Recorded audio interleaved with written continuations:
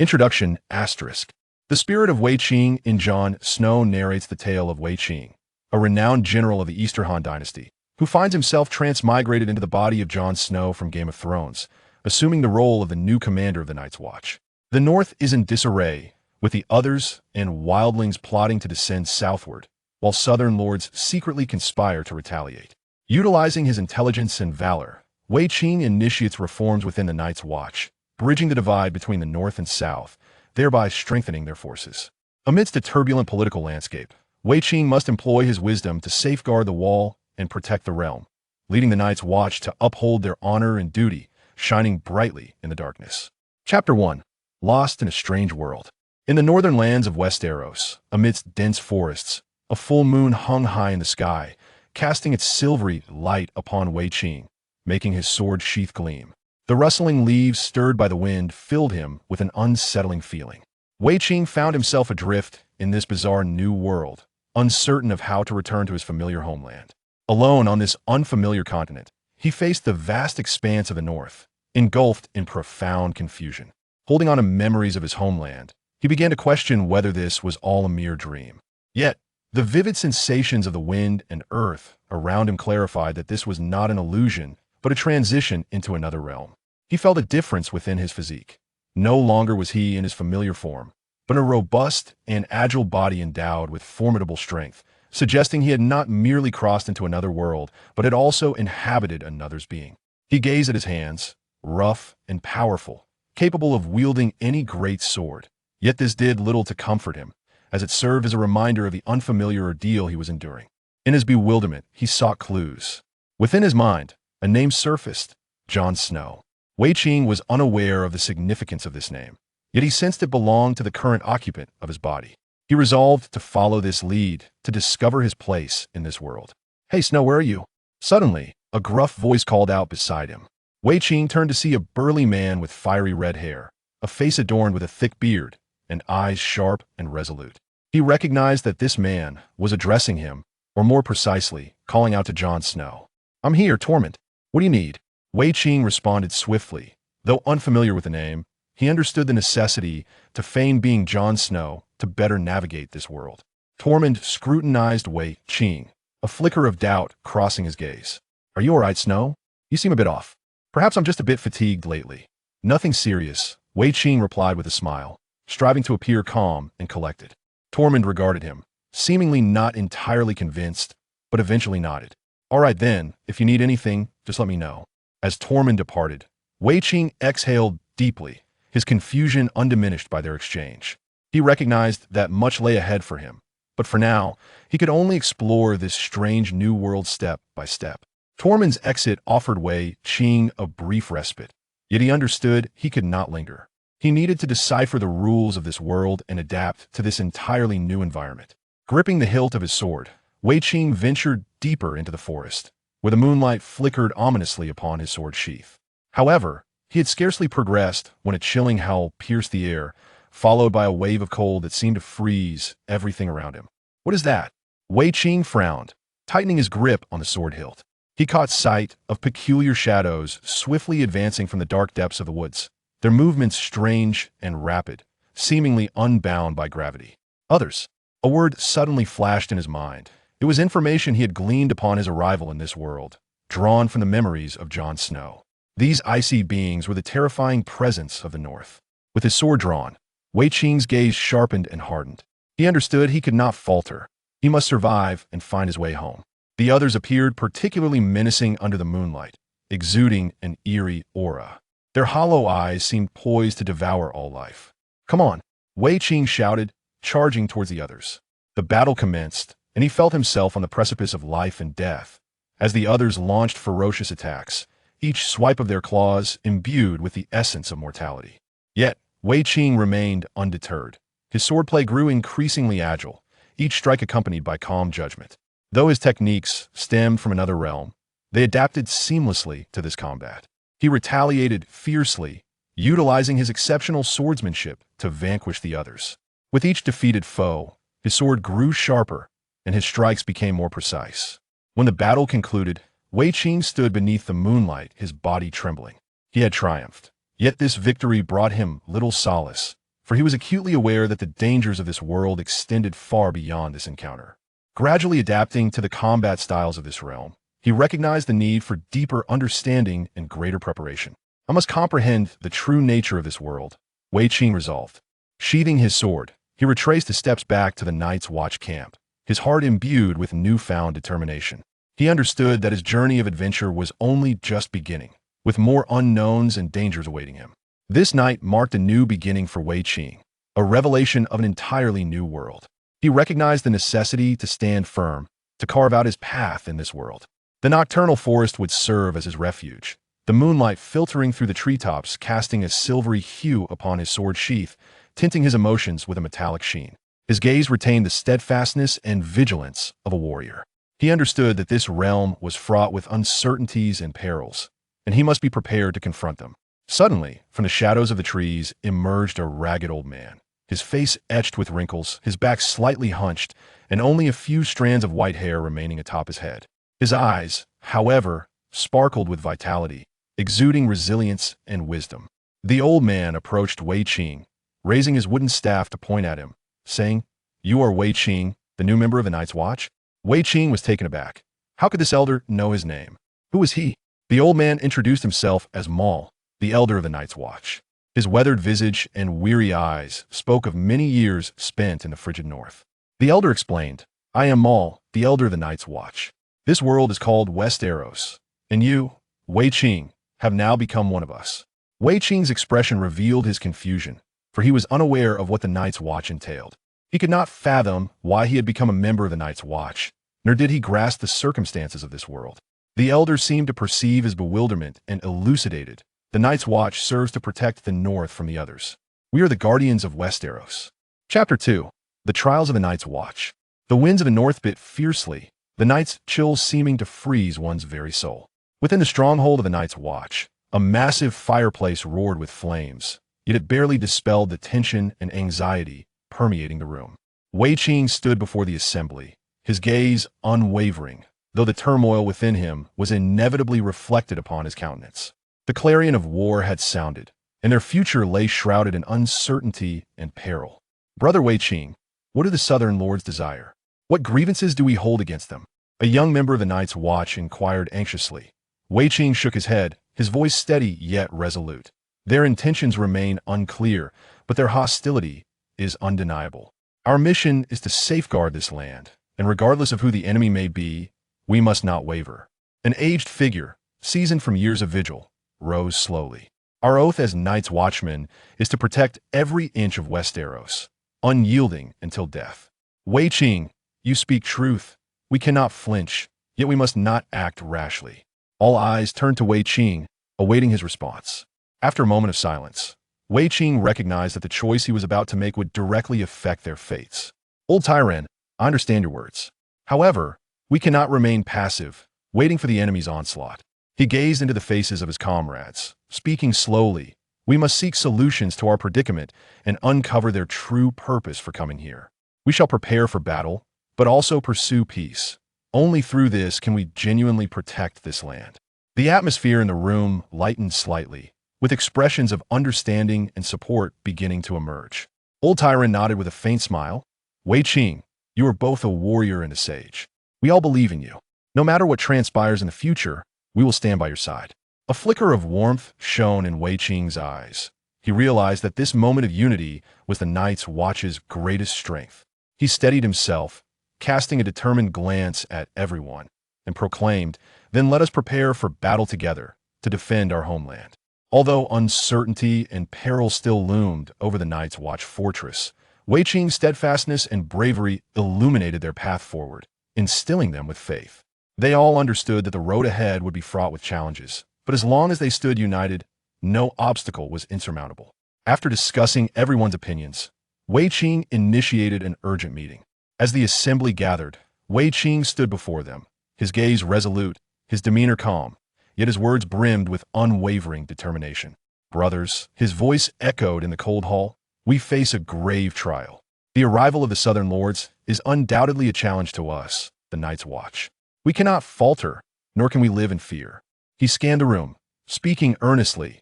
"Diplomacy is essential. We cannot rely solely on warfare to end warfare. Yet, we must not allow their threats to undermine our dignity. We need to devise a counter-response, making it clear that the Night's Watch is not to be trifled with. Wei Qing's words ignited the spirits of the Night's Watchmen, who straightened their backs with newfound resolve. Observing their response, Wei Qing's confidence grew ever stronger. He continued, I have several proposals for your consideration. First, we must fortify our border defenses. We cannot allow the enemy to breach our lines easily. Secondly, we should reach out to other northern lords, uniting against the threat they pose. They too would not wish to see the southern lords act with impunity. Finally, we must seek peaceful resolutions wherever possible. War is not the sole answer to conflict. We must find more harmonious ways to resolve disputes. Wei Qing's address made it clear that their leader possessed not only steadfast resolve, but also sagacious strategy. They began to trust that by adhering to Wei Qing's counsel, they could successfully repel the southern lord's incursion. Wei Qing looked at them deeply, stating, I know we face immense challenges, but I believe that as long as we maintain our resolve and unite, we will protect our homeland. His words elicited a fervent response. Fists were raised high as they shouted, For our homeland, we will stand united against the enemy's invasion. At that moment, the morale of the Night's Watch reached its zenith. They understood that their leader was unyielding, his strategy wise, and his determination unwavering. They firmly believed that as long as they stood together, they could overcome any challenge and safeguard their home. As the meeting concluded and night fell, the moonlight bathed the tranquil north in a mysterious glow. Alone, Wei Qing ascended to the highest tower of the fortress, gazing out over the vast expanse of the north in the dimming twilight. His expression was profound and resolute, his face pale under the moon's glow. The cold night breeze brushed against his cheeks as he stood atop the tower, surveying the world below. The stars twinkled in the dark sky, seemingly the only light in this frigid realm. He had come to this world as a lost traveler, yet now he had become a member of the Night's Watch, bearing the weighty responsibility of protecting his homeland. In the chilling wind, he stood silently, contemplating the duties and mission of the Night's Watch. His heart was filled with uncertainty, yet also with determination. He knew he could not remain an observer. He must use his courage and wisdom to help the Night's Watch overcome their challenges and safeguard their home. He gazed at the faint light on the horizon, silently vowing, I, Wei Qing, though a wayward soul, willingly accept this challenge to become one of the Night's Watch, using all my courage and wisdom to protect this land that I have come to regard as home. He looked down at the earth beneath him, feeling the pulse of the land. He understood that he was no longer an outsider. He had integrated into this world, becoming part of the Night's Watch. His mission and responsibility were to guard this land and protect those who depended on him. Taking a deep breath, he exhaled slowly. He felt his doubts dissipate, replaced by a more resolute determination. He knew he must lead the Night's Watch in facing this challenge, using his courage and wisdom to shield their home. With that, he turned and returned to his quarters, knowing that on the eve of negotiations, he must rest well. Chapter 3. The Clash of Strategies in the Aftermath of the Assault. The Night's Watch fortress lay enveloped in exhaustion, yet a heavier burden weighed upon their hearts, confusion and uncertainty. The Night's attack had struck like a bolt of lightning, catching the Night's Watch off guard. By the time they gathered their wits, the enemy had already retreated, leaving chaos in their wake. Within the conference hall, the atmosphere felt as oppressive as a dense, dark cloud pressing down on everyone's spirit. At the head of the long table sat Wei Qing, his gaze calm and resolute, as if the weight of the world had not crushed him. He unfurled a map, his finger tracing the locations surrounding the fortress, mulling over possible strategies. They needed to uncover the truth behind this assault, and swiftly, for otherwise, they would remain perpetually on the defensive. We must ascertain who is orchestrating this from behind the scenes, Wei Qing declared, his tone low yet unwavering. I will dispatch a few individuals to investigate, and I require your cooperation. After a moment of silence, a voice responded, Commander Wei, we will give our utmost effort. Wei Qing nodded, aware that, regardless of the challenges they faced, he would not be alone. He had his comrades, his Night's Watch, standing shoulder to shoulder against the storm. Yet, at that moment, another pressing task awaited him. He needed to analyze, to reflect. The assault had been too sudden, and the perpetrators' methods were so professional that they had left almost no trace. This led Wei Qing to ponder whether someone sought to sabotage their negotiations with the southern lords. Should this suspicion prove true, the situation would become exceedingly complex, for it would imply that their adversaries were not merely the marauding drifters, but potentially included the very lords they faced from the south. Taking a deep breath, His expression hardened with determination. Wei Qing recognized they might be embroiled in a struggle woven with intrigue and ambition. He steeled himself and began to formulate a new plan. He would send trustworthy individuals to unearth the truth, while he himself would conduct inquiries within the fortress. No matter how deeply the enemy concealed themselves or how cunning their plots, he would expose them and reveal their true nature. The investigative task proved more arduous than Wei Qing had anticipated. They not only needed to scour the battlefield for clues, but also to sift through the remnants of the burned and ravaged fortress for any possible traces. Every inch of land, every stone, might conceal the truth. Days passed, and the progress of the investigation was slow, yet Wei Qing did not succumb to despair. He understood that the truth resembled a gemstone hidden deep within the earth, requiring patience and meticulous excavation to uncover. At long last, one fateful night, Wei Qing stumbled upon anomalies within a report. It noted that the arrows left by the assailants bore no insignia of any northern tribe, but rather the distinct mark of the southern lords.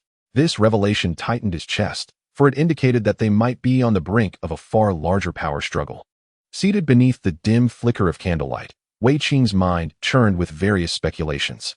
Who was it that sought to ignite this discord? Who aimed to create a rift between the Night's Watch and the southern lords, jeopardizing the fragile peace? All signs appeared to converge upon a more profound conspiracy. Wei Qing tightly grasped the report in his hands, fully aware that he could not allow this conspiracy to succeed. He must thwart the deterioration of the situation and prevent a potentially greater catastrophe stemming from this plot, regardless of who was behind it or the extent of their power. He felt compelled to step forward, to safeguard the Night's Watch and the northern realm they protected. He picked up his pen and began to compose a detailed investigative report, intent on making his findings and suspicions public. He understood that this could invite even greater troubles, yet he had no choice. As the commander of the Night's Watch, it was his responsibility and duty to unveil the truth. He meticulously organized a comprehensive report, clearly articulating his suspicions, hoping that all members of the Night's Watch would recognize this potential threat. He realized that they were no longer merely contending with the wandering wildlings, but rather with power struggles that lurked in the shadows. He hoped they could confront this together, united in their vigilance. Wei Qing gazed at the report in his hands, his heart heavy with anxiety. He was uncertain of the consequences his decision might invoke. The only certainty he held was that he had to make this choice. For he was Wei Qing, commander of the Night's Watch, and he must protect his people and the northern realm they defended. A delegation of southern lords entered the gates of the Night's Watch fortress on horseback, their arrival instantly intensifying the atmosphere within. Just days prior, an attack had occurred near the fortress, and now the southerners were back, raising suspicions anew. Wei Qing donned the armor of a commander and, accompanied by a few trusted aides, made his way to the hall of the fortress. His gaze was resolute, his demeanor grave. He understood that this negotiation could determine the fate of the Night's Watch. The representative of the southern lords was a general named Lu Zhan, whose words were sharp and whose gaze was piercing. He stood in the center of the hall, surveying his surroundings as if seeking to penetrate the very essence of the place. Commander Wei Qing, Lu Zhan began, his voice cold and unyielding. Are you truly prepared to negotiate with us? Wei Qing nodded. Of course, we have always hoped to resolve our issues through peaceful means. Lu Zhan scoffed. Peace? When did the Night's Watch learn to speak of such things? Wei Qing's expression grew somber. The duty of the Night's Watch is to defend the north and protect the people. We do not wish to witness further bloodshed. Lu Zhan approached Wei Qing, his gaze sharp and unwavering. Do you want to collaborate with us, or do you wish for us to buy you off? Speak plainly. Do not conceal your intentions. Wei Qing's heart raced as he sensed Lu Zhan's hostility. Taking a deep breath, he responded calmly. We seek only a mutually beneficial solution. We do not wish to be entangled in your southern power struggles. Lu Zhan smirked. You Night's Watch certainly have a way with words. You don't want to be involved? Then why were the weapons used in the previous attack of southern origin? A flicker of shock crossed Wei Qing's eyes. Lu Zhan's words undoubtedly confirmed his suspicions. There was indeed a conspiracy lurking behind the recent attack. He spoke in a low voice. General Lu Zhan, we too have suffered from this attack, and we seek to uncover the true mastermind behind it. I believe we share a common objective in this matter. Lu Zhan regarded Wei Qing with a cold stare. A common objective? I fail to see it, he replied icily. Wei Qing, I strongly advise you not to play with fire. A chill ran down Wei Qing's spine as he sensed Lu Zhan's threat. He understood that this negotiation was far from simple. The other party's intentions extended well beyond the surface. He responded with unwavering determination. Chapter 4. The moment of reckoning. The biting cold wind swept through the northern realm. Akin to a pack of wolves in the frigid night, enveloped in a profound silence. In such an environment, only the strongest creatures could endure. At this moment, Wei Qing stood as the leader among these wolves, perched upon the icy battlements, confronting the fierce winds and rains, his gaze sharp as an eagle's. He remained there, ever watchful, peering through the swirling snowflakes towards the endless expanse of ice. He was acutely aware that the enemy lay in wait, and his Night's Watchmen were the sole bastion of defense on this land. As the investigation deepened, Wei Qing amassed sufficient evidence to substantiate that the southern lords had indeed formed an alliance with foreign forces, plotting a joint assault on the north to dismantle the Night's Watch in their quest for dominion over Westeros. This revelation undoubtedly placed the Night's Watchmen under the direst pressure for survival. Wei Qing understood that they must vanquish the coalition to protect their homeland. In the frigid air, Wei Qing's gaze remained resolute and unyielding. The confrontation ahead was not merely an ordinary battle. It was a monumental conflict concerning their home, their future, and the very essence of life and death. Yet, he felt no fear. His heart brimmed with determination. He possessed unwavering faith in his people, in his Night's Watchmen. He believed they would safeguard this land, for they wielded not only the cold steel of swords and the resilience of shields, but also the fervent hearts that fought for their homeland and their beliefs. Standing atop the walls, the wind and snow lashed at him like arrows. Behind him stood his companions, his comrades, their gazes equally steadfast and resolute. The decisive battle loomed, and the outcome remained uncertain. Wei Qing was fully prepared. He recognized that each decision they made could sway the tide of the entire conflict. However, he felt no trepidation, for he firmly believed that victory was within their grasp. The night deepened, the stars sparse. The entire north was shrouded in a weighty and tense atmosphere. Everyone understood that the road ahead was fraught with challenges and hardships. Yet, they did not falter. Rather, their convictions and resolve grew stronger. In the night, Wei Qing's figure appeared particularly steadfast. He gazed into the distance, his determination ablaze within his heart. He knew that they were about to face a battle from which there would be no retreat. Yet, he harbored no fear, for he was confident they would surmount all obstacles and protect their homeland. On the eve of the decisive battle, Wei Qing stood resolutely amidst the wind and snow. He was fully prepared, ready to confront whatever lay ahead. He understood that they were facing a battle for survival, yet they were fully prepared, ready to engage in combat. In Wei Qing's eyes, the impending clash was not merely a struggle for existence, but a fight for their beliefs, their homeland, and their future. He gazed into the distance, his heart brimming with resolve. He recognized that only by vanquishing their foes could they safeguard all that they held dear. Within the frost-laden conference hall, flickering candlelight cast a dim glow, and the air was thick with a palpable tension and solemnity. All the night watchmen had gathered, holding their breath in anticipation of Wei Qing's address. Standing at one end of the hall, his countenance radiated determination and decisiveness. "Brothers," Wei Qing's deep voice shattered the silence, resonating with strength and confidence. "We are aware that the southern lords have forged an alliance with foreign armies, their united aim being the annihilation of us, the Night Watchmen. We confront not merely a single enemy, but a formidable coalition. However, we shall not retreat, we shall not yield. We must rise up in resistance." His words ignited a surge of fervor within every listener, their gazes reflecting steadfastness and a fighting spirit. Wei Qing continued, "We cannot afford to wait for the enemy's assault. We must seize the initiative. By leveraging the topography of our northern realm and the advantages of our fortresses, we can consolidate our strength to repel their advances. Though our adversaries are powerful, they remain ignorant of our land, and we must exploit this advantage to the fullest." The hall fell into a hushed reverence as everyone listened intently, Wei Qing's voice reverberating through the frigid air. He spoke of tactics, detailing how to utilize the terrain to weaken the enemy and how to employ precise strategies to fracture the coalition's strength. "We will employ flanking maneuvers, utilizing the valleys and glaciers to draw the enemy into our encirclement. We must remain agile and mobile, compelling them to disperse their forces and diminish their offensive power." Wei Qing meticulously laid out his plan. An elder Night Watchman rose, his eyes betraying gravity and concern. "Commander Wei Qing, our foes are formidable, their coalition vast. While our resources are limited, can we truly achieve victory?" Wei Qing turned to face the veteran, his gaze steady and unwavering, and replied slowly, "I understand the strength of our enemies and the arduous path ahead.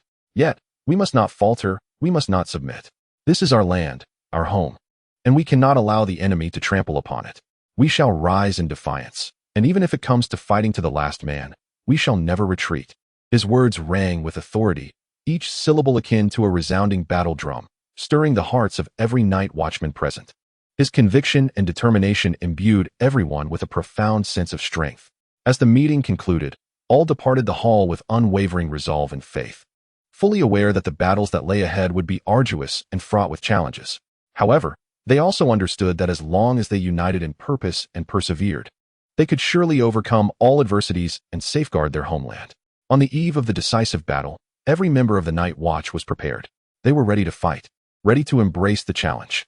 The sky gradually darkened, enveloped in the silence that precedes the storm. The clouds on the horizon were ablaze, as if heralding the imminent bloodshed.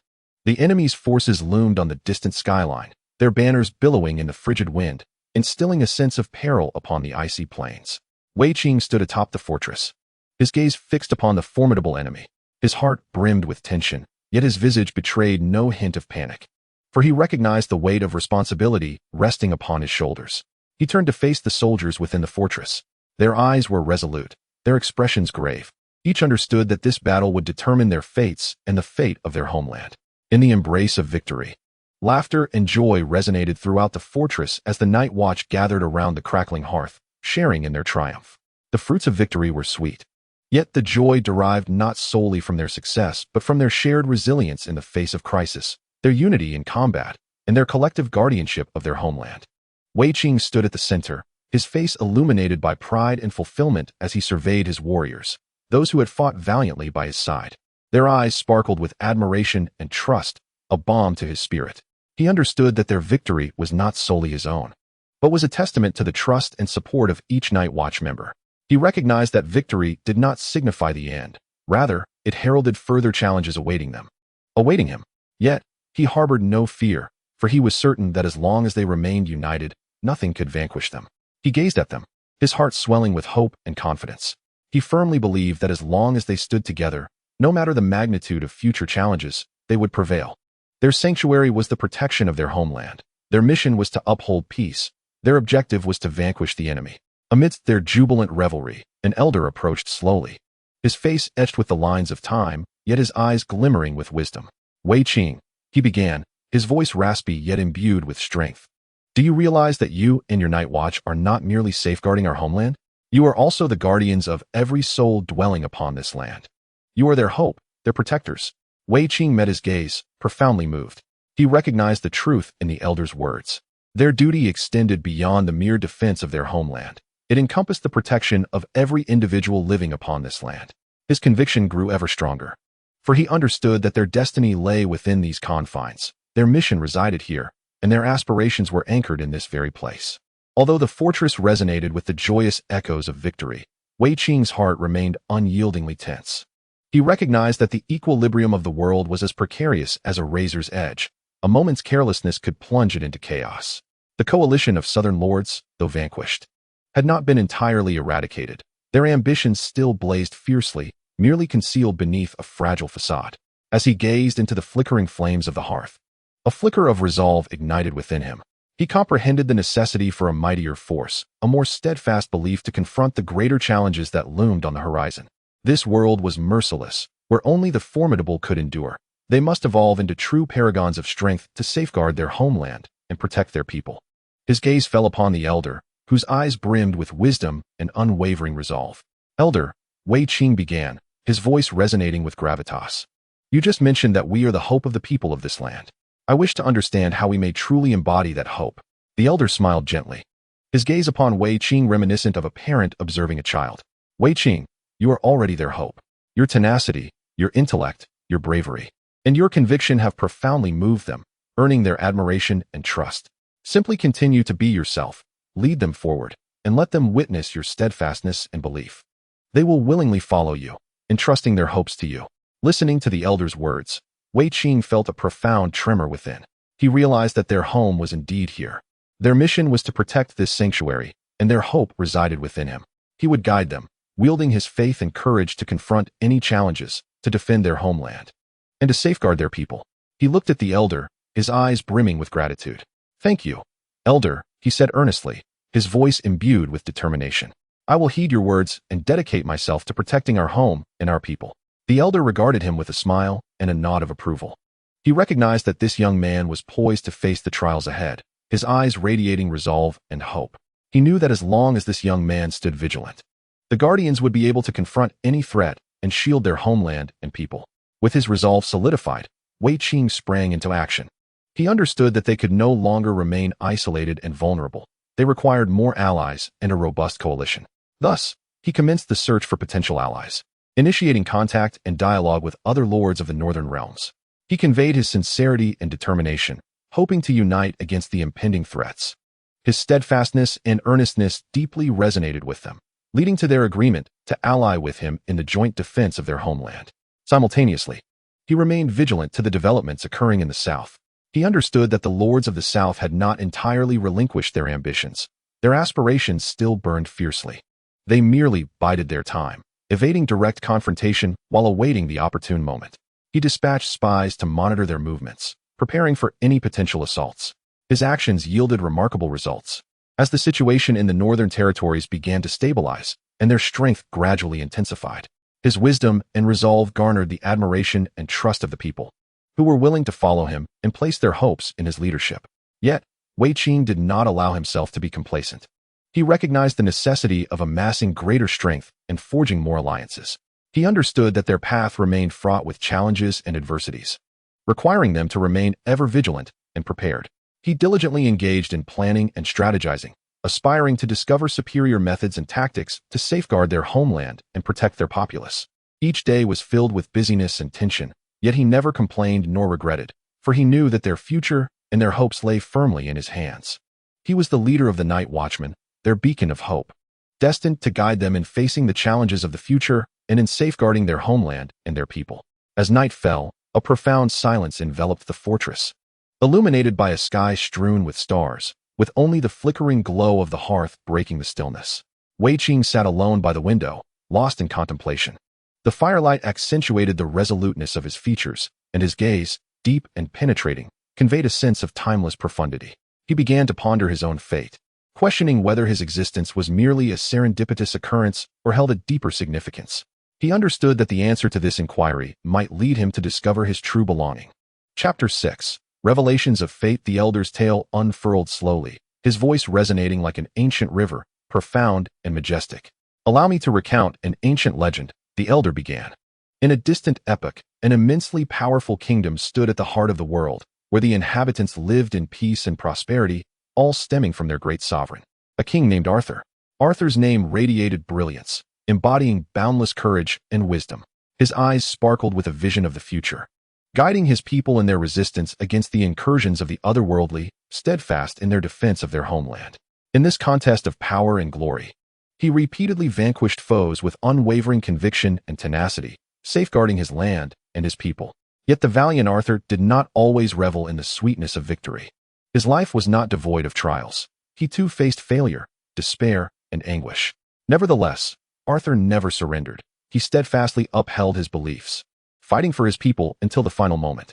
The elder's narrative possessed an enchanting quality, captivating Wei Qing and the others as they listened, as if transported to that ancient time, witnessing the grandeur of King Arthur himself. The elder's story continued to flow, his voice akin to an ancient scroll unfurling. Arthur not only contended with external threats, but also confronted challenges from within. Those who were shrouded in the terror of the others found themselves divided. Some yearned for surrender, while others contemplated treachery. They questioned the purpose of sacrificing their lives for a war that seemed almost unwinnable. Yet Arthur, the sovereign, refused to yield, standing resolutely upon the battlements. He faced the formidable army of the others with unwavering determination and a proud posture. He addressed his people, declaring, "We cannot succumb, we cannot abandon hope. If we do not fight, our descendants shall find themselves homeless. Our lands, our very homes, will fall prey to these malevolent beings." The elder's words resonated with power, as if the great king himself stood before them. He continued, affirming Arthur's steadfast faith. He believed that as long as the people remained united, no adversary was insurmountable. Time and again, he led his people to repel the onslaught of the others, their blood and lives serving as a bulwark for their homeland. Arthur's valor and resolve ignited the spirits of his people, spurring them to engage in a desperate struggle against the others. However, the shadows of betrayal and intrigue lingered. Ambitious individuals sought to usurp his throne, attempting to fracture his kingdom and undermine his authority. Arthur was compelled to confront these challenges, wielding his intellect and bravery to vanquish internal foes, thereby safeguarding his reign. The elder's tale unfolded like an epic, captivating and awe-inspiring. As the story reached its zenith, the elder's voice deepened, akin to the night breeze whispering through the ears of all present. Yet he continued, revealing that Arthur's trials were far from over. With each victory against the others, as he shielded his realm, an air of reverence began to envelop him, mingled with the seeds of jealousy. Those consumed by greed began to covet his throne, their conspiracies lurking like beasts in the darkness, ever threatening. Nevertheless, Arthur remained undaunted. Time and again, his wisdom and courage triumphed over these schemes. With unwavering faith and determination, he inspired his people, illuminating the path that as long as they held fast to their beliefs, no foe was beyond defeat. His actions fortified his kingdom, fostering greater unity amongst his subjects, deepening their reverence and trust in him. Then, a subtle shift occurred in the elder's tone, his gaze becoming profound, as if he glimpsed through the fabric of time to a distant epoch. Under Arthur's leadership, the people initiated their counteroffensive. With their courage and intellect, they repeatedly bested the others. Those once enveloped in fear began to perceive hope, the dawn of victory illuminating their spirits. They came to believe that as long as they held steadfast to their faith and united as one, they could indeed conquer this formidable enemy. The elder's narrative shone like a beacon, illuminating Wei Qing's soul. He listened intently to this epic tale, absorbing the strength and wisdom of that great king. He began to comprehend that only by steadfastly adhering to one's beliefs could one overcome adversity. Only through unity could they triumph over formidable foes.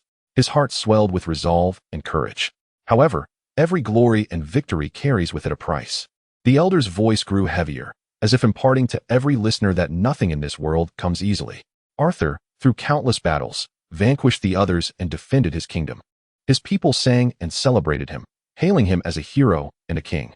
Yet, his body bore the scars of conflict, and his soul was weary from betrayal and political machinations. Nevertheless, he had never regretted his choices, for he understood that only through such sacrifices could he safeguard his people and his realm. The elder's gaze shimmered with resolve and courage. Arthur, with his very life, demonstrated his faith and determination. Through his sacrifices, he protected his people and his kingdom. Although he ultimately fell in battle, his glory and victories would eternally reside in the hearts of the people, and his deeds would forever inspire them to confront a world filled with challenges and hardships. Arthur's tale teaches us that only by bravely facing adversity can one overcome difficulties. Only by steadfastly holding onto one's beliefs can one withstand all temptations and threats. And only through sacrifice can one attain true glory and victory. His story reminds us that regardless of the magnitude of the challenges we face, as long as we possess faith, courage, and determination, we shall surely conquer them. The elder's words, akin to stars illuminating the night, brightened Wei Qing's spirit. He listened to this epic narrative, absorbing the strength and wisdom of that great king. His heart brimmed with resolve and courage. He knew he must emulate that noble monarch, bravely confronting challenges, steadfast in his beliefs, and tirelessly striving for his people and his kingdom. As the story's conclusion reverberated through the walls of the Night's Watch fortress, it seemed as though the shadow of that great king still danced within the fortress's serene ambience. The elder's words faded into the air, leaving only the fervent glow of the fire and the contemplative Wei Qing. Wei Qing closed his eyes, allowing his thoughts to wander within this ancient tale. Chapter 7. The Trial of Destiny. In the wake of that silent night, the days at the Night's Watch fortress grew increasingly bustling. Wei Qing, once a mere youth, had matured into the leader of the Night's Watch. He traversed every corner of the fortress, collaborating with fellow brothers to devise plans for the future. They sketched a map of the fortress on stone slabs, marking every crucial defensive position. They envisioned potential methods of attack and formulated corresponding strategies. They repaired the dilapidated walls, reinforced the gates, and erected new watchtowers. They honed their skills and sharpened their wills, preparing to face the imminent challenges. However, the nature of this challenge weighed heavily upon Wei Qing. The lords from the south began to plot against this fortress on the northern frontier, their gazes eager yet cunning. Wei Qing understood that he must take measures to counteract this threat. Otherwise, their homeland might plunge into peril. Thus, he commenced forging close ties with the other lords of the north, striving to alleviate the escalating tensions through goodwill and compromise. His aspiration was to cultivate a more robust alliance, thereby fortifying the Night's Watch. However, he was acutely aware that this endeavor was fraught with challenges, for the lords of the north were obstinate and self-serving, each vying for greater gain while loath to share their fortunes. Yet, Wei Qing remained undeterred, resolutely choosing to persevere. Throughout this arduous journey, the elder stood steadfastly by his side.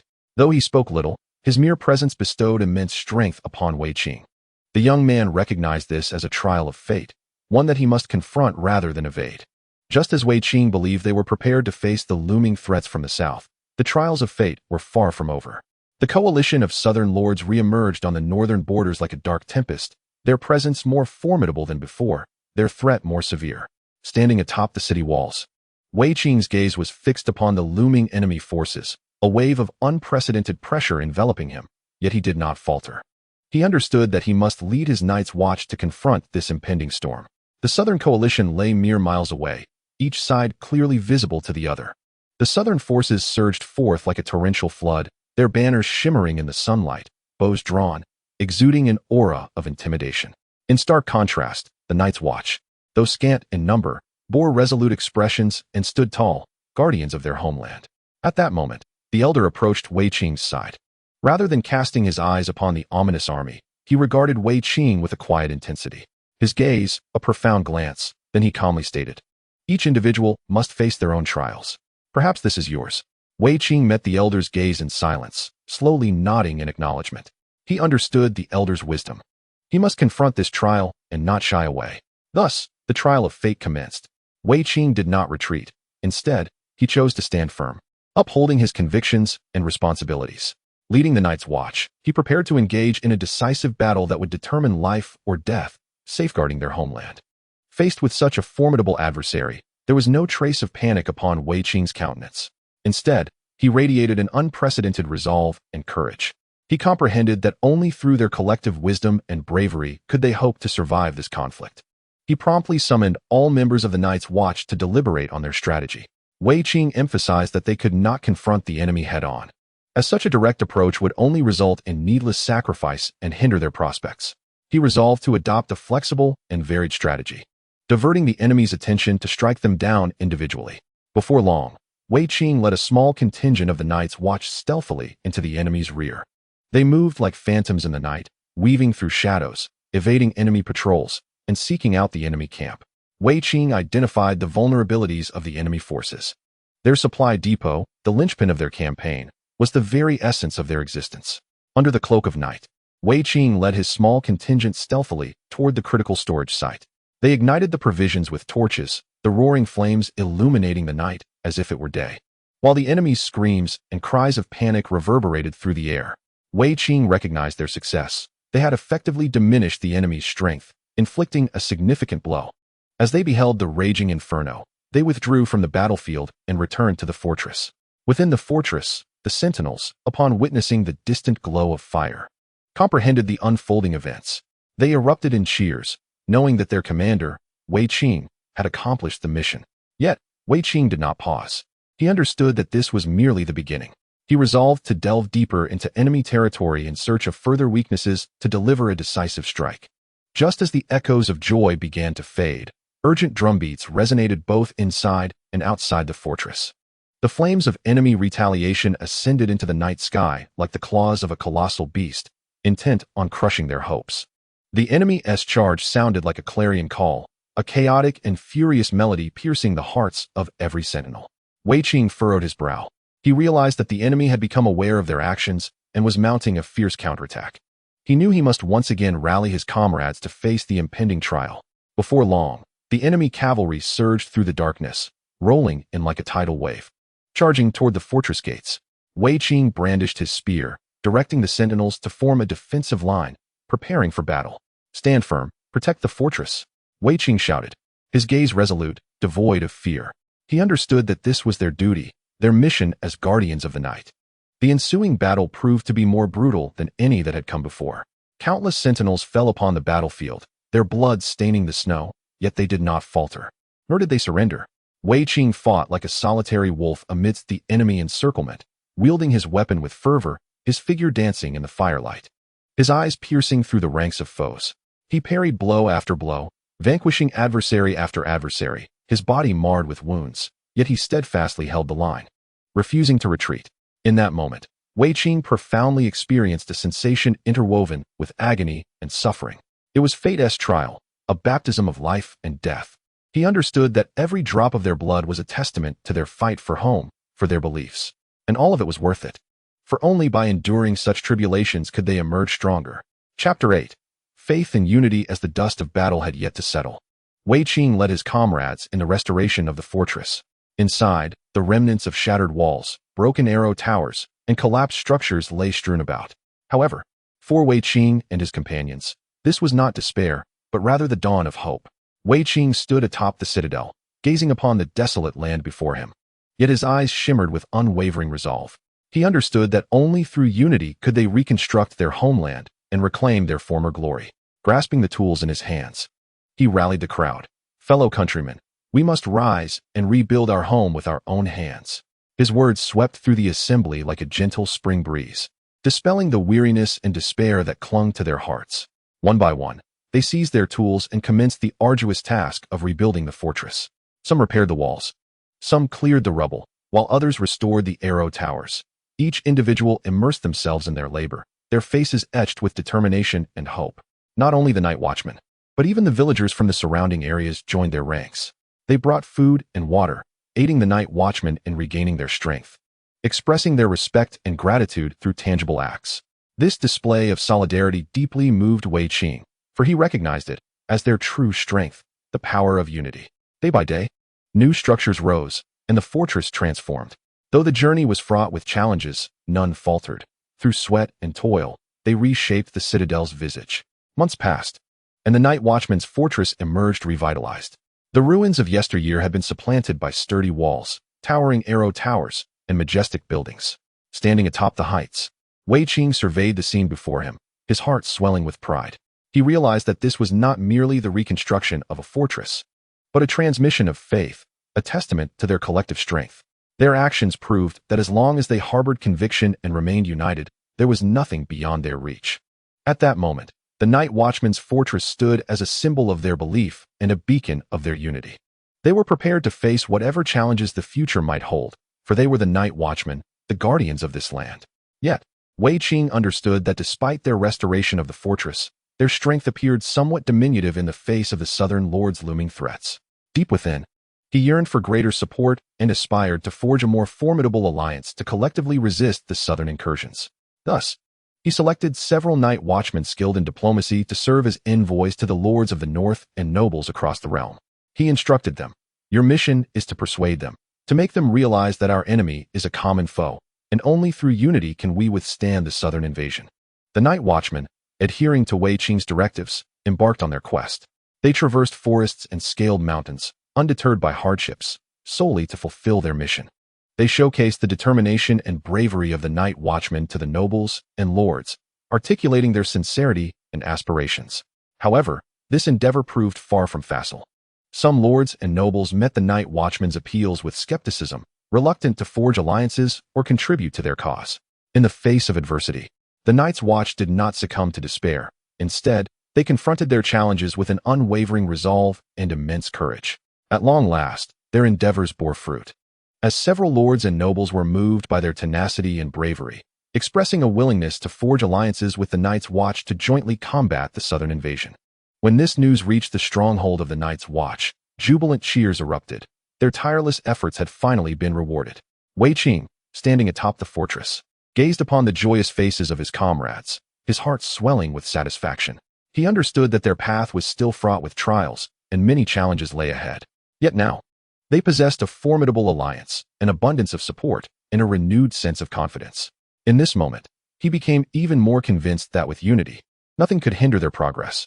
They would march forward, collectively facing the challenges of the future, ready to sacrifice everything for their homeland and their beliefs, fueled by their indomitable courage and determination. However, the path to alliance was not without its obstacles. Their envoys encountered skepticism and provocation from various lords, some even deriding the efforts of the Night's Watch. They perceived the Night's Watch merely as a small contingent stationed at the border, incapable of safeguarding their own home, let alone confronting greater threats. Such disparaging remarks ignited a fierce anger within Wei Qing. He recognized that this was the prejudice they needed to dismantle, and he resolved to reveal the true strength of the Night's Watch. Thus, he personally led a delegation to the castles of those lords who mocked them. Despite facing scornful derision, They articulated the looming threat posed by the Southern Lords and elucidated why their assistance was vital. Wei Qing recounted the noble aspirations and valor of the Night's Watch, recounting tales of their steadfastness at the border in the face of external foes. He even guided them to witness firsthand the struggles between the Night's Watch and the Southern Lords, allowing them to witness the determination and fortitude of the Night's Watch. This endeavor resonated with some lords, prompting them to reevaluate their biases and to begin respecting the efforts of the Night's Watch. They recognized the unfaltering spirit of the Night's Watch and the steadfast resolve to uphold their beliefs. Although this change was modest, it was nonetheless tangible. Yet, some lords remained resolute in their stance, believing that Wei Qing was merely instilling fear to solicit their assistance. This realization deeply disheartened Wei Qing, yet he refused to relent. He understood that only through perseverance could he hope to shift their perspectives and garner their support. Throughout this journey, Wei Qing also gained profound insight into himself. He realized that faith and unity were the wellspring of their strength, and they must not waver in the face of adversity and challenges. A more resolute belief and tighter cohesion were essential to withstand the Southern Lords' invasion and safeguard their homeland. Ultimately, after countless debates, arguments, and even conflicts, Wei Qing's relentless efforts were finally rewarded. Some lords began to recognize the grave threat posed by the Southern vassals. They realized that rather than waiting passively for the Southern vassals' invasion, it would be wiser to join forces with the Night's Watch and collectively confront this looming peril. Within the fortress of the Night's Watch, candlelight flickered as cold winds seeped through the windows. The members sat together, solemnly listening to Wei Qing's strategic analysis. Their faces bore a blend of determination and apprehension for the future. The power of the Southern vassals had grown beyond their imagination. Wei Qing pointed at the southern regions on the map, asserting that they could not merely depend on military confrontation to resolve their issues, as it would lead to endless bloody warfare. The flickering flames cast alternating shadows on their resolute faces, revealing the weight of pressure, responsibility, and predicament they bore. Each of them understood that they were not only safeguarding their own lives, but also the lives of countless innocents, as well as the tranquility of their homeland. We need a more intricate plan, a more complex strategy, Wei Qing continued. We cannot expect that direct confrontation will solve all our problems. His gaze was unwavering, and his tone sincere. He recognized that his decisions could bring about numerous difficulties and challenges, yet he also understood that there was no turning back. We must exploit the internal conflicts among the southern vassals, harness their own issues to create chaos, and divide them. Wei Qing elaborated on his strategy, emphasizing that only by instigating discord within their ranks could they disrupt their momentum and deplete their strength. His voice echoed throughout the fortress, seemingly ushering in a glimmer of hope. They were all acutely aware of the severity of their predicament and the daunting challenges ahead. However, they also comprehended that only through thorough preparation and prudent strategizing could they possibly emerge victorious in this inevitable war. Wei Qing gazed intently at the strategic map, lost in profound contemplation. Suddenly, he recalled the enigmatic prophet, whose words surged through him like a chilling current, sending shivers down his spine. Your fate is inscribed. Your past will influence your future, and your choices will alter the world. The prophet's words reverberated in his mind, causing him to shudder. He remembered his transmigration, his struggles for survival in this world, and he pondered whether it was mere coincidence or the hand of fate at play. As he sat there, immersed in thought, a deep resolve began to swell within him. He would seek the prophet. He yearned to uncover more truths and discern the path to the future. Tomorrow, I shall set forth to find the prophet, Wei Qing declared to the assembly, his tone resolute and irrefutable. The crowd was taken aback by his decision, yet they understood its significance. In this world, the power of the prophet was well known. They possessed the ability to glimpse into the future and trace the threads of destiny. If they could secure the prophet's assistance, perhaps they could indeed discover a way to triumph over the southern vassals. As Wei Qing gazed upon them, a wave of warmth enveloped his heart. He understood that they were confronted with an almost insurmountable task, yet they were all willing to face it alongside him, to battle together. This trust and support fortified his resolve. He was determined to lead them toward victory, and he must do so. At last, after several days of arduous travel, Wei Qing located the oracle. The seer was a ragged, wrinkled old man, seated within a dilapidated wooden dwelling, his eyes deep and mysterious as the cosmos.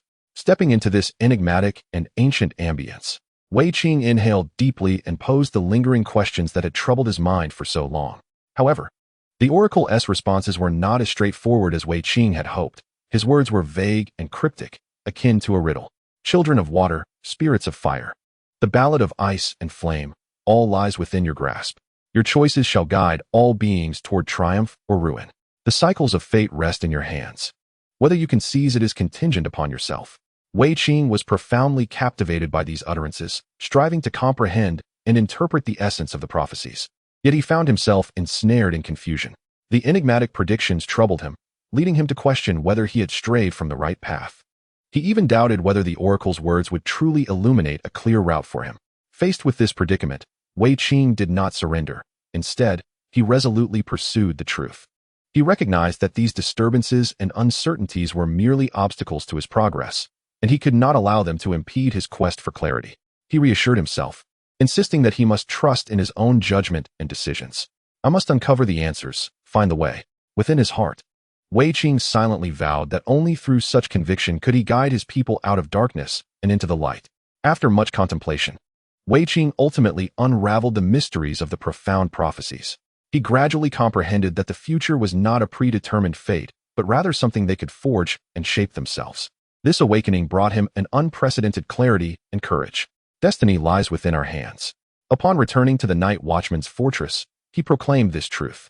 The Night Watchman, gazing into Wei Qing's steadfast eyes, felt a sense of hope unlike any they had experienced before.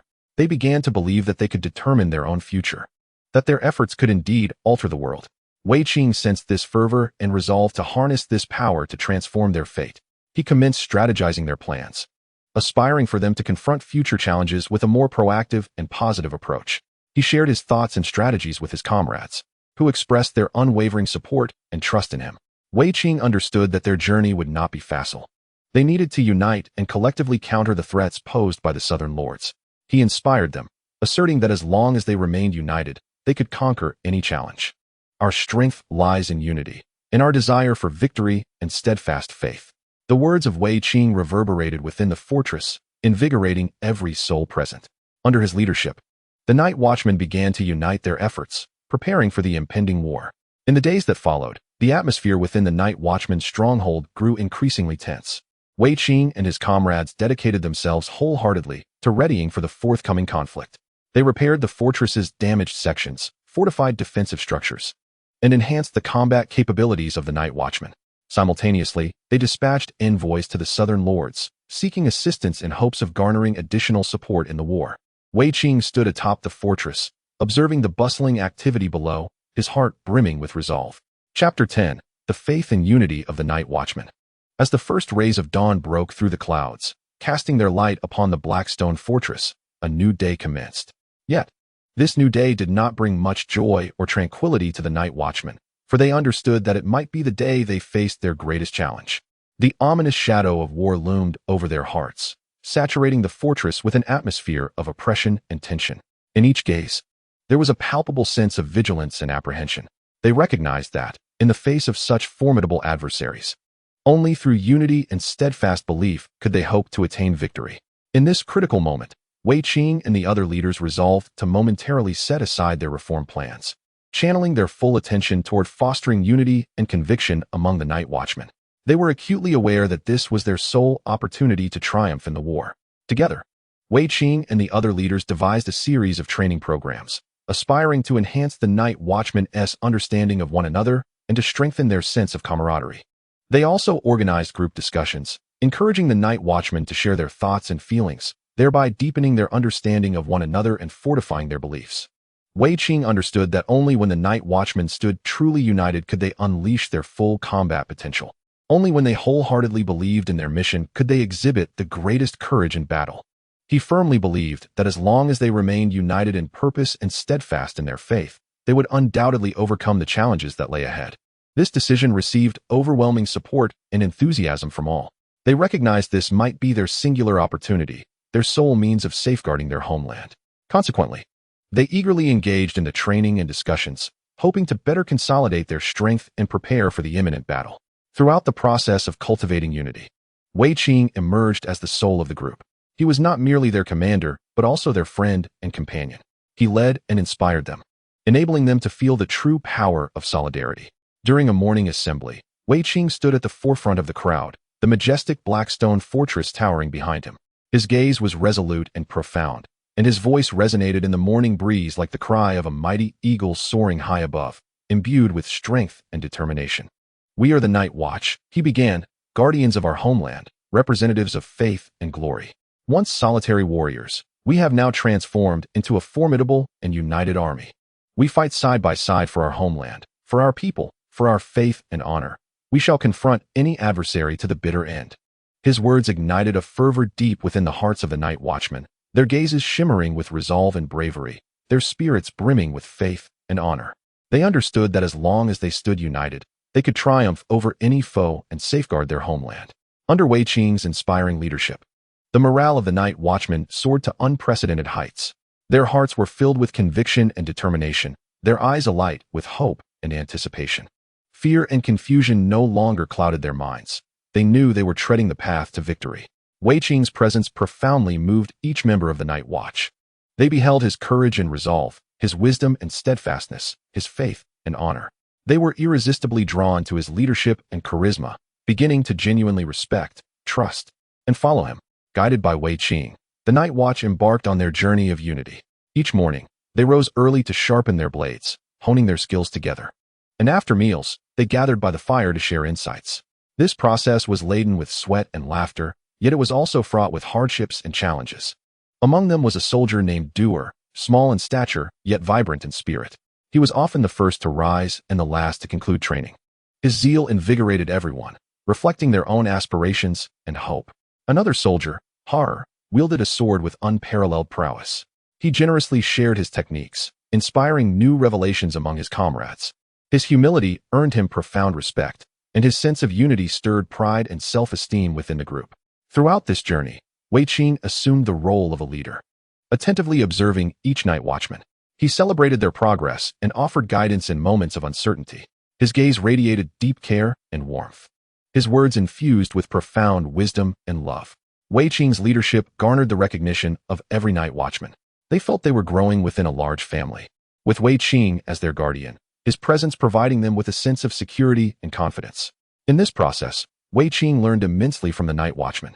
He witnessed their determination, felt their fervor, and understood their beliefs. He came to realize that only through unity could they conquer the challenges that lay ahead. As they united, the Night Watchmen not only enhanced their martial skills, but also underwent a profound transformation in mindset. They learned to embrace and understand one another, respecting each person's opinion.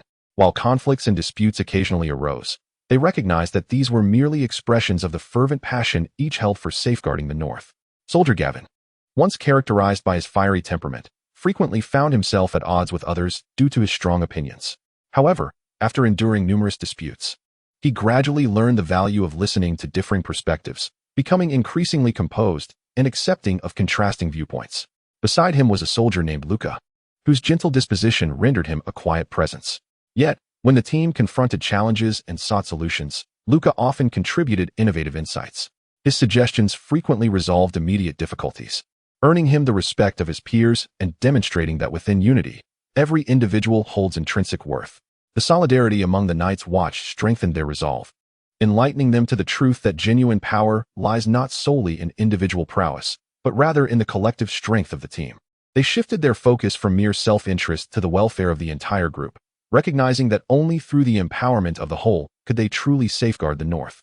Watching this transformation, Wei Qing felt a profound sense of emotion swell within him.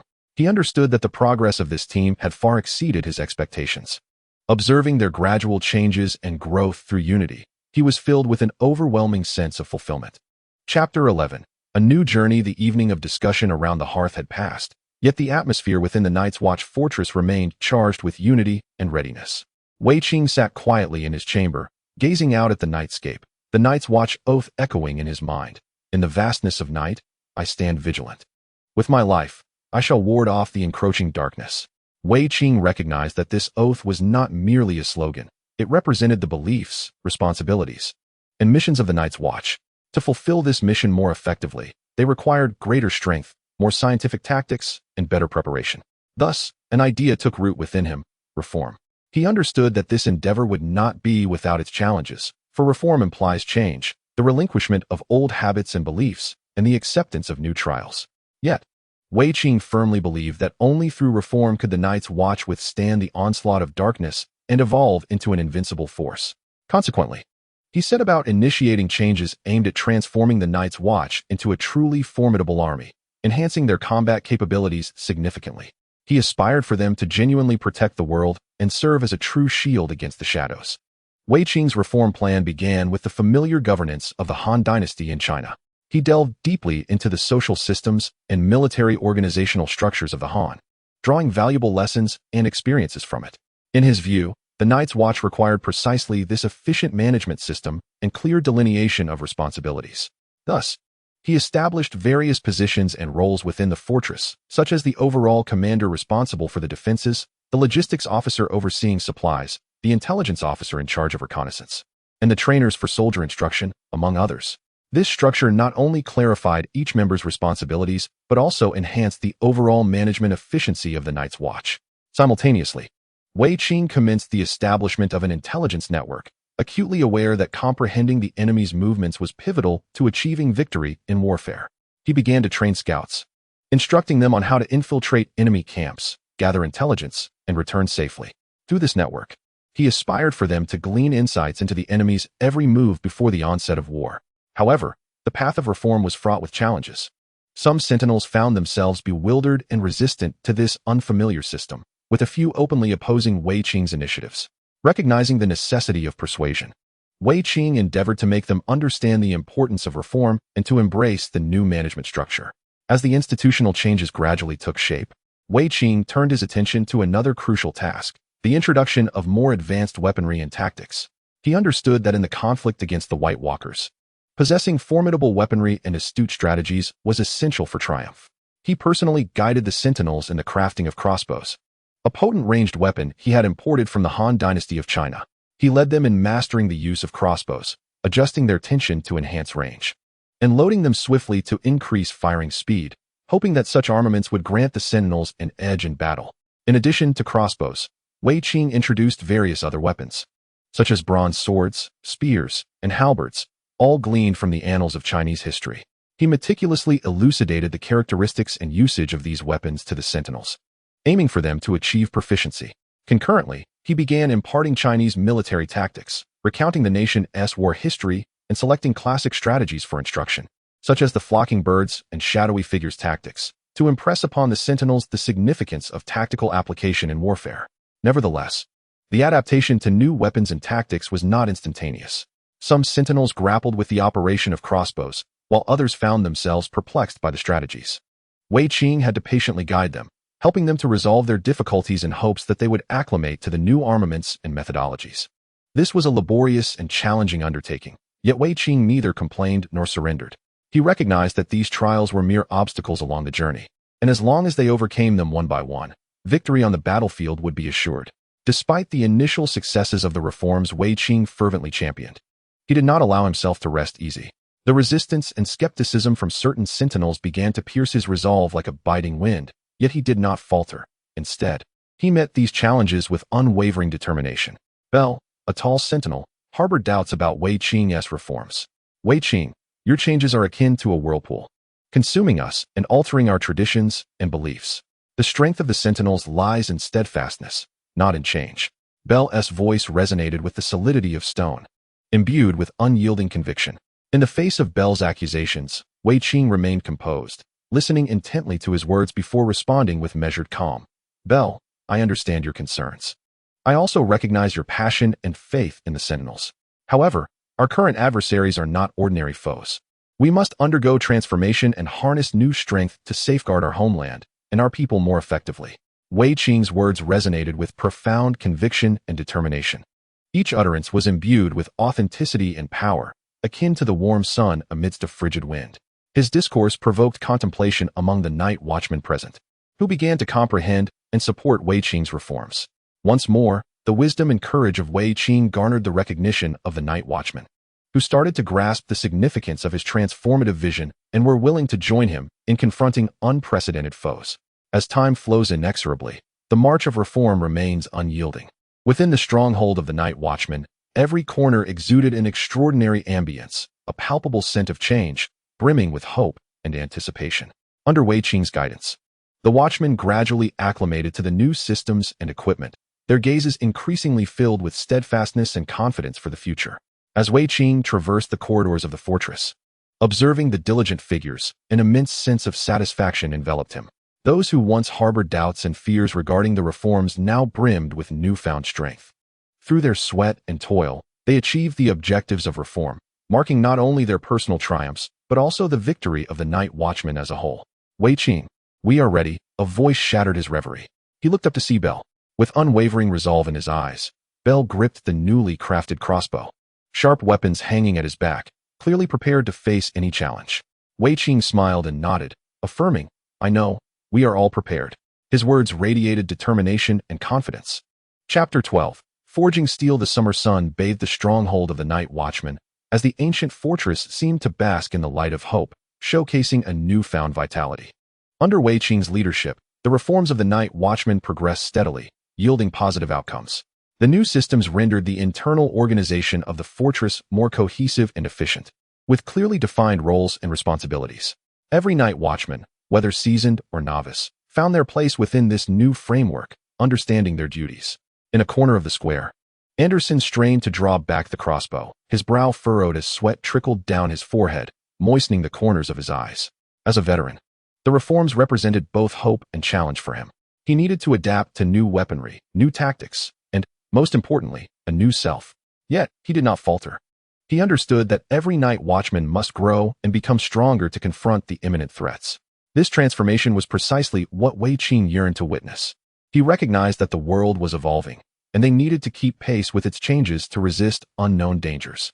The introduction of weaponry from the Han Dynasty significantly enhanced the combat capabilities of the Night Watchman. Those crossbows, spears, and armor rendered them more fearless on the battlefield. In their training, they continuously mastered new tactics, sharpening their will and courage. When Anderson finally struck the bullseye with his arrow, a jubilant cheer erupted from the Night Watchmen in the square. In that moment, their faith was exponentially fortified. They understood that as long as they stood united and exhibited unwavering resolve, there was nothing they could not conquer. This was their conviction, their determination, and the new life that Wei Qing bestowed upon them. However, no reform is devoid of challenges. Wei Qing recognized that he needed to collaborate with the Night Watchman to navigate resistance and obstacles, thereby genuinely advancing the reform's momentum. He not only possessed a lucid awareness of this necessity, but also translated it into tangible action. One evening, the flickering flames illuminated Wei Qing's face as he sat beside a fire pit within the fortress, surrounded by a group of Night Watchmen, including both youthful recruits and seasoned veterans with sun-kissed skin. They gathered around the fire, listening intently to Wei Qing's words, engaging in a candid and open exchange. I understand that this reform may feel abrupt, perhaps even perplexing for you, Wei Qing addressed them, his tone steady and resolute. But we all recognize the necessity of becoming stronger and more united. The world is evolving, and we can no longer stand idly by. We must embrace change and strive for progress. He paused, his gaze sweeping across the faces of each Night Watchman. I hope to hear your voices. Any concerns or uncertainties you have regarding the reform are welcome. Let us discuss and resolve them together. As Wei Qing spoke, the hearts of the Night Watchmen were stirred. They began to speak up eagerly, voicing their thoughts and inquiries. Some expressed apprehension about adapting to new weaponry. Others hesitated regarding the new regulations, while some were filled with anticipation and dreams for the future. Wei Qing listened attentively, responding thoughtfully to each concern, elucidating his ideas and plans, revealing the possibilities that reform could bring, and helping them comprehend its necessity. His words brimmed with hope for the future, and conveyed a profound care and respect for the Night Watchmen. Following this exchange, many among them began to accept and support the reform. They witnessed Wei Qing's determination, placing their trust in his leadership, and became willing to embark on the journey toward an unknown yet promising future alongside him. The tide of reform gradually gained momentum within the fortress, and a flicker of new hope began to take root in the hearts of the Night Watchmen. Although the wave of reform was spreading through the fortress, some Night Watchmen still harbored reservations. After all, for them, reform signified a departure from long-held traditions and beliefs, representing a monumental shift and an uncertain endeavor. Are you certain that these new weapons will aid us, Wei Qing? One day, on the training grounds, a Night Watchman named Robin inquired, gripping a Han Dynasty crossbow, his eyes filled with doubt. Wei Qing did not respond directly. Instead, he took the crossbow from Robin's hands, focused intently on a distant target, and in an instant, the arrow was released, striking the bullseye with precision. This is merely a tool, Robin, Wei Qing turned to him. Gazing intently, its efficacy rests upon how we choose to wield it. I concede that it necessitates a process of learning and familiarization. Yet I am convinced that if we embrace innovation with courage, study, and master it, it shall become a formidable weapon in our quest to vanquish our adversaries. Robin regarded Wei Qing with a flicker of uncertainty, yet predominantly with agreement. He nodded and continued to train with the crossbow. Such dialogues unfolded incessantly within the fortress. Wei Qing faced the night watchman's doubts and skepticism with composure, employing tangible actions and serene words to convey the necessity of reform, while illuminating the potential and value of new innovations. Nevertheless, he was acutely aware that, throughout the Reformation, a segment of individuals would invariably harbor opposition, clinging to skepticism and fear of the novel. This was a challenge he was compelled to confront, a dilemma that demanded his wisdom and resolve. Yet he did not falter. He did not relinquish his pursuit. He steadfastly traversed the path of reform, guiding the night watchmen forward. For he understood profoundly that only through reform could the night watchmen fortify their strength, thereby enhancing their capacity to confront the unknown, formidable enemy. In an effort to enable a greater number of individuals to experience the benefits of reform, Wei Qing resolved to showcase the might of the new weaponry and tactics through practical exercises. He assembled the night watchmen within the fortress and orchestrated a simulated battle. This practical drill took place in an expansive training ground, where dozens of night watchmen were divided into two factions, one representing the night watchmen and the other simulating the invading enemy. Their arsenal featured a blend of traditional swords and shields, alongside the newly introduced weaponry. At Wei Qing's command, the exercise commenced. Those wielding the new weapons surged forth like tigers descending from the mountains, obliterating the enemy with astonishing ease, leaving the onlookers in awe. The new crossbows possessed a range that far surpassed that of conventional bows, inflicting severe damage upon the enemy before they could breach the front lines. Moreover, the new tactics demonstrated their potency. As the night watchmen navigated the battlefield with agility and coordinated efforts, performing as if they were born to it. Upon the conclusion of the drill, Wei Qing traversed among the night watchmen, observing Chapter 13, The Journey into the Dark Night. Under Wei Qing's resolute leadership, a wave of reforms surged through the night watchmen's fortress. They eagerly studied the tactics of the Han dynasty, endeavoring to integrate them into their combat strategies. Those erstwhile methods of battle revealed newfound possibilities, igniting a flicker of hope for victory. The tide of reform blazed like an inferno, illuminating every corner of the night watchmen's fortress. Their proactive demeanor, diligent efforts, and unwavering belief imbued the reform with remarkable vigor. Their confidence and fighting spirit, propelled by the momentum of reform, grew increasingly robust. Under Wei Qing's guidance, the night watchmen embarked upon an exploration of new tactics. They practiced with crossbows, experimenting with new formations, striving earnestly to familiarize themselves with and master those once unfamiliar strategies and weapons. Through their relentless efforts, the newly devised tactics and weapons have demonstrated remarkable efficacy in the battles of the Night Watch. The once prevalent doubts and concerns have gradually been dispelled by tangible transformations. They have witnessed the might of reform, the emergence of new possibilities, and the glimmer of hope. Those Night Watch members who previously harbored skepticism towards reform have begun to shift their perspectives upon witnessing these developments. They have started to embrace reform and willingly accept all that this transformation entails. Under the leadership of Wei Qing, the reforms are fervently underway. The new weaponry and tactics manifest unparalleled power in his capable hands. The combat prowess of the Night Watch has been elevated to unprecedented heights, owing to the reforms and Wei Qing's resolute leadership. As the reforms advance, the organizational structure of the Night Watch undergoes profound changes. Wei Qing proposes a groundbreaking optimization of the official position system. He aspires for each member of the Night Watch to maximize their potential within their respective roles, thereby pushing the combat effectiveness to its zenith. Previously, the Night Watch fortresses, although governed by a strict hierarchy, suffered from an irrational allocation of talent and even chaos in certain areas. However, under Wei Qing's guidance, they begin to implement a more rational distribution of official positions, assigning commensurate responsibilities and powers to each individual. The outcomes of this reform surpass their expectations. Influenced by the reform, every member of the Night Watch begins to contemplate their place within this grand collective. They recognize that their responsibilities extend beyond personal obligations. They are also accountable for the contributions and sacrifices made for the entirety of the Night Watch. Their mindset matures, and their actions grow increasingly resolute. Wei Qing's leadership and wisdom are fully manifested throughout this process. He is not merely guiding them forward. He is continuously educating and mentoring them, helping them understand their duties as Night Watch members and how to fulfill their tasks effectively. During this transformation, the relationships among the Night Watch members undergo a significant metamorphosis. They cease to be rivals competing against one another, instead beginning to support and assist each other. They comprehend the strength of unity, realizing that only through solidarity can they achieve victory in the impending battles. Despite the remarkable achievements of the Night Watch's reforms under Wei Qing's stewardship, a heavy cloud of anxiety looms over everyone's hearts amidst the joy of victory. The impending war may pose the gravest test in their history. The threat from the Southern Lords hangs like an invisible sword over their heads. Although the Night Watch has experienced a significant enhancement in combat capability through reform, the uncertainties of war evoke feelings of worry and tension. The atmosphere within the fortress grows increasingly strained, with anxiety and anticipation etched upon every face. As Wei Qing traverses the corridors of the fortress, the sound of his footsteps echoes through the empty halls, resonating with clarity. He understands that he must shield the Night Watch from his own doubts. He must remain steadfast and instill hope within them. At that moment, he approached a window, the moonlight streaming onto his face, rendering his silhouette even more resolute.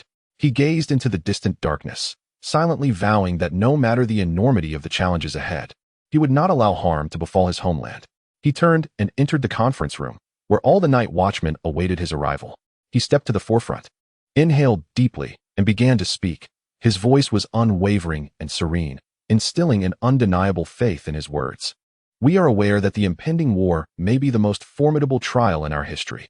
Yet, I wish to assure you all that we are thoroughly prepared. We possess confidence and determination. We shall undoubtedly overcome this challenge. We are not merely Night Watchmen. We are guardians of our homeland. With our courage and wisdom, we will safeguard our territory and protect our people. His words elicited a resounding applause throughout the room, every face reflecting steadfast resolve, their eyes brimming with conviction and hope. They understood that regardless of the obstacles that lay ahead, they would not falter, for they were the Night Watchmen, the protectors of their homeland. As the applause gradually subsided, Wei Qing's words echoed in the hearts of the watchmen. He recognized that each one bore immense pressure, anxieties about the approaching war. He understood he must instill confidence in them, making it clear that while reform was merely a beginning, the true challenge had only just emerged. We have completed the first step of reform, Wei Qing proclaimed from the stage, his voice resonating clearly and powerfully. But achieving victory in war demands even greater effort from us. We must believe in ourselves, in our team, and in our objectives. As long as we uphold our convictions and unite in purpose, we can conquer any adversary and protect our homeland. His words again struck a chord with the Night Watchmen, their faces illuminated with unwavering determination. They believed in Wei Qing's vision, in their collective strength, and in their shared convictions. Let us unite, for our homeland, for our future, and face this challenge together. Wei Qing's words reignited a fervor and resolve within the conference room. Subsequently, he meticulously outlined the pre-war tasks, assigning duties to each individual. Under his guidance, the Night Watchmen busied themselves, exhibiting no hesitation or fear, only resolute confidence and indomitable spirit. That night, the fortress buzzed with extraordinary activity as everyone prepared for the impending war. They understood that the journey to the battlefield in the southern territories had commenced. Traversing treacherous mountain paths and dense forests, they pressed on day and night, ever ready to confront the challenges posed by the Southern Lords. Commander Wei Qing, not only an exceptional warrior but also a sagacious leader, was acutely aware of the enemy's cunning and treachery. Thus, he commanded the Night Watchmen to remain ever vigilant against potential ambushes. As they drew closer to the battlefield, the ominous specter of war loomed ever larger over the sentinels. Yet, they displayed no signs of retreat. Each individual bore the hopes and responsibilities of their homeland, fully cognizant that their families awaited their triumphant return in silence. During their march, Wei Qing paid particular attention to the utilization of their equipment. The longsword, bow, and shield he wielded were relics from the ancient Han dynasty of China, remarkable in design and superbly crafted, far surpassing the local weaponry in both sharpness and durability. His swordsmanship and archery were equally distinctive, unparalleled across the land. One Night Watchman, named Aiden, could not contain his curiosity and inquired, "Commander, what makes your weapons so extraordinary? They appear immensely sturdy and radiate brilliance." Wei Qing smiled faintly and replied, "These weapons hail from my homeland, an ancient empire far to the east. They embody exquisite forging techniques and exceptional martial wisdom. You shall witness their might in the forthcoming battle." Aiden and his fellow sentinels gazed with a mixture of curiosity and reverence, awestruck by the mysterious arms from the distant Orient. Despite the looming shadow of war, under Wei Qing's steadfast leadership, the night watchmen marched resolutely onward. They understood that even amidst the unknown and perilous ahead, perseverance was imperative, for they were the guardians of the night, protectors of their homeland, willing to confront all challenges in pursuit of peace and tranquility. Upon reaching the southern battlefield, the night watchmen found themselves on the brink of conflict with the armies of the southern lords. The southern ruler, Edgar, an ambitious sovereign, had long coveted the territory of the night watchmen. He dispatched a formidable army, brimming with stalwart warriors wielding fine weapons, eager for a fierce confrontation. When Edgar first beheld the weaponry of the Han dynasty, a flicker of astonishment crossed his face, quickly masked by a veil of composure. His eyes glinted with profound greed and curiosity as he sought to unravel the power harbored within these mysterious arms from the Far East. Standing at the forefront of the ranks, Wei Qing inhaled deeply, then raised his sword to point at the enemy forces, commanding loudly, "Night watchmen, charge!" Under his guidance, the sentinels united their strength, advancing towards the armies of the southern lords as the fierce battle commenced. In mere moments, the southern forces felt the overwhelming potency of the Han weaponry. Wei Qing's longsword danced like a dragon, weaving left and right with astonishing speed. His arrows found their mark with unerring precision, striking down foes with deadly accuracy, instilling terror in the hearts of the enemy. The soldiers of the southern lord were utterly astonished. They had never encountered such formidable weaponry and such ingenious tactics. The battle raged fiercely, with both sides experiencing victories and setbacks. Each clash, each confrontation, held the potential to alter the tide of war. However, the night watchmen demonstrated exceptional combat skills and unwavering courage, holding steadfastly to their belief in defending their homeland, unafraid of any hardships or challenges. When a soldier from the southern lords thrust a spear at Wei Qing, he effortlessly parried the attack and countered with a swift strike, bringing his adversary to the ground. Behind him, the other night watchmen appeared invigorated, their eyes brimming with determination and hope. They firmly believed that under Wei Qing's leadership, they could vanquish the southern lord's army and safeguard their homeland. Thus, a fierce battle unfolded on the southern battlefield, filled with the crackle of flames, the glint of swords, and an atmosphere both bloody and ferocious. The spread of war indeed plunged the southern region into chaos and panic. Villages were reduced to ashes, fields trampled, and innocent civilians caught in the fray, their lives hanging by a thread. The cries of children, the wails of women, and the sighs of the elderly intertwined to create a tableau of tragedy. Upon witnessing these scenes, Wei Qing felt profound anguish. He understood that war is devoid of fairness, and it is invariably the innocent who suffer the most. His gaze grew resolute as he addressed the warriors beside him. "Brothers, our mission transcends merely defeating the enemy. We must protect these innocent people. They are our family, and we must shield them." A night watchman named Thomas responded, "Captain Wei, we will follow you to the end. We vow to defend the peace and tranquility of the southern region." Under Wei Qing's command, the night watchmen organized their defenses with renewed order. No longer did they attack blindly. Instead, they clarified their combat direction and objectives, exerting every effort to repel the southern lord's advances. On the battlefield, the southern lord Edgar, witnessing the turn of events, roared with fury. "Where do these night watchmen find such courage? How can they withstand our formidable army? Annihilate them all." Yet, the night watchmen exhibited not only valor and strength, but also a steadfast commitment to justice and their people. Wei Qing not only showcased extraordinary combat prowess on the battlefield, but also guided the battle with wisdom and decisiveness. He quickly discerned the weaknesses in the southern lord's forces and directed the night watchmen to strike with precision, causing the enemy to falter. At that moment, a villager named Ella approached Wei Qing, trembling as she spoke. "Thank you, Captain Wei. If it weren't for you, we innocent people would suffer even greater calamities." Wei Qing smiled gently and patted her shoulder, assuring her, "Do not worry. We night watchmen are sworn to protect this land and its people." In that instant, the night watchmen felt the weight of their responsibility and duty amidst the turmoil of war. They were not merely warriors, but guardians, the hope of those seeking refuge. Under Wei Qing's leadership, they glimpsed the dawn of victory. As the war persisted, the southern lords increasingly sensed their army ensnared in a quagmire. The victories they had previously achieved through brute force and savage tactics were repeatedly thwarted in this conflict. The night watchmen displayed an unprecedented unity and bravery, with Wei Qing emerging as the very soul of this formidable force. The commander of the Southern Lords, Branton, surveyed the battlefield with a hint of anxiety and bewilderment. He observed Wei Qing wielding a Han Dynasty longsword, adeptly employing the military strategies of ancient China to direct the Night's Watch in combat. Unable to contain his curiosity, Branton inquired of the general beside him, "Reynold, who is that man? What is the origin of his weapon and tactics?" Chapter 15. Challenges and resistance. The victory in the Southern War had elevated the morale of the Night's Watch, their jubilant cheers illuminating the camp with pride. Wei Qing stood atop the cold city walls, gazing down at his men celebrating their triumph, a fleeting smile of satisfaction gracing his face. Yet, deep within, he understood that despite their victory, the fate of the Night's Watch remained dire, their future fraught with challenges. Reform, a goal he had prioritized from the outset, now faced opposition from certain factions within the Night's Watch. These were individuals steadfast in tradition, resistant to change, who believed that altering established systems and tactics could yield unpredictable risks. Wei Qing's reforms struck them like a sharp blade, threatening their comfortable existence and entrenched mindset. "Wei Qing, are you truly certain we should proceed in your manner?" inquired an elder member of the Night's Watch named Ed, his eyes brimming with doubt. Having served for decades amidst countless battles and the specter of death, he had long since grown indifferent. Yet, the prospect of Wei Qing's reforms stirred an unprecedented unease within him. "Ed, I am aware of your concerns," Wei Qing responded calmly, his voice unwavering. "However, we must embrace change. Observe how we employed those new tactics and the Han Dynasty longsword. We triumphed over the Southern Lords.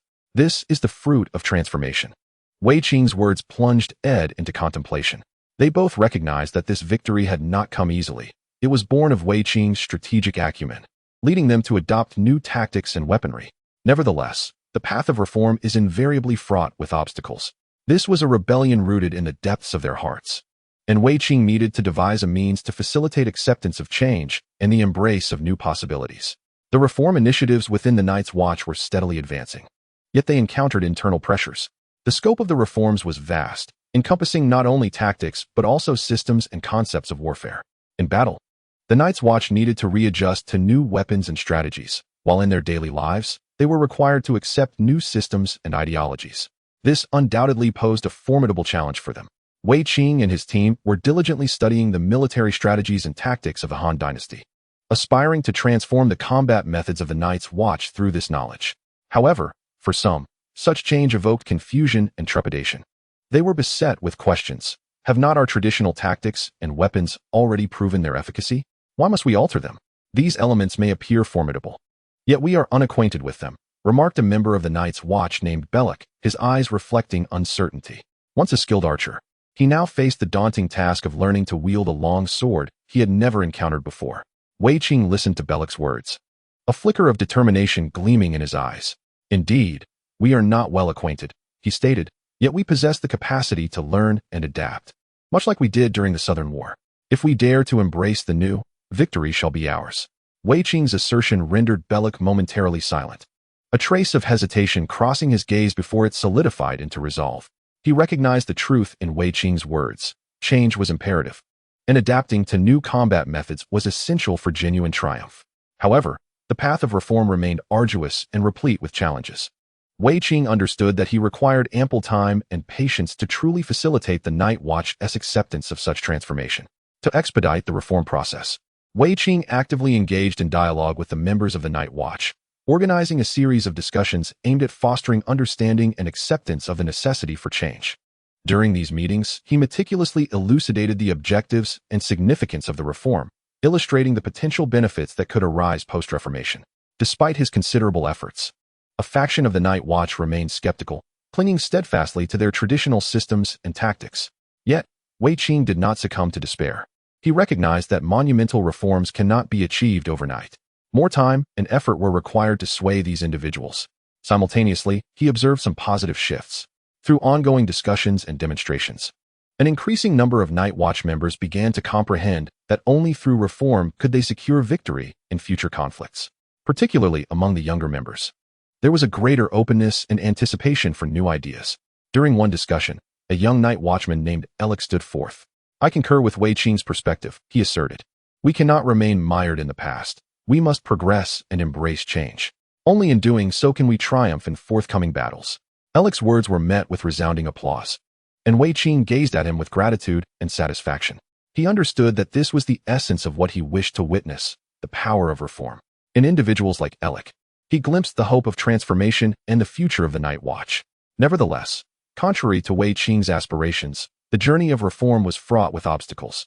The resistance he faced stemmed not only from those harboring fear and skepticism towards the new, but also from some Night Watch members who began to question his leadership. They deemed Wei Qing excessively assertive and reckless, believing his reform measures disregarded the traditions and customs of the Night Watch.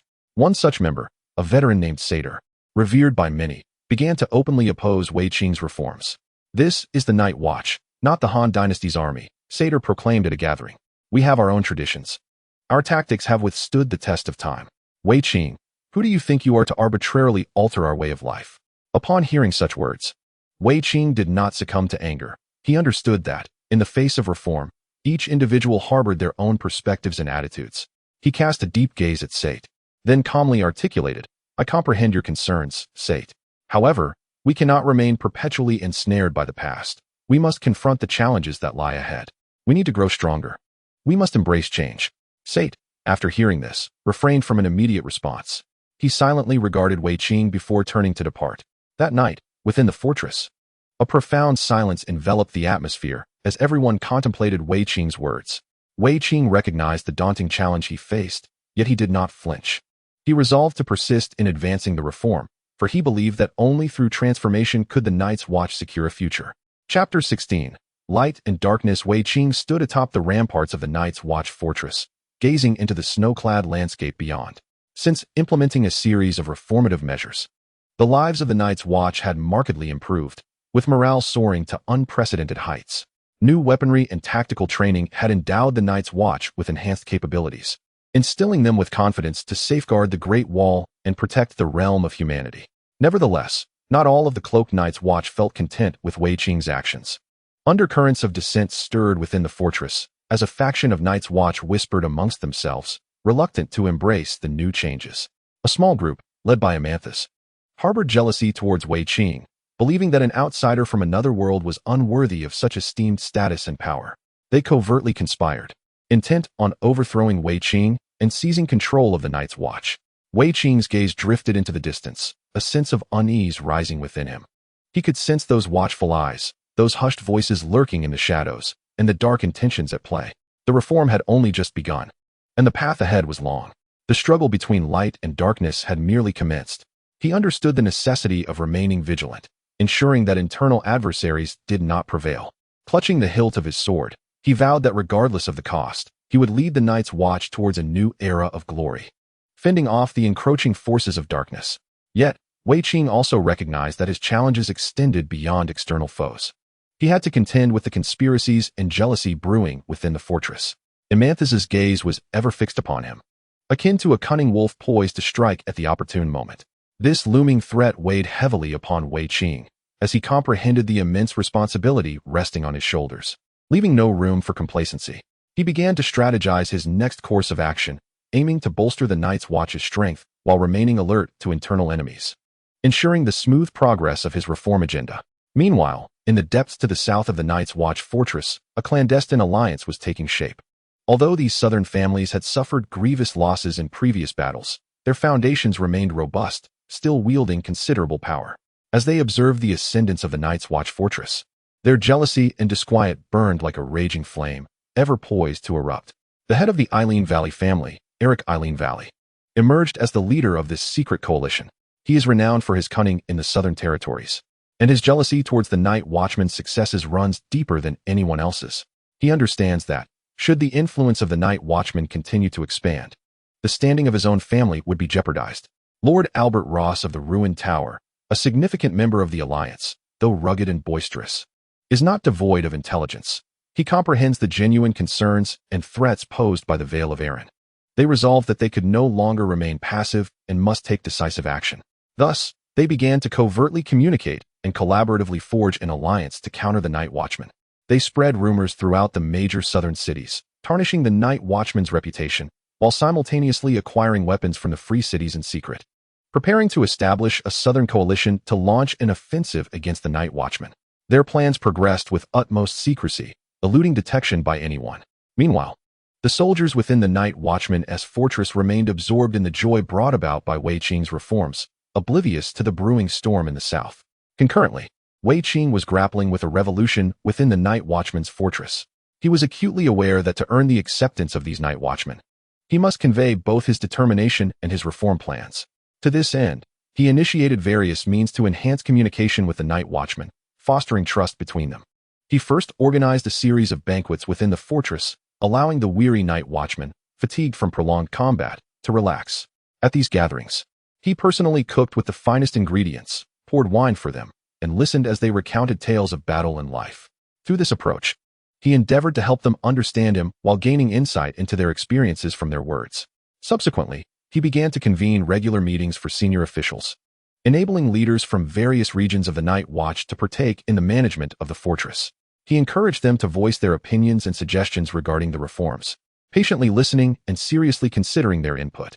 Through these efforts, he aspired to instill in them a sense of belonging to the fortress and to the reforms. He also established a committee tasked with revising the Night Watchman's regulations. This committee, composed of those well-versed in the fortress's intricacies and passionate about its well-being, was responsible for gathering suggestions for reform and integrating them into a new system. In this manner, each Night Watchman could perceive their own contributions to the fortress and feel part of the reform. However, despite Wei Qing's initiatives beginning to shift the perceptions of some Night Watchmen, there remained individuals, such as Tars, who continued to reject him, harboring hostility and suspicion. They viewed Wei Qing, the outsider, as a disruptor of their traditions, threatening their status. Thus, undercurrents of dissent persisted within the Night Watchman's fortress, with the struggle between light and darkness ongoing. Although Wei Qing's internal reforms were still in a state of exploration and advancement, he had not forgotten the Night Watchman's paramount mission, the defense of the North. While the smoke of war may have cleared, Wei Qing understood that they were to face even greater threats and challenges ahead. Thus, he commanded a substantial expansion of the training grounds within the Night's Watch fortress, procuring a variety of modern weaponry, transforming the Night's Watch from a disorganized band of fighters into a disciplined, systematic army. He also established a dedicated training department responsible for the regular and rotational training of all members. Wei Qing personally selected the head of this department, an experienced old Night's Watchman named Bran, who possessed not only extensive combat experience, but also exceptional training skills. The training regimen encompassed horseback riding, swordsmanship, archery, and formation tactics, with mandatory training hours for each Night's Watchman increasing from 2 to 4 hours daily. While the Night's Watchmen of the past may have resisted such rigorous training, Wei Qing's leadership and the fruits of their victorious campaigns rendered them accustomed to it. To ensure the effectiveness of the training, Wei Qing implemented a system of rewards and penalties. Outstanding individuals among the Night's Watch, such as the exceptional swordsman Alan and the unmatched archer Marco, were rewarded for their remarkable performances, while those who displayed laxity during training faced penalties, potentially losing certain privileges. Under this intense regimen, the physical abilities, skills, and teamwork of the Night's Watchmen improved significantly. They were no longer the uncertain souls of yesteryear. Life within the fortress was gradually transforming. Wei Qing's reform measures rekindled the Night's Watchmen's fighting spirit and hope, bringing order and fulfillment to their lives. The formerly lost and despondent faces now radiated an unprecedented vitality. In the fortress's blacksmith shop, a smith named Erlin was forging a new type of crossbow. His assistant, a young Night's Watchman named Jiro, was meticulously assembling the arrowheads. Under Wei Qing's guidance, these crossbows had been enhanced, boasting greater power and extended range. "What a splendid idea," Jiro exclaimed. "These crossbows will give us a significant advantage on the battlefield."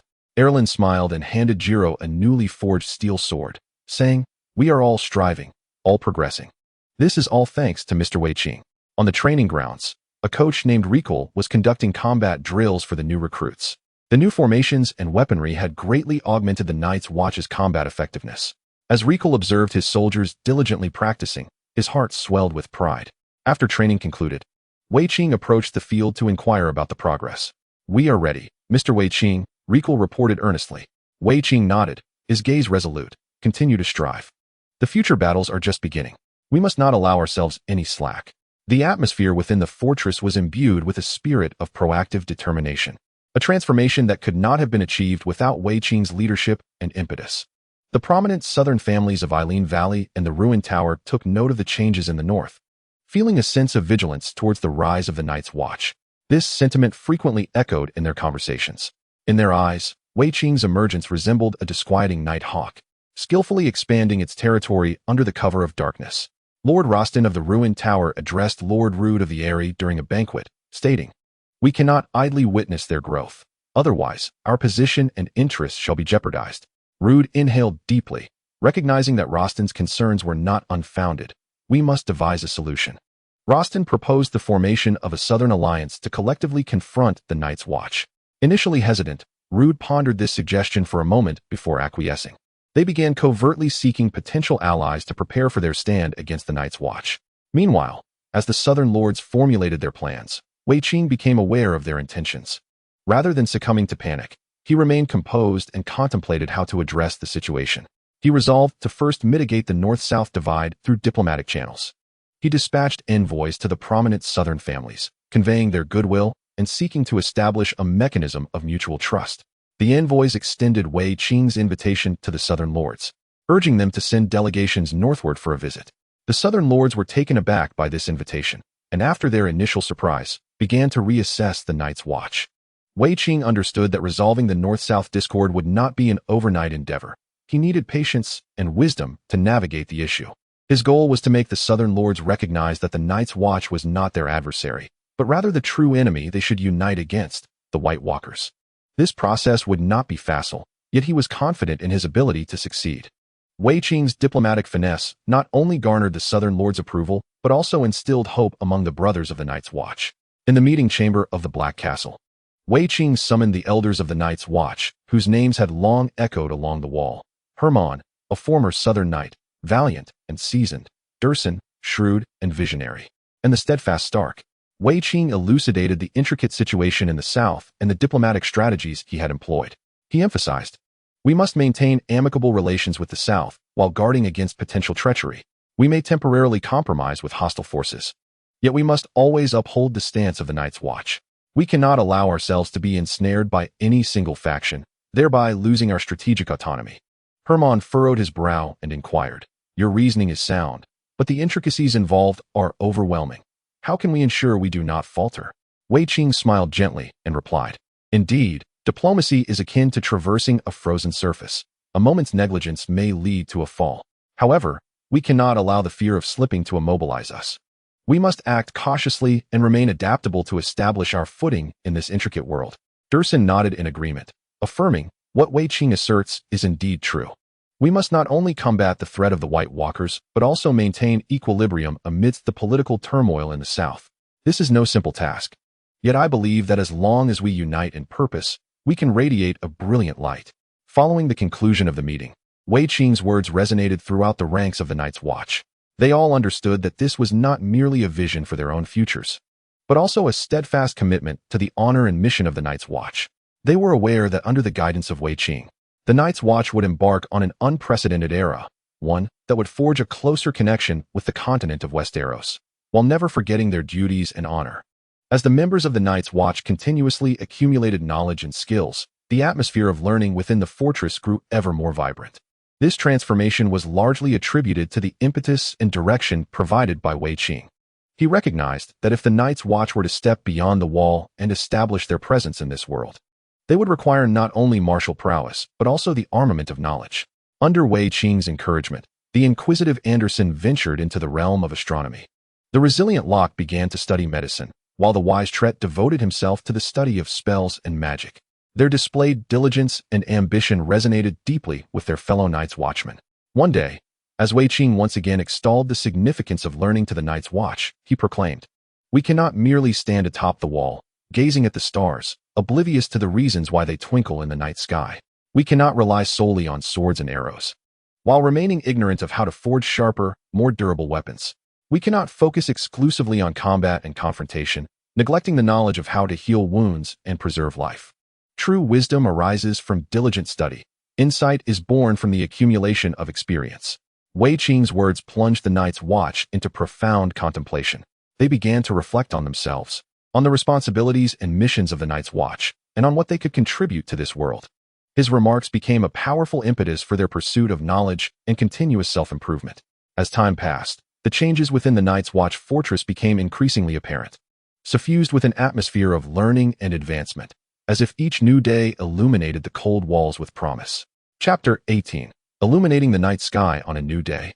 Sunlight bathed the icy ramparts, and Wei Qing stepped out of his quarters to the training grounds of the Night's Watch. This place had transformed into a formidable military base. Imbued with resilience and courage, he observed the Night's Watchmen before him. They stood tall, expressions solemn, their ranks orderly. Each face radiated determination, having metamorphosed from former criminals and fugitives into an invincible elite force. This transformation was precisely what he had envisioned. Turning to his aide, Male, he remarked, "Excellent. The Night's Watchmen have adapted remarkably." Male, his capable assistant, had aided Wei Qing in introducing the military strategies and training methods of the Han Dynasty to the Night's Watch, enabling them to master new tactics and skills in a short span of time. Male nodded, equally gratified by the progress of the Night's Watchmen. Indeed, they improved daily, growing stronger with each passing moment. Wei Qing nodded in satisfaction, fully aware that they were advancing along the right path, evolving into the army he had envisioned, a force capable of shining brightly across Westeros, bringing hope to this dark era. As the reforms of the Night's Watch deepened, the people of Westeros began to feel the tremors of change. The news rapidly spread to every corner, igniting a profound interest in the transformations of the Night's Watch. One day, Wei Qing received a messenger from a noble family in the south, a young man named Selvar. With great respect, Selvar presented a confidential letter to Wei Qing, in which the southern nobles expressed their desire to send their offspring to the Night's Watch for training. Wei Qing pondered for a moment before addressing Selvar. The training of the Night's Watch is both rigorous and perilous. Do you truly believe that your youth are willing to embrace such a vocation? Selvar solemnly nodded, stating, "My lord believes that joining the Night's Watch will not only forge them into formidable warriors, but also enable them to contribute to the preservation of peace in Westeros." Wei Qing contemplated once more. He understood that the reforms of the Night's Watch were at a pivotal juncture. Reckless expansion could lead to a loss of the original discipline and combat efficacy. Nevertheless, it was sometimes essential to recruit those with noble aspirations. "I shall consider your request," Wei Qing finally declared, "but let me be clear. The mission of the Night's Watch is sacred, and anyone who joins must commit to a lifetime of struggle." Selvar acknowledged this with a nod, fully aware that it was a grave commitment, yet simultaneously a mark of honor. Meanwhile, Wei Qing received numerous other letters, some seeking alliances and others requesting admission. Each missive deepened Wei Qing's awareness of the immense responsibility resting upon the Night's Watch. He needed to act judiciously to secure their future and ensure they truly became the beacon of hope for Westeros.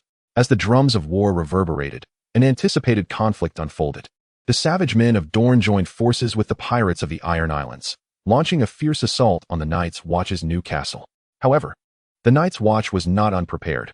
Wei Qing had made ample preparations prior to the battle, leading his elite troops against the invading foes. The two armies clashed violently on the battlefield. The Night's Watch soldiers surged forth like a drawn sword, encircling the enemy with relentless force, leaving them with no avenue of escape.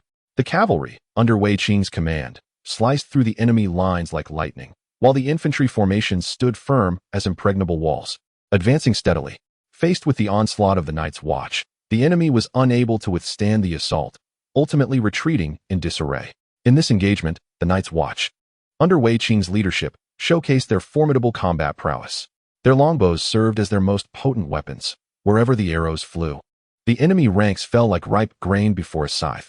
Their darts and firearms provided a significant advantage on the battlefield, allowing them to strike from afar, leaving the enemy struggling to respond. Moreover, the Night's Watch's long swords displayed their might, severing countless weapons of the adversary. Under Wei Qing's command, the Night's Watch achieved a resounding victory, completely vanquishing the coalition of marauders and pirates. This triumph further solidified their standing in Westeros, earning them the title of Guardians of the Light, a beacon of hope amidst darkness. Yet Wei Qing was acutely aware that this was merely the beginning. Greater battles loomed ahead. They needed to remain vigilant and enhance their training to ensure the peace of the North. In the aftermath of the war, Wei Qing did not let his guard down. Instead, he became even more focused on the internal development of the Night's Watch. He initiated various cultural studies and established martial arts competitions, striving to transform the Night's Watch from mere soldiers into well-rounded guardians who balanced combat with knowledge. Knowledge, too, is a form of power. At assemblies, Wei Qing conveyed to the Night's Watch that understanding our enemies is essential for effectively countering them. Furthermore, self-awareness and the power of knowledge can enhance our way of life. This new leadership approach left a profound impact on the Night's Watch. Each member began to actively engage in diverse learning and training, and an invigorating atmosphere permeated the fortress. They fostered a spirit of friendly competition, one that was constructive rather than malicious, as they sought to refine and elevate one another. To further stimulate the ambition of the Night's Watch, Wei Qing introduced a selection system, allowing exceptional members to ascend to higher ranks through rigorous evaluations. Here, everyone has an opportunity, he proclaimed. Such changes instilled hope within the Night's Watch, motivating them to work harder and participate more enthusiastically in their collective endeavors. Under Wei Qing's leadership, the Night's Watch evolved from passive defenders into proactive agents of change. They began to contemplate how they could contribute more significantly to Westeros, beyond merely guarding the north. Wei Qing ignited a new mode of thinking within them, illuminating the potential for greater transformation, thus becoming changemakers of their era. The flame of determination blazed within Wei Qing's heart as he stood in the center of the Night's Watch fortress courtyard, inviting all members to gather. He gazed upon these individuals, united by a singular belief, yet hailing from diverse backgrounds, and was overwhelmed with pride and emotion. At that moment, they were no longer disparate individuals, but an indomitable army, the hope of the continent of Westeros. Comrades, his voice resonated throughout the courtyard over the past decade. We have endured the trials of reform and resisted the invasions of formidable foes. We have learned from our failures, grown from our victories, and risen from adversity. Today, we have become. Chapter 19. The dimming radiant sunlight cast a diagonal glow upon the stone walls of the Night's Watch fortress, the beams dancing and reflecting a dazzling brilliance. A tense atmosphere enveloped the fortress as the Night's Watch engaged in rigorous military training. On the training grounds, archers drew their bows taut, their sights set on distant targets. Cavalrymen wielded their lances, galloping swiftly across the field, their movements synchronized, showcasing exceptional military discipline and organization. From the high platform, Wei Qing observed this scene with a furrowed brow, his face etched with concern. Each member of the Night's Watch on the training field was like a brother to him, and their safety weighed heavily on his shoulders. He understood that they were preparing for an unprecedented war, a conflict that could alter the fate of the entire continent of Westeros. Beyond the fortress of the Night's Watch, it is said that the wildling tribes have encountered the emergence of the White Walkers. Although the wildlings and the Night's Watch have long been adversaries, Watching understands that they too are inhabitants of this land, facing threats that will ultimately also confront the Night's Watch. Reports suggest that the leader of the White Walkers, known as the Night King, is amassing a formidable army, wielding dreadful dark magic with the intent to annihilate all of humanity. This foreboding omen fills Watching with trepidation. He is acutely aware that if they fail to act, the entire continent of Westeros shall plunge into unfathomable darkness. He recognizes that this war will be arduous, potentially claiming the lives of many brave members of the Night's Watch, yet they have no alternative. For the peace of Westeros, they must rise and confront this encroaching malevolence. However, within the fortress, all is not well. The reforms championed by Watching have incited discontent among certain members of the Night's Watch, particularly among the elder generation who are resistant to the new weaponry and training methods he has introduced. They are particularly opposed to Watching's decisions to actively engage in the conflicts of the South. An elder named Irang, his face etched with the passage of time and his eyes ablaze with defiance, embodies the dissenting voices within the Night's Watch. He believes their duty should be solely to stand guard against the impending long night, rather than involving themselves in southern disputes. With skepticism towards Watching's reforms, they have begun to clandestinely gather, plotting opposition against him. In light of this situation, Watching chooses not to retaliate with force, but rather to engage in rational dialogue. He comprehends that reform will invariably encounter resistance. Relentless rigidity will only complicate matters further. Thus, he initiates contact with these traditionalists, striving to comprehend their perspectives and seek solutions. During a face-to-face conversation with Irang, Watching calmly and sincerely states, "Irang, I understand your concerns. However, we must confront the reality that the threat posed by the White Walkers is far greater than we can fathom. We require reform and enhanced strength, otherwise, we shall be unable to withstand them." After a moment of silence, Irang gazes into Watching's resolute eyes, seemingly reassessing this young leader. Through a series of dialogues and discussions, Watching gradually begins to incorporate some of their reasonable suggestions, elucidating the necessity of reform. He assures them that the objective of these changes is solely to bolster the combat effectiveness of the Night's Watch and safeguard the security of Westeros, affirming that their core mission remains unchanged. This attitude and commitment prompt Irang and some of his followers to reconsider their stance. They perceive Wei Qing's determination and sincerity. Ultimately, during an internal discussion meeting, Irang rises to acknowledge Wei Qing's perspective and express his support for his decisions. This shift, akin to the gentle breeze melting away the winter's frost, gradually resolves the internal conflicts within the Night's Watch. They begin to unite once more for a common objective in preparation for the challenges ahead. They must collaborate with unwavering resolve, for they are acutely aware that they are about to face a war that concerns their very survival. The reforms within the Night's Watch have not gone unnoticed by the other factions of Westeros. The pirates of the Iron Islands, who have long been a scourge along the northern coast, have observed the growing strength of the Night's Watch. While they may hesitate to launch indiscriminate raids, their ambitions remain unabated. Instead, they have begun to secretly ally with the tribes of the Iron Islands, aiming to strike at the eastern fortresses when the main forces of the Night's Watch march north to confront the White Walkers. The noble houses of the south, witnessing the rising prominence of the Night's Watch, are filled with unease. They have started to spread rumors, maligning the intentions of the Night's Watch, claiming they seek to dominate all of Westeros. Some houses have even begun clandestine discussions, plotting a collective resistance against the Night's Watch. Wei Qing, observing the myriad of concerns arising across Westeros, understands that his mission extends beyond merely confronting the threat of the White Walkers. He must also contend with the other powers within the realm. He needs to guide the Night's Watch to steadfastly uphold their duties in the face of external threats and internal instability. During a meeting of the Night's Watch, Wei Qing stood before his comrades and spoke candidly. "My friends, we are not merely the Night's Watch. We are also a part of Westeros. Our mission is not solely to guard against the threat of the White Walkers. We must also protect our homeland and our people. I am aware that some harbor misunderstandings about us, and that others conspire against us in secret. Yet, I firmly believe that as long as our convictions remain steadfast, and our resolve unyielding, no force can vanquish us." His words resonated profoundly within the hearts of the Night's Watch. They recognized Wei Qing's resilience and courage, and their trust in his leadership deepened. They prepared to follow his guidance as they faced the challenges ahead. Whether confronting the pirates of the Iron Islands or the noble houses of the South, they felt emboldened and ready. Although this period was fraught with trials and tribulations, Wei Qing knew that it was merely a phase of their growth. They needed to emerge stronger from such experiences. He believed that as long as they steadfastly clung to their beliefs, their brilliance would once again illuminate the entirety of Westeros. While addressing external threats, Wei Qing did not overlook the necessity for unity within the Night's Watch. He understood that only with a solid internal foundation could they withstand formidable adversaries. To enhance the cohesion of the Night's Watch, Wei Qing embarked on a reformative initiative.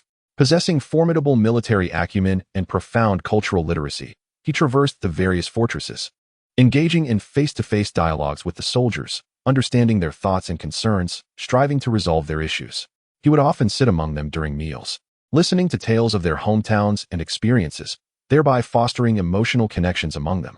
This egalitarian approach to communication, devoid of class distinctions, instilled profound admiration and trust in Wei Qing from the members of the Night's Watch. As night descended, Wei Qing stood atop the watchtower of the new fortress, gazing down upon the stronghold of the Night's Watch. The snow glimmered like silver under the moonlight, the lights upon the walls twinkled brightly, and the sound of the Night's Watch's horn echoed intermittently from within the fortress. Since Wei Qing's arrival at the Night's Watch fortress, a profound transformation has taken place. His meticulously designed towering walls, densely populated with arrow towers, and a comprehensive defense system have rendered the Night's Watch's new stronghold the most formidable fortress in the north. A previously dormant army, under Wei Qing's leadership, has awakened with renewed vigor, evolving into an invincible force. Despite the apparent tranquility within the fortress, Wei Qing's heart remains unyieldingly vigilant. He understands that darker days loom ahead. He must remain ever watchful, for the undead creatures, the White Walkers, from the ancient frozen wastelands may strike at any moment. "Captain Wei, everything is prepared," reported Deputy Commander Li Yan, saluting as he approached Wei Qing. Wei Qing turned, casting a glance at the bastion behind him, and spoke gravely. "Excellent, but we must not let our guard down. We must remain vigilant. The threat of the White Walkers is far from over. Assemble the captains for a meeting tomorrow. We shall once again deliberate on our strategies." Li Yan nodded, a glimmer of determination flashing in his eyes. "Captain, rest assured, we will not allow the enemy to breach our defenses." Wei Qing, observing Li Yan's resolute gaze, felt a surge of conviction and faith and smiled faintly. "I believe in you all, and in the strength of the Night's Watch. If we are prepared, let those White Walkers come. This brief exchange, though succinct, forged an even tighter bond between the two men. They shared the monumental responsibility of safeguarding the North and protecting their homeland. As the long night approaches, they will undoubtedly face the most grueling of battles together. As night deepened, the lights within the fortress appeared to shine even brighter. Amidst the interplay of light and darkness, the Night's Watchmen sensed the impending conflict. However arduous the future may be, they must confront it with courage, steadfastly holding their posts to defend the peace and tranquility of their home. The reformed Night's Watch fortress had undergone a remarkable renaissance. Once desolate corridors now echoed with laughter and cheer. Members of various ranks no longer shunned one another, but instead engaged actively, learning from one another. New recruits joined the ranks of the Night's Watch, infusing the fortress with vitality and hope. One bright morning, the training grounds buzzed with fervor. Under Wei Qing's guidance, the Night's Watchmen practiced new tactics. Recruit Alster was engaged in a fierce struggle with veteran Burnin. The two swung their blades with fervent intensity, sparks flying. "Hold strong, Alster. Use your strength to drive the sword's edge." Burnin shouted. "I understand now. This is the secret of the swordplay that Commander Wei spoke of." Alster joyfully replied. Wei Qing, standing to the side, nodded with satisfaction. He observed the progress of the Night's Watch, and their unity and cooperation filled him with pride. Yet, he was acutely aware that the current harmony was but a fleeting illusion. The true test lay ahead in the wars and challenges to come. Continue to strive. Each one of you is an essential part of the Night's Watch. We must remain vigilant. With not a trace of complacency, Wei Qing solemnly addressed them. His gaze traversed the training grounds, extending toward the distant north. The political landscape of Westeros was ever-shifting, with new threats looming at any moment. Before the light could once again illuminate their realm, vigilance and preparedness were imperative, for the long night had yet to conclude, and the forces of darkness continued to stir beneath the surface. Wei Qing turned and entered the strategy room, ready to engage in earnest consultation with his council. Today, they would analyze the latest developments in the south to respond promptly. He understood that maintaining a keen awareness of surrounding dynamics was crucial to ensuring the tranquility of the north. Each meeting and every analysis served as preparation for the wars that lay ahead. Every Night's Watchman, whether seasoned or newly appointed, labored towards a singular goal, to safeguard their homeland and uphold the peace of Westeros. Under Wei Qing's leadership, they relentlessly honed their combat skills, readying themselves for the potential wars of the future. Wei Qing swiftly convened an emergency war council, his gaze sweeping over each Night's Watchman present. Beside him sat Hunter, the chief strategist, an experienced warrior with profound insights into the nature of warfare. The incursions by the walkers and pirates have demonstrated that the threats we face far exceed our expectations. Wei Qing began, his expression resolute and sincere, resonating with the assembly. This is both a test and a challenge. Hunter added with fervor, "We can no longer remain idle as we once did. We must take action and fight." Wei Qing nodded in agreement, turning to Hunter and inquiring, "What do you believe should be our response to this attack?" Hunter pondered for a moment before responding. "First and foremost, we must ascertain their motives. What drives them to risk their lives to assail us? Is this an act of vengeance? Or are they compelled by external forces? Secondly, we must analyze their tactics. How did they overcome our defenses and breach our lines? Only through understanding these elements can we identify their vulnerabilities and mount an effective counterattack." Wei Qing nodded thoughtfully, then addressed the other Night's Watchmen with gravity. "We must remember that each battle presents an opportunity for growth. We cannot forget our fallen comrades, nor the lessons learned in every skirmish. Only then can we achieve victory in the wars to come." Following the conclusion of the meeting, the Night's Watchmen sprang into action. They intensified their patrols and heightened their vigilance. Each individual understood that unity was essential to overcoming their adversaries. Fear was no longer an option, for they realized that as long as they clung to their convictions, the darkness would eventually recede and light would prevail. Despite having endured numerous battles, their fervor and determination remained undiminished. They recognized that each confrontation tested their beliefs. It was through these trials that they could truly grow and safeguard their homeland. Although the wars ahead promised to be arduous, Wei Qing and the Night's Watchmen stood resolute, prepared to confront whatever challenges lay ahead. They firmly believe that as long as they stand united, nothing can vanquish them. They anticipate the challenges that lie ahead, for they understand that only through adversity can they realize their dreams of safeguarding their homeland and preserving peace. Within the confines of the Night's Watch Fortress. Chapter 21. The Battle at Dawn. The atmosphere was thick with the oppressive tension of an impending storm. A palpable sense of anxiety and expectation enveloping every heart. The Night's Watch received reports from scouts indicating that the Southern Alliance had assembled, well-equipped and well-trained, their numbers greatly surpassing those of the Watch. In the brightly lit conference room of the fortress, the leaders of the Night's Watch convened frequently to deliberate strategies in response to this formidable foe. Though their ranks were few, they were intimately familiar with the geography of the north, and they recognized that using the advantageous terrain to set ambushes was their strength. With a map in hand, Wei Qing's finger traced a valley, his gaze resolute and steady. He understood that the outcome of this war would determine the fate of the entire continent of Westeros. Failure was not an option. The gravity of Wei Qing's words intensified the atmosphere in the conference room. Each member of the Night's Watch acutely aware of the weight of responsibility resting upon their shoulders. From the commanding leader Bolton to the inexperienced recruit James. Every eye sparkled with determination and resolve. Wei Qing, how effective do you believe our new crossbows and poisoned arrows will be on the battlefield? Inquired a short-statured yet sharp-eyed member of the Watch, Hoba. He was the fortress's master of arms and a shrewd strategist. Wei Qing turned to him with a smile. Hoba, you are our weapons master. What do you think? His response took Hoba aback momentarily, before he broke into a smile, satisfaction evident on his face. With our new weaponry, combined with the determination and courage of each member of the Watch, I am confident we shall make the Southern Alliance pay a heavy price, Hoba declared. Igniting applause among the surrounding Night's Watchmen, their confidence bolstered by his words. As night deepened, the stars illuminated the sky above the fortress.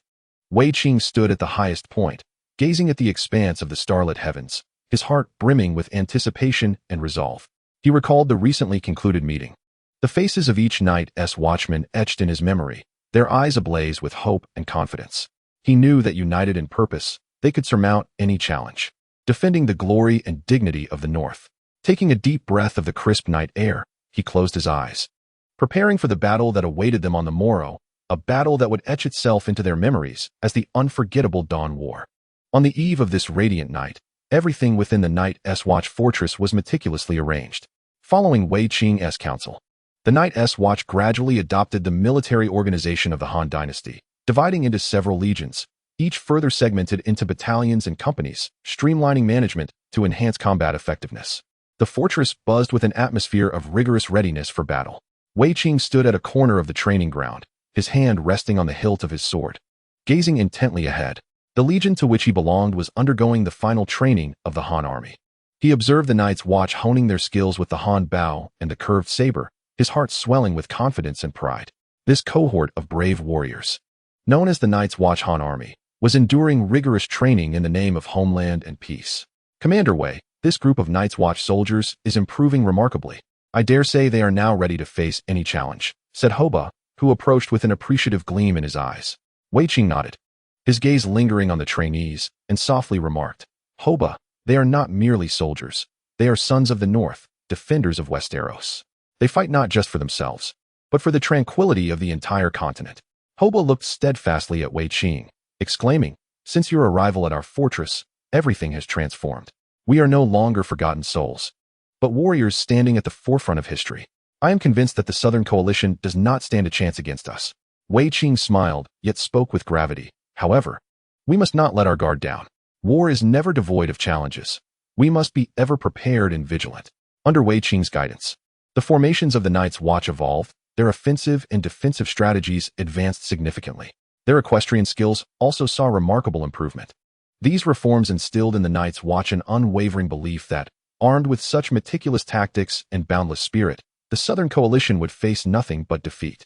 As dusk descended, the Night's Watch gathered around the fire, discussing the imminent battle. The recruit, James, inquired, Commander Wei, can we truly defeat the Southern Coalition? Wei Qing gazed into the flames. Responding thoughtfully, James, there are no absolute victories nor defeats in war, but I believe that as long as we stand united, we shall prevail. The faces of the Night's Watch reflected determination. They recognized they were no longer silent guardians of the North, but a formidable force capable of altering the fate of Westeros. This confidence and cohesion would serve as their steadfast support in confronting any adversity and challenge. As night deepened, Wei Qing stood atop the city walls, peering into the encroaching darkness. He was acutely aware that the battle awaiting them would be brutal, and some might fall. Yet he also knew that the Night's Watch would etch a new legend for their fortress through their actions. They would sacrifice everything for the peace and serenity of the Westeros continent. He inhaled deeply, gazing into the distance, his heart brimming with visions of the future. Tomorrow marked the dawn of battle. The moonlight, like silver, blanketed the entire Night's Watch fortress. The biting cold wind swept over the snow-laden walls, carrying with it the distant scent of war.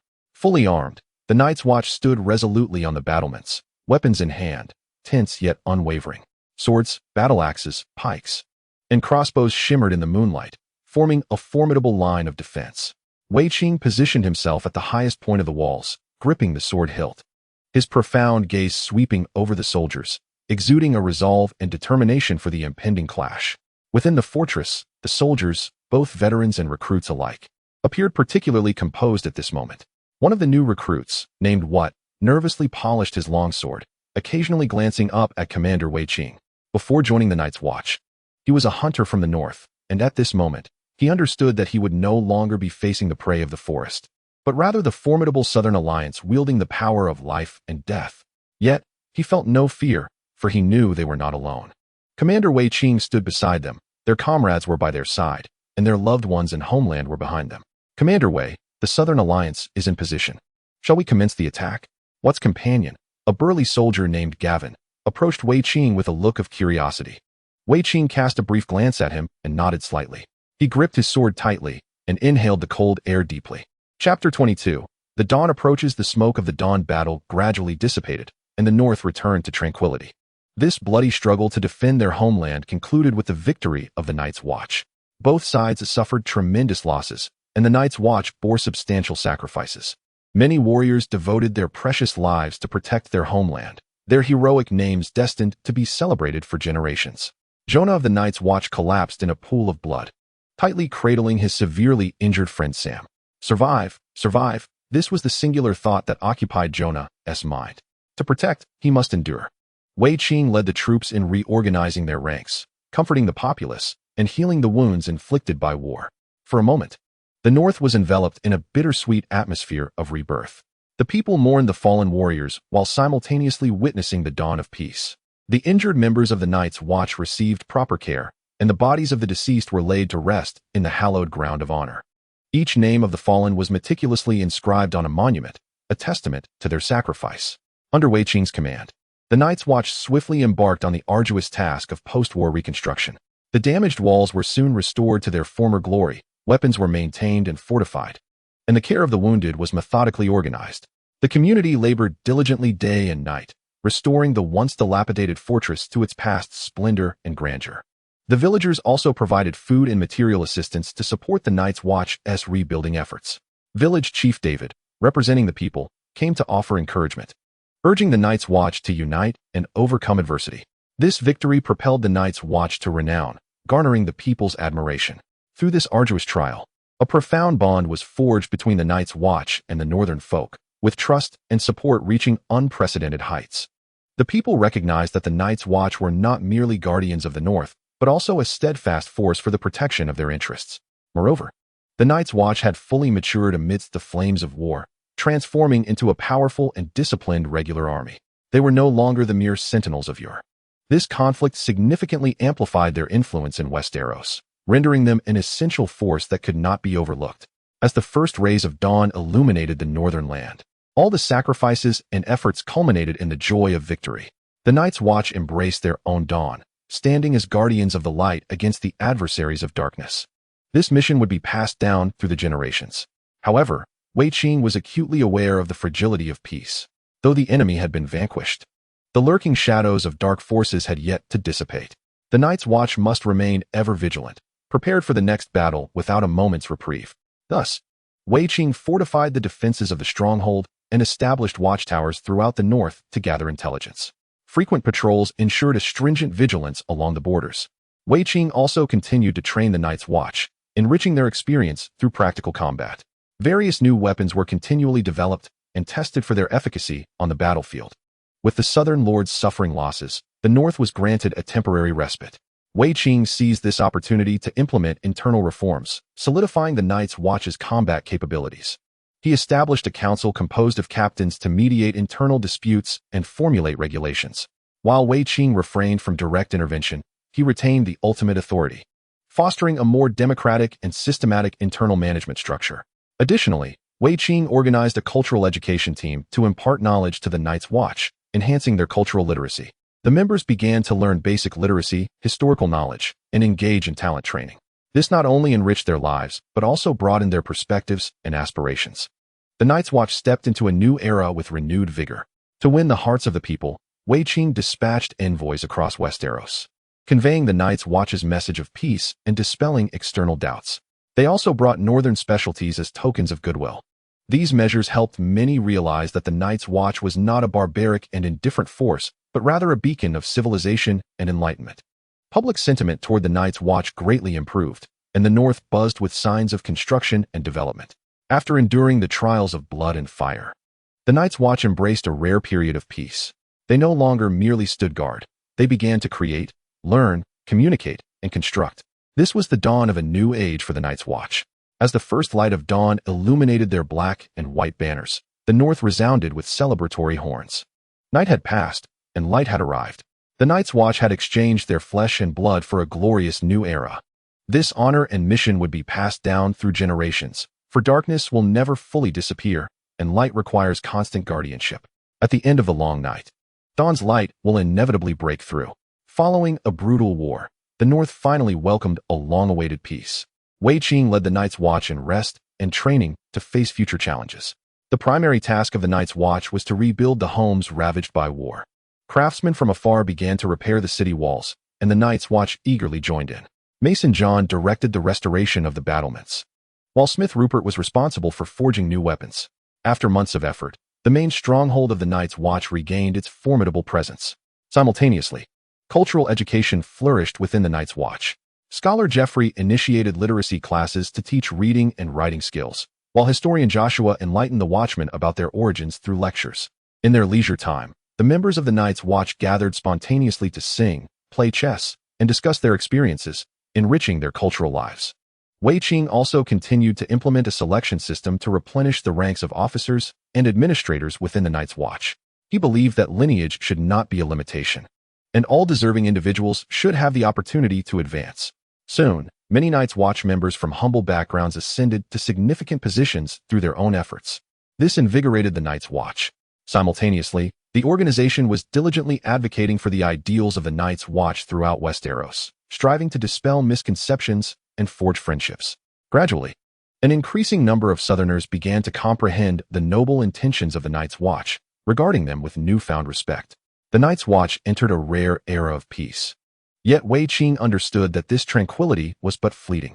When the long night descends, the Night's Watch would bravely combat the encroaching darkness, shining like stars before dawn. For safeguarding the light had become their sacred duty. As seasons changed, the Night's Watch remained vigilant in peace and resolute in their endeavors. They held steadfast to the belief that light would inevitably return, for darkness could not persist eternally. It was this conviction that empowered the Night's Watch to endure the interminable night, unwavering in their watch over the dawn's first light. Wei Qing recognized that in times of peace, heightened vigilance was paramount. He continued to enhance their military capabilities in preparation for unforeseen circumstances. In the cavalry camp, the equestrian master Patrick was instructing the new recruits in mounted archery, maintaining balance and a poised posture. With the bow in his right hand and the string drawn by his left, the young members of the Night's Watch were becoming increasingly adept in both horsemanship and archery under his meticulous guidance. Chapter 23. Dark clouds gather the ancient. Icebound lands echoed with the howling of frigid winds as glaciers collapsed and snow melted. A pair of blood-red eyes slowly opened. The Night King had awakened. Rising to his towering stature, he donned a cold, black cloak, and the swirling ice and snow behind him coalesced into a blue ice dragon. Around him, the snow rapidly gathered and morphed into twisted, grotesque figures, an army of horrifying wights resurrected by the Night King's formidable magic. The wights, clad in tattered armor and wielding rusted swords, exuded the stench of decay. Yet within each body lay a terrifying power. As blue ice flames burned in their skeletal eye sockets, fully armed, they patiently awaited their master's summons, utterly obedient to the Night King's command. The Night King raised his arms and let out a long, chilling howl. The ice-blue crown and eyes emanated a magical glow, illuminating the entire frozen expanse. With a wave of his hand, tens of thousands of wights prepared to march southward under his command. The ominous army advanced, their heavy footsteps resonating with malevolence. Wherever this dark legion tread, the frigid winds howled, wildlife vanished, and sunlight struggled to penetrate the thick blanket of snow. They slaughtered all living beings, using magic to transform the corpses into new recruits for their ranks. Thus, the white army swelled in numbers, their footsteps growing increasingly weighty, the frost they exuded becoming bone-chilling. The burgeoning army required sustenance.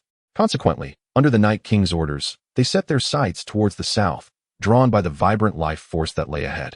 There, in the prosperous cities and sprawling villages, the Night King longed for the fresh blood he had coveted for so long. Their first step would be to crush the wildling tribes that had thrived in this region for years. An inky darkness was poised to engulf all living beings. Yet none were aware of the impending cataclysm. The Night King sneered, anticipating the stronger vitality he could consume. In the valleys where the wildling tribes resided, the members huddled around their fur tents, warming themselves by the fire and passing the time with idle chatter. The young individuals toyed with their bone daggers, while the elders savored their homemade malt liquor, and the children frolicked amidst the tents. Their tranquil existence remained unshattered by the encroaching darkness. Tell me, if the rumors are true and the night watchmen have allied with the southern lords to assault us, can our tribe truly withstand the onslaught? Inquired a wild youth with long braids, as he roasted a lamb leg. I would relish seeing those spineless cowards dare to approach, boasted a burly man adorned with a wolfskin hat. As long as my axe remains in the wilds, we shall endure. You always speak with such bravado, interjected an elderly man with graying hair. The night watchmen are not to be trifled with. Do you not recall how your brother was wounded by them at the Great Wall? That was an accident. Once I become chieftain, I shall show them what true strength is. The robust man retorted, his face flush with indignation. Become chieftain, you say? You haven't even passed the chieftain's examination. The braided youth quipped mercilessly. Just as the burly man was about to counter, a sentry's alarm echoed from the valley. Enemies approaching. Flee. This was followed by a chilling, eerie wail that sent shivers down their spines. The wild men hastily grasped their weapons and burst from their tents, only to behold grotesque figures advancing in droves. They were the decayed, malformed remnants of humanity, exuding the foul stench of putrefaction, seeming less like the living and more like the damned. What in the blazes are those abominations? The wild men recoiled in terror, though fierce in spirit. The tribe had never encountered such a horrifying foe. Chief Ogre immediately commanded the tribe to regroup and establish a coherent defense. Let us greet these demons with fire, he bellowed, hurling a flaming stick toward the approaching horde.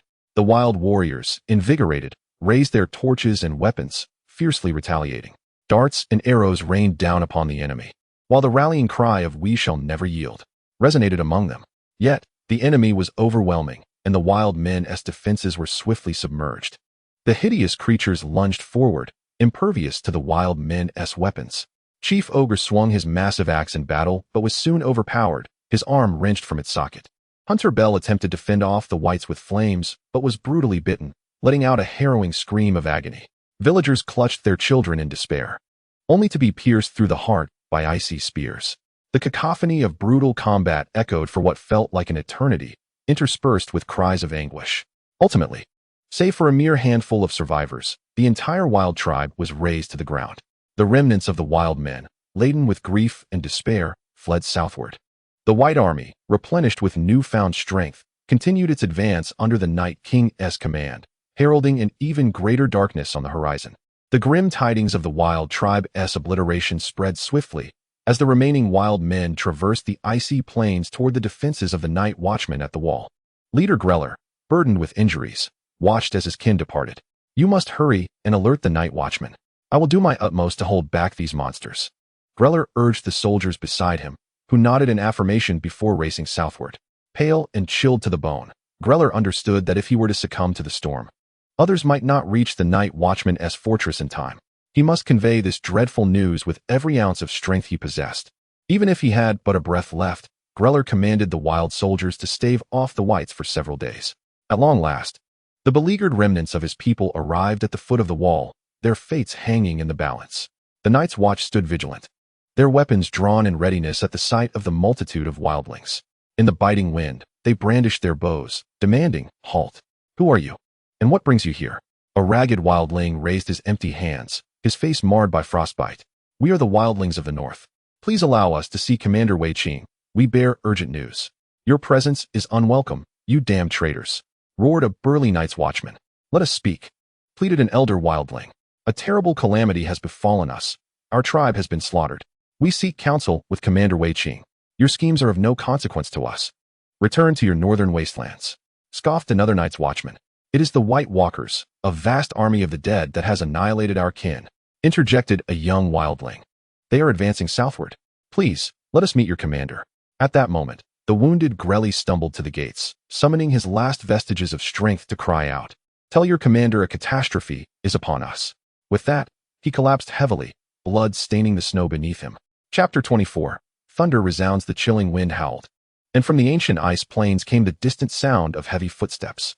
It was the Night King, leading the army of the White Walkers, steadily advancing towards the Night's Watch's wall. The formidable procession stretched for miles, exuding an aura of dread. Clad in full armor, the White Walkers' icy blue flames flickered in their eye sockets as they marched in unison, radiating an otherworldly chill with each step. Their objective this time, the wall, a monumental bastion erected by the Night's Watch over millennia and the vast human territories beyond. At the watchtower, a soldier named Liao peered through his telescope, scanning the northern ice fields. Upon spotting the distant figures, an instinctual chill gripped his heart, sensing the encroaching menace. Each footfall from that direction sent shivers down his spine. As if death itself were looming nearby, Liao quickly organized his comrades to relay the message. The alarm of the northern assault swiftly echoed through the Night's Watch quarters. The previously resting members of the Night's Watch halted their tasks, their expressions turning grave as they prepared for action. A palpable tension settled over the camp, thick with the scent of impending conflict. The enemy approaches. Rise, shouted the commanders, urging their soldiers to don their armor. While no further news had reached them from the wall, it was clear that their worst fears were manifesting. The soldiers exchanged uneasy glances, each reflecting the same apprehension and anxiety. Meanwhile, another contingent of cavalry raced day and night towards the fortress to deliver the news to Wei Qing.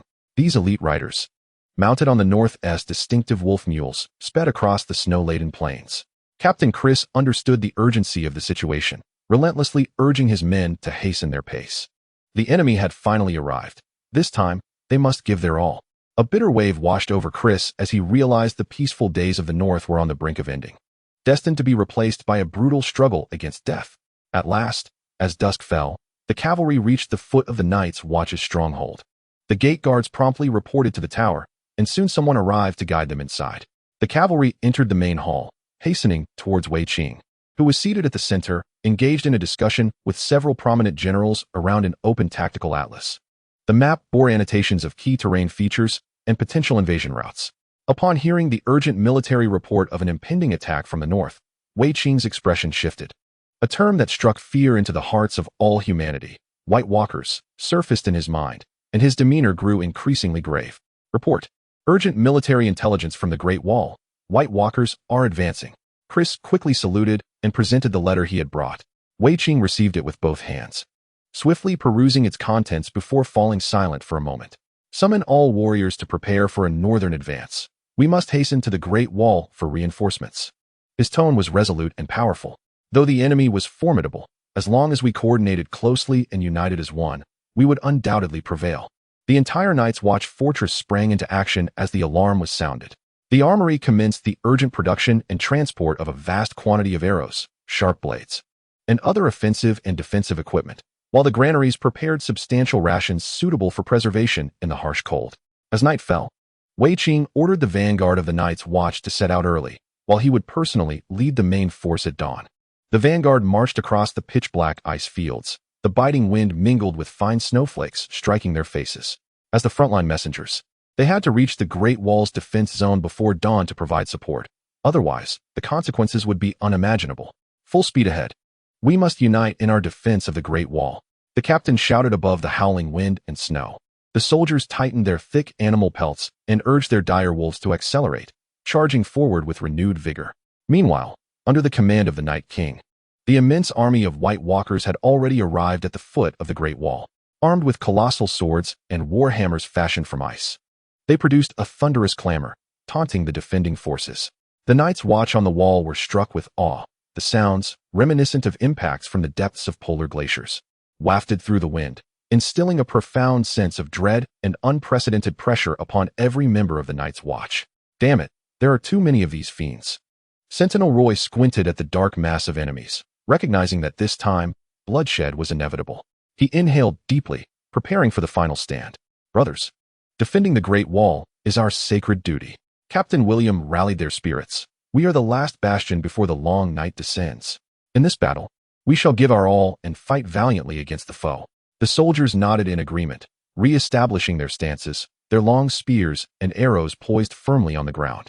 The Night King stood atop the icy cliff, surveying the Great Wall and its defenders from a commanding height. His blood-red eyes glinted with mockery and disdain, as if gazing upon a herd awaiting slaughter. Go, my servants. Hunt for more new lives, the Night King murmured to his subservient White Walkers. Tonight, we shall carve a path to the south, allowing their world to bask in darkness as well. The White Walkers emitted a piercing shriek of obedience before vanishing into the night to relay their orders. Meanwhile, the Night's Watchmen on the Great Wall steadfastly maintained their posts. Although the enemy lurked ominously in the distance, they were acutely aware that a fierce battle was imminent.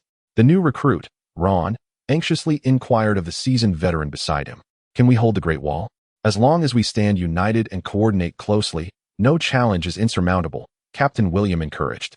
Ron nodded, gripping his sword with renewed determination. Each soldier was prepared to confront this life-and-death struggle with unwavering resolve. That night, both sides found themselves in a silent standoff. The Great Wall was illuminated, the defenders vigilant, while the army of the others concealed themselves in the darkness, poised to strike.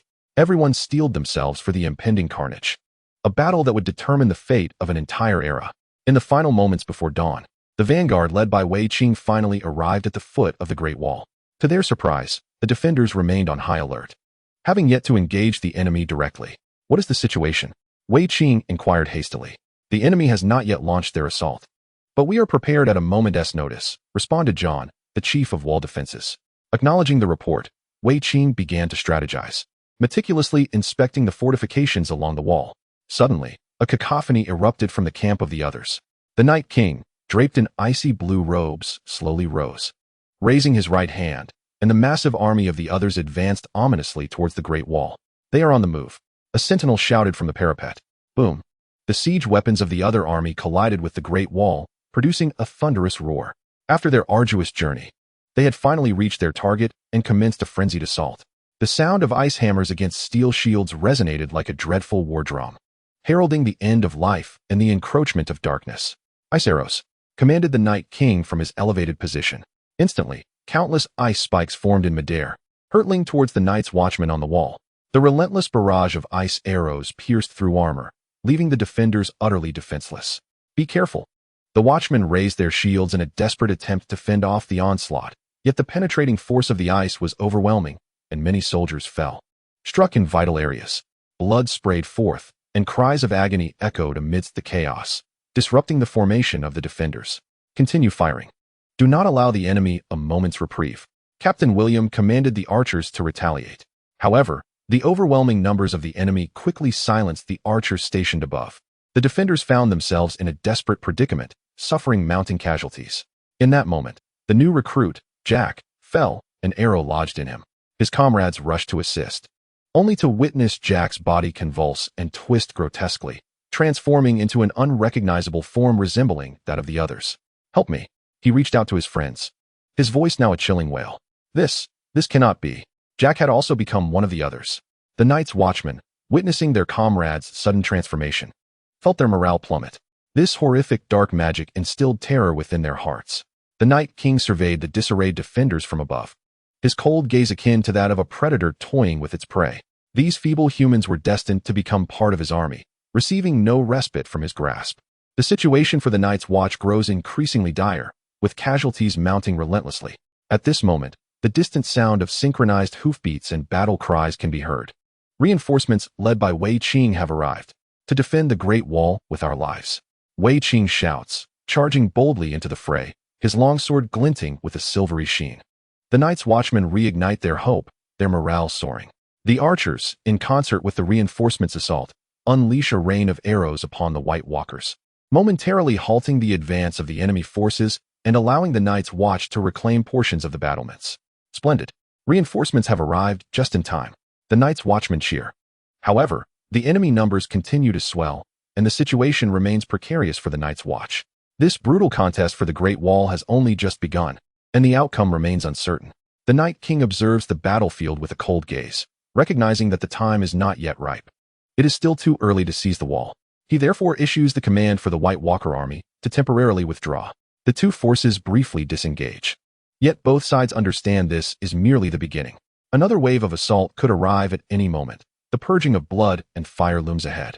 The situation for the Night's Watch worsens, with fatalities escalating. Many soldiers, having witnessed their comrades transformed, succumb to fear, their fighting spirit waning. Remember our mission. Do not falter. Captain William exhorts, striving to uplift their spirits. At that moment, he is struck down by an ice arrow, sacrificing himself heroically. Captain, the soldiers, witnessing William's fall, nearly lose all hope. In their despair, they howl and curse, yet struggle to halt the relentless advance of the foe. Stand aside.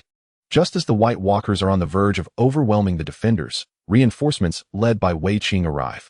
He gallops swiftly into the enemy lines from the flank, granting the Night's Watch a moment to regroup. Repel the enemy from the walls.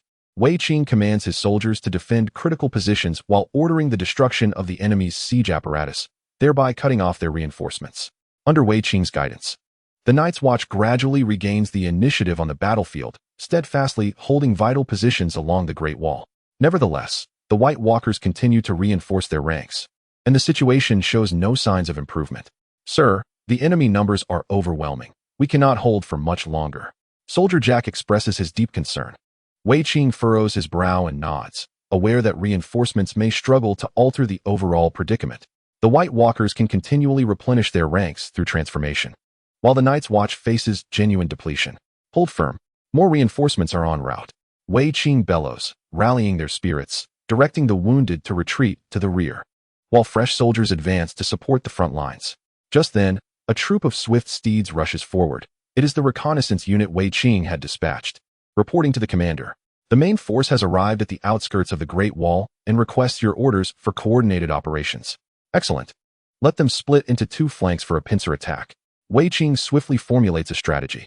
Under his command, the Night's Watch and reinforcements initiate a counteroffensive. Archers shoot down the White Walkers scaling the walls and sever their siege equipment. Ground soldiers wield long spears to strike at approaching foes. The Night's Watch gradually reclaims portions of the battlements, repelling the White Walkers' assault. However, as the enemy continues to transform their ranks, they also sustain their numbers. This dire state of affairs appears unlikely to reverse in the foreseeable future. I comprehend the fatigue and anguish you endure. Wei Qing addressed the soldiers amidst their ranks, declaring that we face a foe more terrifying than death itself. Yet, I firmly believe that as long as our hearts continue to blaze with love for this land, the darkness shall inevitably recede. His tone resonated with inspiration, and the soldiers nodded, revitalized by his words. They understood that this battle determined the fate of their homeland. In the distance, the Night King narrowed his blood-red eyes, resolved to alter his strategy. The siege would be prolonged, but the outcome was already sealed. The defenders were destined to crumble. In the relentless struggle, the Night's Watch had suffered grievous losses, while the Night King's forces continued to replenish their ranks, transforming every fallen Night Watchman into a new soldier, even with reinforcements from the north arriving in droves. Reversing the unfavorable tide for the Night's Watch seemed an insurmountable challenge, leading to a significant decline in morale, with many succumbing to despair. Amidst the howling wind and snow, Captain William led a small group of Night's Watchmen to break through the encirclement, attempting to launch a surprise attack on the Night King himself. For only by vanquishing the Night King could this nightmare be brought to an end. We must stake everything on this gamble, for the wall, and for the entirety of the North. A resolute fire burned in William's eyes. Yet, as they neared their target, they unwittingly stumbled into a death trap, all perishing at the hands of the Night King and his lieutenants. The vanguard was obliterated, leaving the Night's Watch with no chance of resurgence. The siege endured for 2 days and nights, the Night's Watch paying a heavy toll. The battlements were stained with blood, and corpses piled high. The air was thick with the scent of blood. Both sides found themselves in a stalemate, the defenders suffering unprecedented attrition. Newly arrived soldiers could not compensate for the continual loss of seasoned veterans. The enemy's numbers were overwhelming. We cannot hold out much longer, Soldier Jeffrey lamented anxiously. Maintain your morale. Reinforcements are on their way. Wei Qing rallied the crowd, though deep down, He knew that mere reinforcements would not suffice to alter the tide of battle. Chapter 26. The fall of the city. A searing pain coursed through Loy as he struggled to raise himself from the pool of blood. The ground around him was strewn with severed limbs, the bodies of his comrades enough to blanket an entire hill. The tumultuous crimson hue stained the sky, reminiscent of the moment when flames had previously engulfed the heavens. The heart-wrenching screams still lingered in the air. Loy halted, witnessing a soldier of the garrison being toppled by 5 wights wielding long spears, who then encircled him, mercilessly impaling him with ice shards. The soldier thrashed and roared, ultimately succumbing to eternal silence beneath the terrified gaze of Loy. A profound sense of powerlessness overwhelmed him. He realized that no matter how valiantly he fought back, he could save none of his dying brethren. This failed defense of the city had devolved into utter despair. A bloody tempest raged, with life and death struggles unfolding both within and beyond the wall. Yet the fate of the two armies had long since been decided. The bravery of the defenders was undoubtedly worthy of praise, yet they could not escape the grim destiny that awaited them. Like Loy now, left alone and helpless, his only recourse was to flee and survive. Loy traversed the ruins, arriving at a half-collapsed arrow tower, once the final stronghold of the wall's defenders. It had now been reduced to mere rubble. Outside the arrow slit lay a desolate expanse, shrouded in a thick pall of charred remains and the acrid stench of burnt flesh. Not far away, a bear of ice, its head grotesquely truncated, continued to gnaw on the lifeless body of a fallen soldier, emitting a chilling sound of suckling. Loy stumbled, nearly losing his footing in the blood-soaked ground. At that moment, he caught sight of a soldier, barely clinging to life, slumped against the wall, a shard of ice lodged in his chest. The man mustered the strength to lift his head, and in his murky gaze, a flicker of hope emerged. "Flee, while you still can," he managed to gasp. Before convulsing and succumbing to death, Loy crouched beside him and discovered 2 unused arrows tucked within the soldier's belongings. These were undoubtedly the most precious remnants of the fallen guard. Loy carefully stowed them away, determined to prevent them from falling into the hands of the Night King. Outside, the faint sounds of combat echoed in the air. Loy stealthily ascended to the top of the arrow tower, peering through a narrow window. Below, dozens of soldiers engaged in a fierce struggle against the whites on the ruined streets. Leading them was the commander, Wei Qing, his sword a whirlwind of defiance. "Retreat! Break through to the northeast!"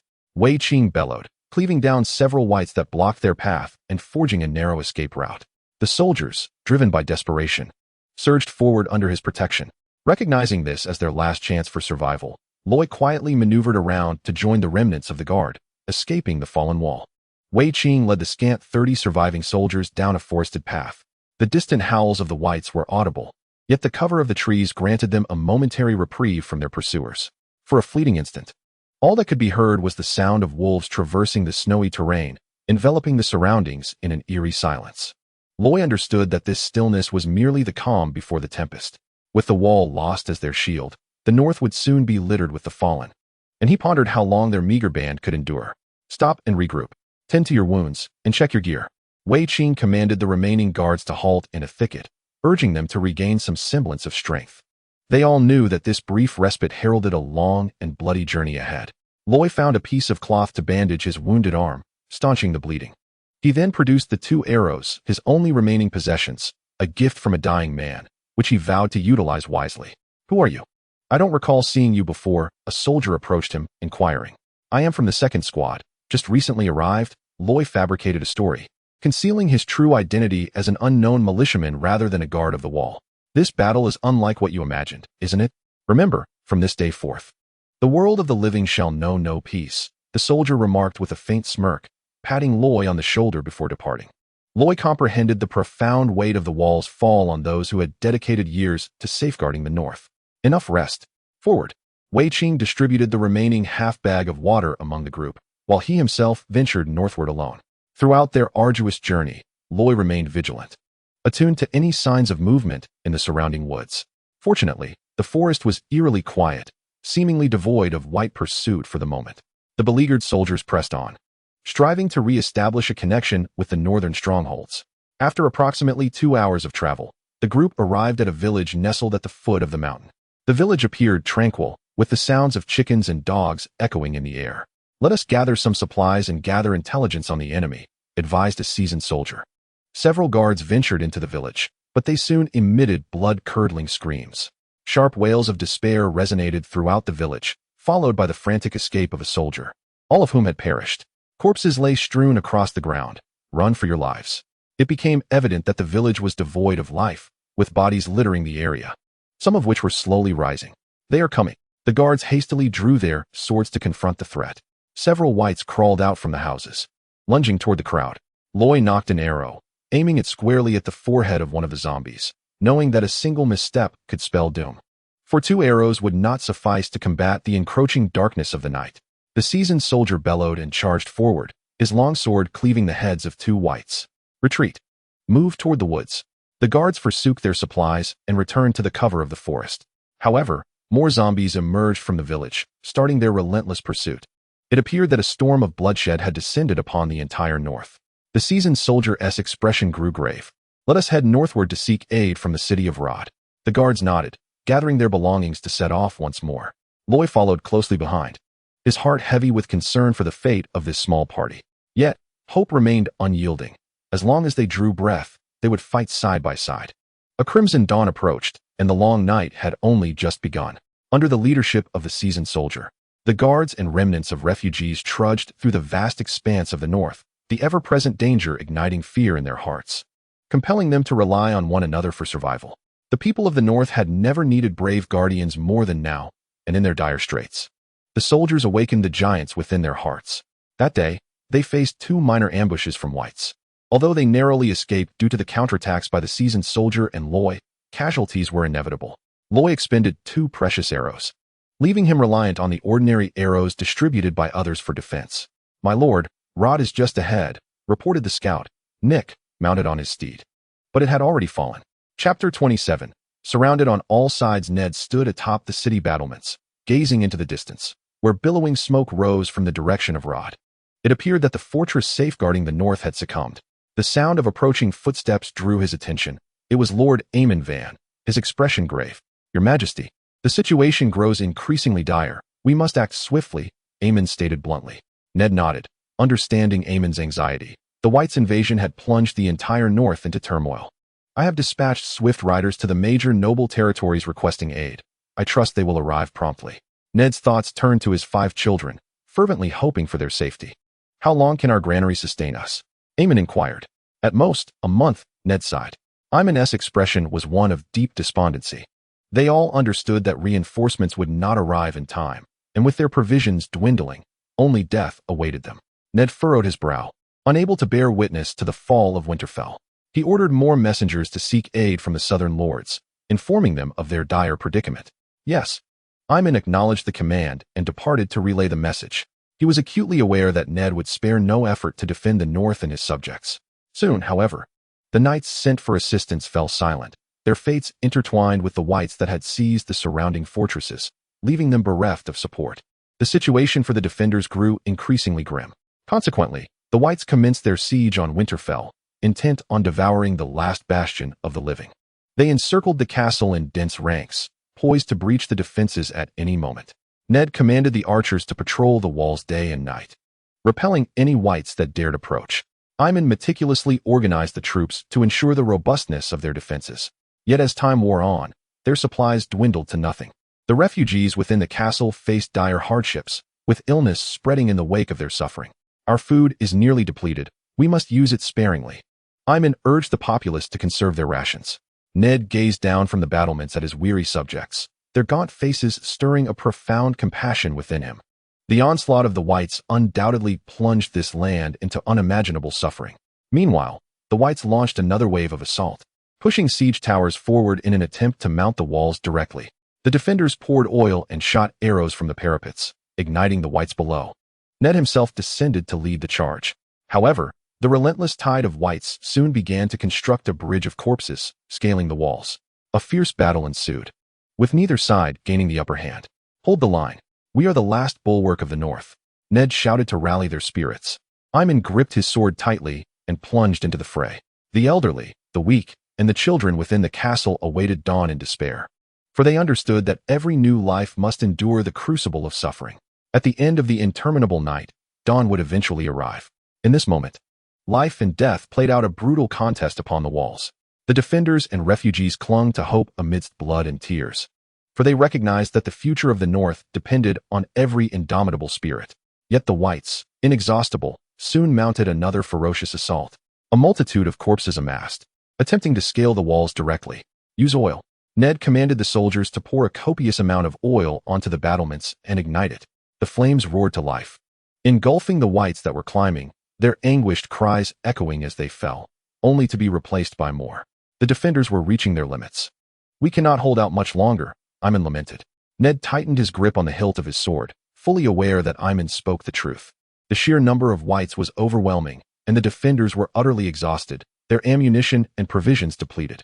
Meanwhile, the unconscious Wei Qing was carried away by the surviving Night's Watch to the nearest port, departing the northern continent. The ship swayed uncertainly, but fate inexorably pulled Wei Qing eastward. Just then, the battle for Winterfell seemed to turn a corner. In this darkest hour, a wolf's howl resonated from outside the castle. It was Catelyn. Ned exclaimed in surprise, calling out his wife's name. There stood Catelyn Tully, clad in armor, leading a legion of female warriors into battle. "Charge! Break through the encirclement," Catelyn commanded, her voice echoing like thunder alongside the pounding of galloping hooves. The female warriors thrust their spears and unleashed a barrage of arrows, instantly breaching a section of the whites' ranks. Catelyn's arrival infused the defenders with renewed vigor. "Continue the counterattack. We shall defend Winterfell." Ned, invigorated, rallied the troops to charge out of the city and unite with Catelyn. Together, their combined forces momentarily halted the advance of the White Army. Observing this, the Night King commanded a temporary retreat through sheer will. Meanwhile, Catelyn's reinforcements seized the opportunity to enter the city and replenish supplies. "My dear, your timing is impeccable." Ned embraced Catelyn tightly, who smiled in return, declaring, "I will forever protect our home." Yet both understood that the whites would return. The battle between life and death was far from over, and they would require greater strength. For though the dawn's light was faint and fragile, it would inevitably arrive. The people of the North would never relinquish their hope. In that moment, all beings across the realm yearned for the glimmer of light to pierce the long night. It embodied their relentless pursuit of life and light, a reflection of the indomitable spirit of the Northerners. Catelyn's reinforcements revitalized the defenders and temporarily repelled the white assault. Yet the enemy continued to gather outside the walls, poised to launch another siege. Faced with the seemingly endless horde of whites, Catelyn recognized that a hastily assembled band of female warriors could not fundamentally alter the tide of battle. She and Ned deliberated strategies, seeking a breakthrough to their current predicament. "We must first evacuate the elderly, women, and children from the city to alleviate the strain on our supplies," Catelyn proposed. Ned frowned, responding, "The roads outside are controlled by the whites, making escape nearly impossible." Both fell into contemplation. At that moment, Aemon suggested, "We could use the secret passage to evacuate people. It may be precarious, but our chances remain." Ned and Catelyn nodded, acknowledging it as the most viable plan.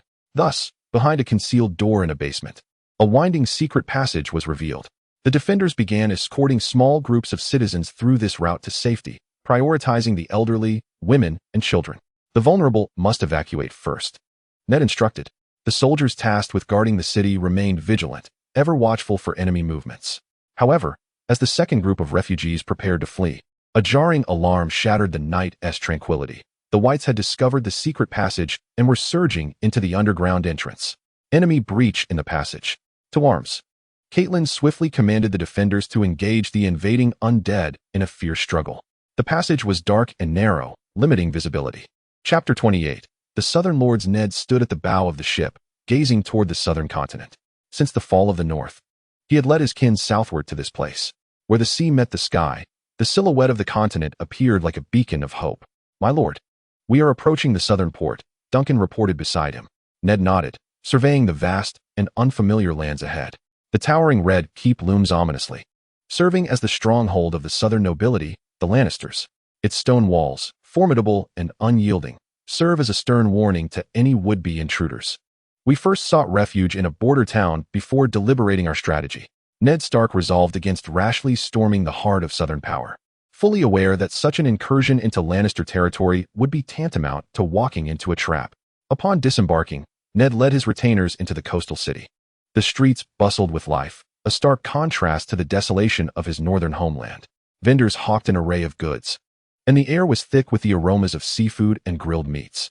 Ned marveled at the stark disparity between this vibrant community and the ravaged remains of the North. where death reigns supreme. Are you the Lord of Winterfell? Inquired a knight clad in silver armor, introducing himself as a messenger from the lord of the city. Please, follow me. Ned gladly accompanied the knight to meet Lord Aaron, a man of lesser southern lineage whose career had not flourished, relegating him to govern this remote town. He welcomed Ned and his entourage warmly, and soon both parties reached an understanding that allowed the Northerners to temporarily reside in the city. Thus, Ned and his companions began to settle into life in the coastal town. The Northern nobles endeavored to coexist harmoniously with the local populace, striving to diminish any sense of alienation. For a time, the local prejudice against the Northerners lessened. However, this tranquility was short-lived. As the powerful Southern families covertly vied for dominance, the Lannisters swiftly dispatched envoys, threatening Lord Aaron with the loss of his title should he fail to expel the Northerners. The envoys' aggressive stance placed immense pressure on Aaron, yet he managed to procure a brief reprieve. I must beg your pardon, but the pressures are overwhelming. I fear I cannot offer long-term sanctuary, Lord Aaron conveyed with difficulty to Ned. He understood the Lannisters had the means to fulfill their threats. Placing his precarious position in jeopardy, Ned pondered deeply, having discerned the intentions of the Southern lords. With the North in peril, he had no recourse but to seek assistance from higher powers in the South.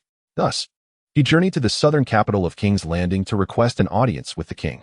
Yet, within this grand city, the nobles from various regions greeted the Northerners with disdain and mockery, rejecting any pleas from outsiders. Begone from the capital, beggar, a richly clad young lord spat at Ned. He swallowed his pride, striving to ascertain the political currents within King's Landing. With the aid of Lady Marjorie, a sympathetic figure from the north, Ned was ultimately granted an audience with King Baelish. Your Majesty, the White Walkers threaten the fate of the realm. I beseech you to send troops to aid the north. Ned implored fervently. He bowed respectfully. Your Grace, I hail from House Stark of the North, and I come to plead for your support in the ongoing conflict within our territory. Baelish waved his hand dismissively. The affairs of the North are of no concern to us. There is a vast sea separating us. Ned persisted, Your Majesty. The invasion of the White Walkers endangers the peace of the entire kingdom. Should they reach the south, the consequences would be dire. Baelish reclined on his throne with closed eyes, pondering the vast distance of the north. Why concern ourselves with them? Ned's tone was more earnest. After all, we belong to the same kingdom. Since the north is in distress, it is hoped that the south will extend a hand. This pertains to the future of the entire realm. Baelish waved his hand dismissively, interrupting Ned. Enough, I have heard enough. Let the north handle its own affairs. We in the south have no strength to spare. Yet Baelish merely gestured indifferently for Ned to withdraw, evidently unwilling to engage in northern matters. The southern monarch, with a narrow perspective, focused solely on his immediate power, oblivious to the long-term threat posed by the others. Ned wished to articulate further, but was restrained by a nearby guard and escorted away. Baelish did not cast a glance at Ned, instructing his attendants to prepare the carriage for a leisurely outing to the hunting grounds. Ned felt a profound sense of frustration. The king dismissed the crisis in the north entirely. How could he unlock the heart of the southern rulers? Ned then sought out other significant lords, hoping to garner military support. However, those high-ranking southern nobles were all perfunctory in their responses, employing various evasive tactics, indifferent to the plight of the north. They were solely concerned with their own territorial power, ignoring the calamity in the north. Faced with the apathy of the southern ruling class, Ned felt an unprecedented sense of confusion and defeat. United as one kingdom, they should stand together against external threats. Yet the chasm created by self-interest was so profound that persuading the South to recognize the threat of the others seemed increasingly insurmountable. Time was of the essence. The annihilation of the North loomed ominously, and Ned pondered how to alter the Southern lords' attitudes. At a banquet, Ned engaged in casual conversation with several minor Southern nobles, mentioning the dire circumstances in the North. Though they expressed sympathy, they also clearly lacked influence. A disparity in power was the true key to shaking the ruler's resolve. One lord softly reminded him. Suddenly, a spark ignited within Ned's mind. A bold idea began to take shape. Perhaps the southern rulers would only take the threat of the others seriously once they felt a shift in the balance of power. Thus, Ned set off to King's Landing, beginning to secretly assemble a volunteer army under the cover of Arianne. Exiled northern knights, alongside local southern warriors willing to join, rapidly formed a formidable force.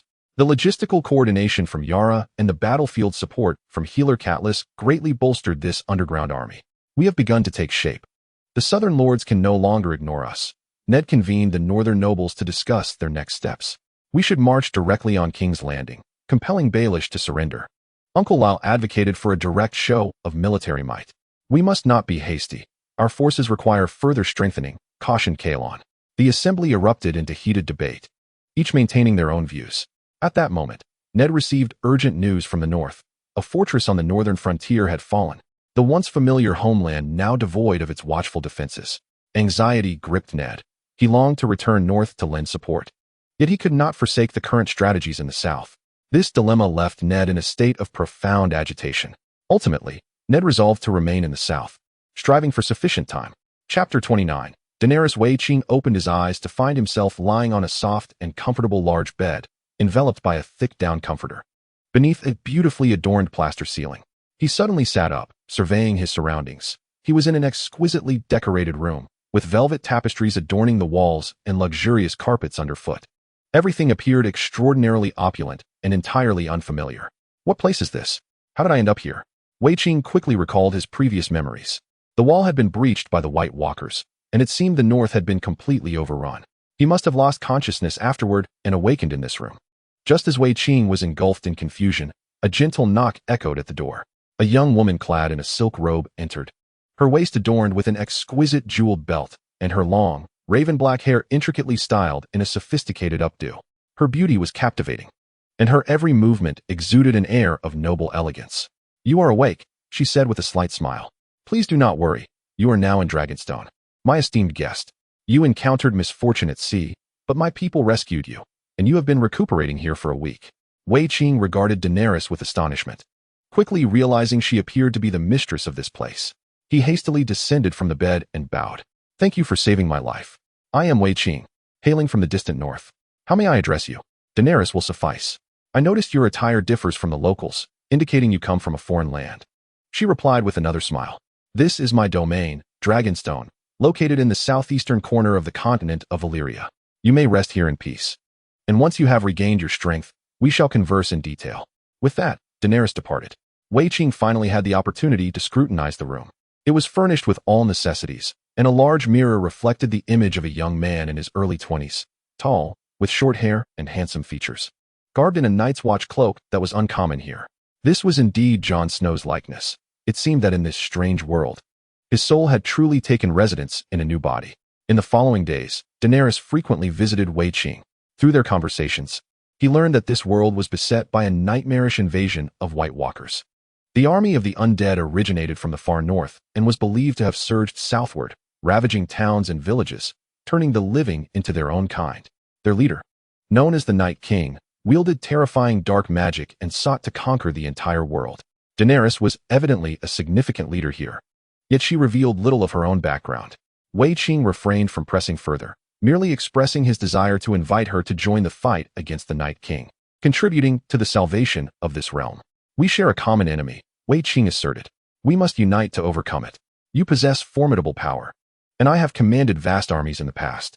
If we forge an alliance, we can surely turn the tide of battle." Daenerys smiled faintly at his words, but did not respond directly. It was only after Wei Qing's injuries had substantially healed that Daenerys took him on a tour of Dragonstone. The castle is perched upon a steep sea cliff, fortified by 3 concentric walls descending from the summit. At its core lies the main fortress, replete with towering spires that exude an aura of grandeur. Behind the castle, a vast cavern connects, from which the distant echoes of dragon roars can be faintly discerned. "This is my strength."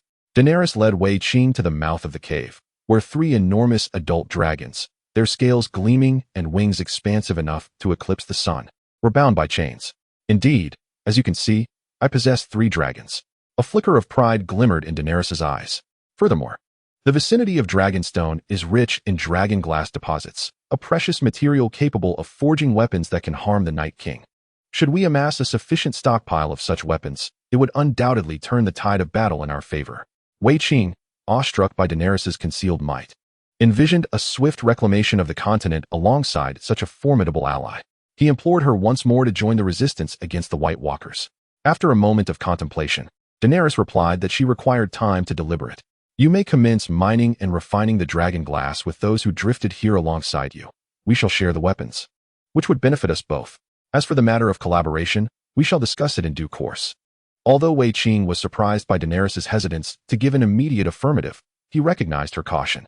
Thus, he accepted her proposal. Upon exiting the gates of Dragonstone, Wei Qing was met by dozens of Night's Watch members who had been awaiting his return. He commenced work at the Dragon Glass Mine alongside the Night's Watch, actively contemplating how to earn Daenerys' trust and solidify their alliance. The dialogue between them continued, but Wei Qing glimpsed the dawn of hope. As long as he could secure the confidence of this noble lady, the defeat of the Night King's army of the undead would soon be within reach. Nevertheless, the true sentiments of Daenerys remained an enigma. Days passed, and through the diligent efforts of Wei Qing and the Night's Watch, the stockpile of dragon glass had significantly increased. One day, Daenerys summoned Wei Qing to the parlor atop the tower for a discussion. "I admire your efforts and recognize your potential," she stated directly. "Thus, I have decided to grant you an opportunity to demonstrate your capability and worth. Thank you immensely for your trust," Wei Qing replied immediately. "I shall dedicate myself to this task and not betray your expectations." "Excellent. I have a mission that requires execution. Should you succeed, our collaboration will be inevitable." A glimmer of intensity flashing in Daenerys' eyes. "What is the mission?" Wei Qing inquired. 100 miles away lies a fortress named Castle Black, where I have stationed a scout in the north. He possesses critical intelligence regarding the Night King's current route," Daenerys elucidated. "Your task is to journey to Castle Black, locate my informant, acquire that intelligence, and safely escort him back to Dragonstone." "Understood. Rest assured, I shall fulfill this mission and pave the way for our alliance." Wei Qing accepted the seemingly daunting trial without hesitation. "Very well, prepare your gear. Depart by nightfall," Daenerys nodded in satisfaction. That night, Wei Qing stealthily departed from Shurlong Fortress with the Night Watchman, embarking on a covert mission to the haunted castle. Daenerys had provided him with scant hints regarding his informant, who was known only by the alias Black Cloak, residing in a dilapidated tavern nestled in the corners of the haunted castle. Such meager intelligence posed a considerable challenge for Wei Qing, yet he remained confident in his ability to complete the task based on his experience. In this endeavor, Daenerys dispatched the 30th chapter of Imminent Peril. Following the fall of Winterfell, the Night King's army swiftly engulfed the vast expanse of the north. Thousands of whites embarked on a frenzied hunt for the living, leaving no creature unscathed and reducing every town and village to ashes. Wherever they roamed, an eerie silence pervaded, as all life was extinguished beneath their merciless reign. Once, the north was home to millions of people from various races who had built their abodes, cultivated the land, and thrived. Now, however, the remnants of fallen cities and obliterated villages litter the landscape. Within the ruins, whites cavorted around countless decaying corpses, emitting chilling howls. They transformed every slain creature into their own kind, causing their numbers to swell at an alarming rate, nearly eclipsing the sun. After breaching the wall, Winterfell, once a bastion of prosperity, had been reduced to a desolate wasteland, its crumbling walls teeming with whites. They rummaged through the debris of collapsed structures, scavenging for already decomposed human remains, akin to beasts foraging through refuse. This ancient stronghold had irrevocably succumbed to a graveyard of death and despair. In the western north, the Iron Fir Fortress had seen its formidable walls collapse entirely, its once mighty bastion reduced to rubble, strewn with white bones and bloodstains. Every inch of land bore the marks of lives violently extinguished. The once trained guards met grim fates, transforming into zombie whites to swell the ranks of the Night King. Further north lay the Night's Watch's wall and its fortifications, once capable of contending with the entire south. Now, this territory, the initial battleground against the whites, lay in profound silence. Scattered weapons and collapsed watchtowers indicated that all vitality had withered in the merciless cold. The interminable polar night had descended permanently, halting all growth in the north under an absolute zero. The snow-covered plains were devoid of any hint of life. The farthest reaches of the north resembled a frozen cemetery.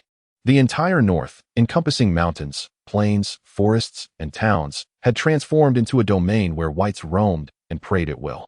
They seemed to derive a perverse pleasure from the mass slaughter of defenseless beings, their insatiable desire for destruction as unfathomable as a black hole.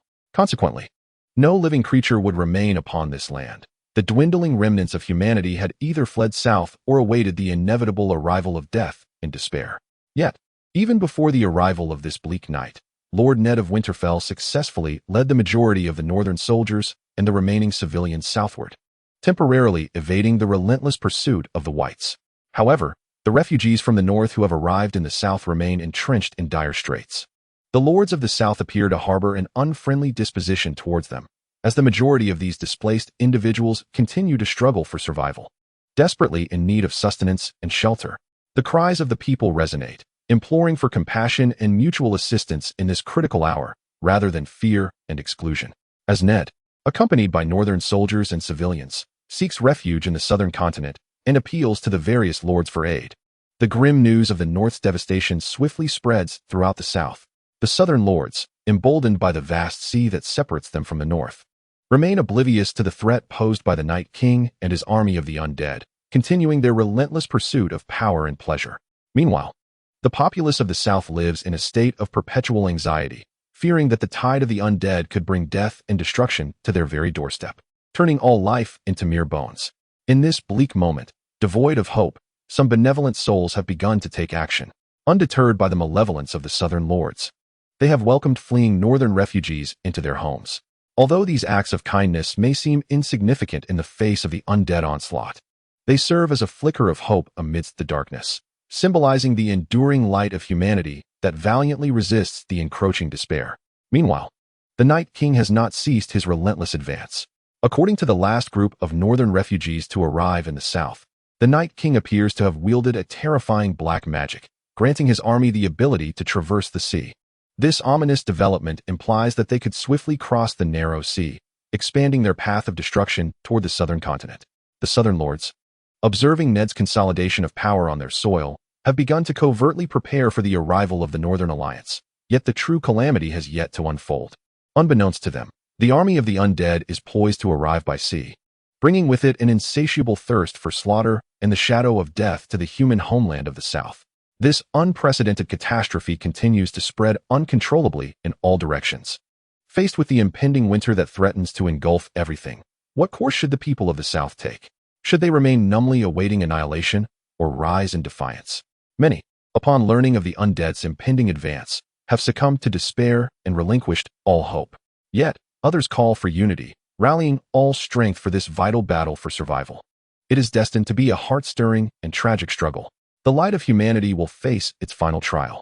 While the outcome remains uncertain, the dawn of hope may not yet be entirely extinguished. After leading the remnants of the Northern Army to the south, Lord Ned immediately dispatched letters requesting reinforcements to the various lords. However, the responses from the southern lords to this disheartening news varied significantly. Some displayed indifference, unwilling to send aid, while others proposed a plan of conditional assistance. In the face of self-interest and the value of life, the inherently benevolent nature of humanity has been severely shaken. Nevertheless, Ned did not relent. He continued to persuade the southern lords to form an alliance. For if any nation were to stand alone, it would inevitably meet the same grim fate as the North, with a bleak future ahead. The sole hope lies in humanity setting aside past grievances, uniting as one against the invasion of the Night King. This battle for homeland and sovereignty knows no boundaries between the North and South. Through the relentless efforts of Ned, several southern lords have finally consented to dispatch reinforcements. Though few in number, they signify the resurgence of humanity's light. This has caused tremors in more nations, suggesting that the South may eventually forge a united front. As night descends, even a spark can ignite a great conflagration. As long as hope is not entirely extinguished, this calamity shall not obliterate us. Under the unwavering determination of Lord Ned in Winterfell, an increasing number of southern lords have begun to respond, sending their own troops to join the remaining forces of the North in resisting the advancing army of the Night King and his whites. In the northwestern coastal regions of the southern continent, a coalition of resistance has begun to form. Initially, the southern lords were skeptical about the threat posed by the whites, regarding them as mere fantasies. Even if they did exist, they believed they would be crushed under the southern iron heel. However, as the number of northern refugees swelled, and with the accounts from Ned and others, doubts began to dissipate. In the meanwhile, within a narrow valley nestled between the southern mountain ranges, the once thriving domain of House Aaron now bore witness to a horrific massacre. This ancestral family ruled over several surrounding towns with considerable power. Yet, at this moment, hordes of whites surged through the valley, leaving no survivors in their wake. "Run to the mountains," Lord Edmund Aaron cried, leading his wife, children, and retainers in a desperate flight. However, the elderly, weak, and women fell prey to the whites' relentless pursuit, their screams echoing through the air. Damn it! Where did these monsters come from? Despair engulfed Edmund as he watched his wife torn apart by whites. Gritting his teeth, he slashed at several whites with his sword, fleeing with his young child towards the mountains. Fortunately, The mountainous terrain impeded the Whites' speed. Edmund discovered a cave partway up the slope, where he and his child could take shelter for a moment. In the cramped confines of the cave, the father and son clung tightly to one another, scarcely daring to breathe. Outside, the valley echoed with anguished cries, the sounds of bodies being devoured, and the low growls of the Whites. Soon, silence enveloped the valley. All life had been extinguished in a single night. Apart from Edmund and his child, it seemed no survivors remained on the mountain. At dawn the following day, Edmund cautiously emerged from the cave. The scene before him was beyond belief. The valley was strewn with corpses, blood staining the ground, and the once magnificent castle lay in ruins. The Whites appeared to have departed, yet the stench of death lingered in the air. In the span of a single night, the once mighty House Arryn had been obliterated. Nobles and commoners alike had perished in the valley, including Edmund's wife. Apart from his young child, he was left with no kin. In a daze, he clutched his lone child and stumbled away from this hellish place. This sudden catastrophe rapidly spread throughout the south. The Whites were not only capable of crossing the seas, but could also launch surprise attacks on unsuspecting towns. Even a formidable lineage such as House Arryn could not escape the impending doom, instilling trepidation in the southern lords. Each lord commenced fortifying their territories and surrounding areas. Yet none could predict when or where the White Walkers would make their sudden appearance. Anxiety pervaded the hearts of many, rendering them restless through the night. Given the current circumstances, even a bastion as powerful as King's Landing stood merely as a lamb before the slaughter of the White Walkers. In light of this, the southern lords convened an urgent meeting to devise a strategy against the impending threat. However, an incongruous figure intruded upon their gathering: Ned, the Lord of Winterfell. "We must unite and prepare to fight with all our might," Ned bellowed, his voice resonating with authority. "Regardless of our past grievances, we now face a common peril. Should any territory fall, the others shall not escape misfortune. The downfall of House Arryn serves as a stark warning. We must take preventive measures." His impassioned plea garnered the support of numerous lords, and the nascent form of a new military alliance began to take shape. Nevertheless, some lords hesitated to engage in battle, fearing a repeat of the North's fate, while others plotted to strike once the other lords had exhausted themselves against the White Walkers. Yet this war, instigated by the White Walkers, would ultimately challenge the faith and courage of all humanity with an ultimatum, the outcome of which remained shrouded in uncertainty. Meanwhile, Edmund, cradling his infant son, trudged wearily to the nearest friendly stronghold in search of sanctuary. However, the lord of the castle had no intention of opening the gates to this unfortunate father and son. "Forgive me, but I cannot risk harboring you. Who knows if you might suddenly turn into White Walkers? I cannot place my townsfolk in jeopardy." The lord promised to provide some rations, but resolutely turned them away. With no refuge, Edmund was forced to wander on, only to encounter the same rejection in the next town. The populace feared the White Walkers, apprehensive that this ill-fated duo might bring calamity upon them. They roamed the wilderness for several days, their provisions nearly depleted. Eventually, Edmund's young son could no longer withstand the chill and hunger, succumbing to the harshness of their plight in his father's arms. In that desolate moment, bereft of everything, Edmund mourned the lifeless body of his child amidst the wilderness, consumed by despair. He longed for an end to this tormenting nightmare, ultimately taking his own life outside King's Landing. Simultaneously, the Night King's army of White Walkers continued their merciless slaughter of humanity. They swiftly targeted several unprotected towns, leaving no survivors in their wake, the ground strewn with corpses. This relentless carnage finally roused many southern lords from their complacency, for it became clear that they faced a stark choice: unite or perish. Through concerted efforts, a coalition was finally formed. However, the military strength of the participating lords varied considerably, and their morale was equally disparate. Whether they could repel the Night King's army under such dire circumstances remained a significant question, casting a shadow of doubt over their hopes. Yet for all life in the South, this coalition represented their last glimmer of hope. At that moment, every soul fought for its existence. The fates of individuals had become irrevocably intertwined with the survival of their entire civilization. The fateful battle that will determine destiny is imminent. Meanwhile, the northern refugees, now scattered in the southern territories, endure varying degrees of discrimination and indifference. They are regarded as ominous harbingers of the White Walkers' assault, with numerous towns refusing to accept them. Even when offered shelter, only a scant few manage to stave off hunger, while the majority languish in starvation, subjected to ridicule and bullying. These pitiable souls, who have witnessed the annihilation of their homes, now find themselves shunned in foreign lands. Having lost their loved ones, even a meager meal becomes a luxury. The surviving young women have been reduced to mere offerings and playthings to drive away the specters. Once part of joyous families, they now grapple with despair in their struggle for survival. In various locales across the south, the cries and pleas of northern refugees echo, displaced and alone. Their future is bleak. Without warmth and assistance, the lives of these survivors will be unsustainable. Yet, a handful of compassionate individuals strive to aid these unfortunate souls, providing them with food, shelter, and employment. While indifference persists, the light of humanity has not entirely vanished. In the face of despair, there are still those who choose tolerance and kindness. Perhaps this is a testament to the resilience of human civilization. As individual fates intertwine with the broader tapestry of existence, we must support one another and weather the storm together. As long as the goodness of humanity endures, the darkness will eventually recede, and light shall return. Chapter 32. The Southern Alliance confronted with the escalating threat of the Night King's army of White Walkers. The Southern Kingdoms have finally recognized the necessity of unity and collaboration for any hope of resistance and survival. Against this backdrop, the principal factions convened in King's Landing for prolonged negotiations and discussions.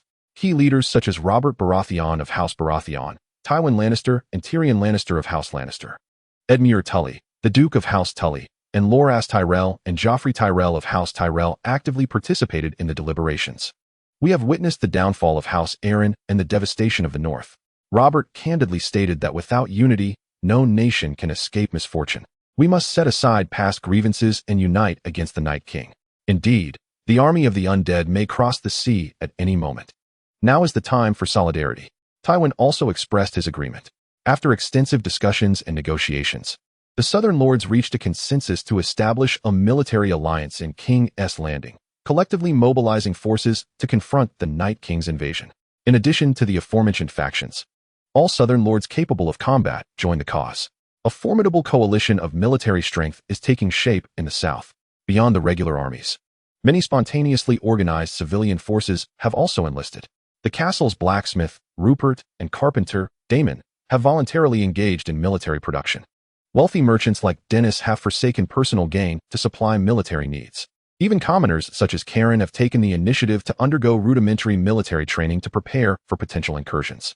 They have transcended social class boundaries, united against a common foe. Simultaneously, in the North, the Night King has completed the reorganization and deployment of his army of White Walkers. According to reports from scouts, a terrifying army of the undead, numbering in the hundreds of thousands, stands ready to cross the sea at any moment. These are expressionless, lifeless corpses, driven solely by the singular purpose of indiscriminate slaughter. Yet, their numbers and discipline far exceed those of any human army. The Southern Alliance faces a formidable confrontation with the Dark Legion of the Night King, as the stage is set for a decisive clash that will determine humanity's fate at Cape Sandband. This location serves as a crucial choke point leading south. Should the others breach this stronghold, the consequences would be dire. Within the coalition, intense discussions regarding specific military strategies have commenced. The audacious faction advocates for a proactive offensive, aiming to annihilate the invading others. In contrast, the conservative side urges a focus on fortifying defenses and safeguarding key locations. The challenge of mobilizing and deploying the vast army has become a pressing issue. We must take the initiative rather than remain passive in our defense. Robert fervently champions the offensive. He believes that only by shattering the Night King's main forces can the tide be turned. An attack is too perilous.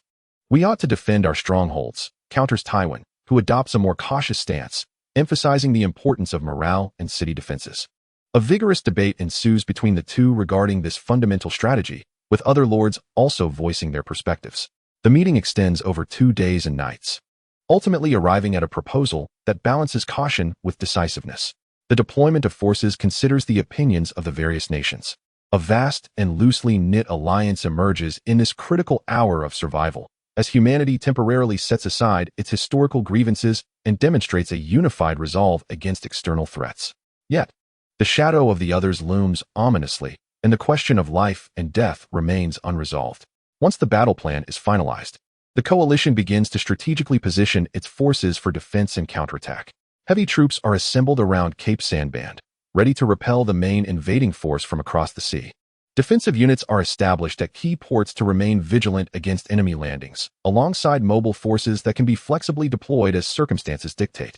However, the efficacy of these arrangements remains to be tested in the crucible of battle, for they face an unyielding army of the undead and the fearsome Night King.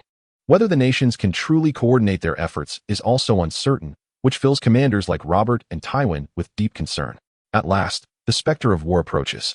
The army of the others has completed its assembly and begins to surge southward from northern ports. Their movements are swift, their steps synchronized, and their formations tightly organized, resembling lifeless machines of the undead. The fleets arrange themselves in the waters near Cape Sandband, and the first direct confrontation between the two armies becomes inevitable. This battle for survival will test humanity's will and courage in the face of overwhelming odds, with the outcome poised to determine the fate of the continent. Whether humanity can successfully defend Cape Sandband and thwart the further advance of the undead army remains an unknown. Yet, the dawn of victory will ultimately break. After the army of the others suddenly halts its advance, the Southern Alliance gains a fleeting opportunity to regroup. Nations actively prepare for war and dispatch envoys in search of potential reinforcements. A delegation sent to the Eastern Targaryen family returned with a startling revelation. Queen Daenerys Targaryen commands 3 adult dragons. These legendary creatures, possessing the formidable abilities of fire-breathing and impenetrable scales, would undoubtedly bolster the morale of the human army if they were to join the fray. However, the dilemma lies in the fact that the queen is reluctant to readily align herself with mankind. According to the reports from the delegation, her demands are exceedingly stringent. To harness the power of the dragons, the alliance must offer substantial tributes and acknowledge her considerable autonomy. Such conditions have sparked considerable discord within the alliance. The proud Targaryen family's exorbitant demands are unacceptable to many member states, jeopardizing the alliance's dominance and threatening to reduce it to a mere vassal of the Targaryens. We cannot bow to the Targaryens. Tywin asserted his firm stance. Yet, without the dragons, defeat seems inevitable, prompting Robert to advocate for acceptance of the terms. This led to a prolonged debate and negotiation, testing the unity and capacity for compromise within the alliance. After much deliberation, a reluctantly acceptable proposal was finally established to provide a portion of the tributes and recognize the Eastern autonomy. Meanwhile, the army of the White Walkers loomed ominously over the sea, taking no further action. They remained as chilling specters on the water, instilling dread among humankind. Time was of the essence for humanity to complete all preparations for the impending desperate battle. Just as negotiations reached an impasse, more northern refugees fled south from the northeastern regions, including survivors who had witnessed the destruction of their homes. Perhaps their plight moved the Targaryen delegation at the last moment. Queen Daenerys accepted the Southern Lord's offer of partial tributes and recognition of Eastern autonomy. In the pitch-black night, a single-masted sailboat rocked upon the waves, carrying a dozen ragged northern refugees. Chapter 33. The final showdown approaches at this juncture. The army of the White Walkers had lingered off the northern coast for several days without launching an offensive. The intentions of the Night King were the subject of much speculation within the Southern Alliance, shrouded in mystery for all. Amidst this temporary calm, the alliance engaged in urgent final military preparations. Troops were amassed at critical coastal areas such as Cape Sandband, ready to intercept the invading enemy forces.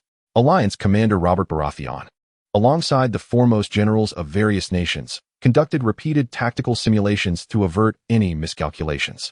However, all understood that once the fires of war ignited, the myriad variables would be difficult to control. Confronted by an overwhelming enemy force that resembled the living dead, humanity found itself at an undeniable disadvantage. This battle, pivotal for all living beings, appeared to hold little promise of victory.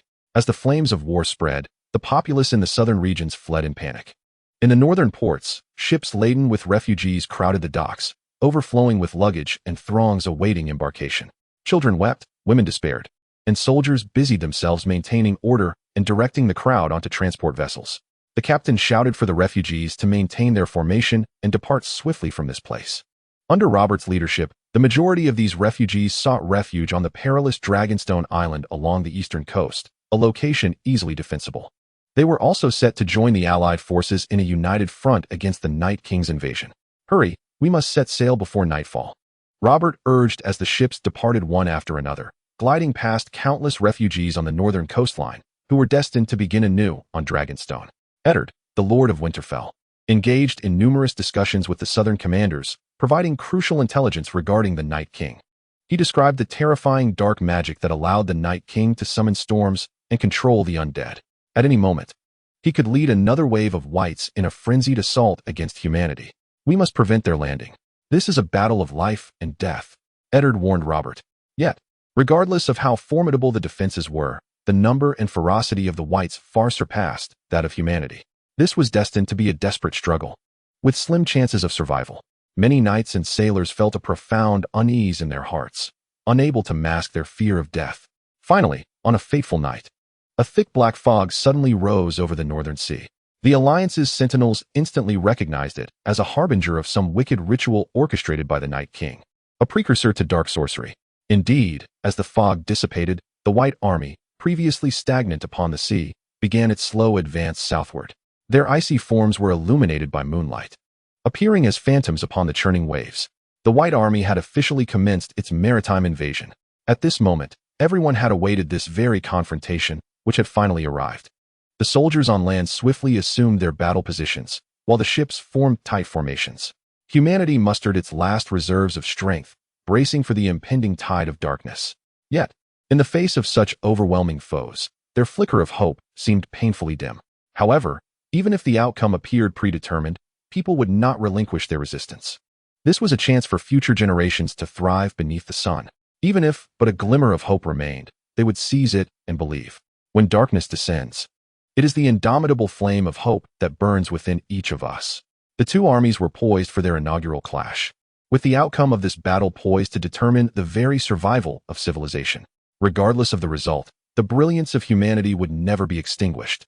For within each of our hearts lies the destiny to shine with light and warmth in times of adversity.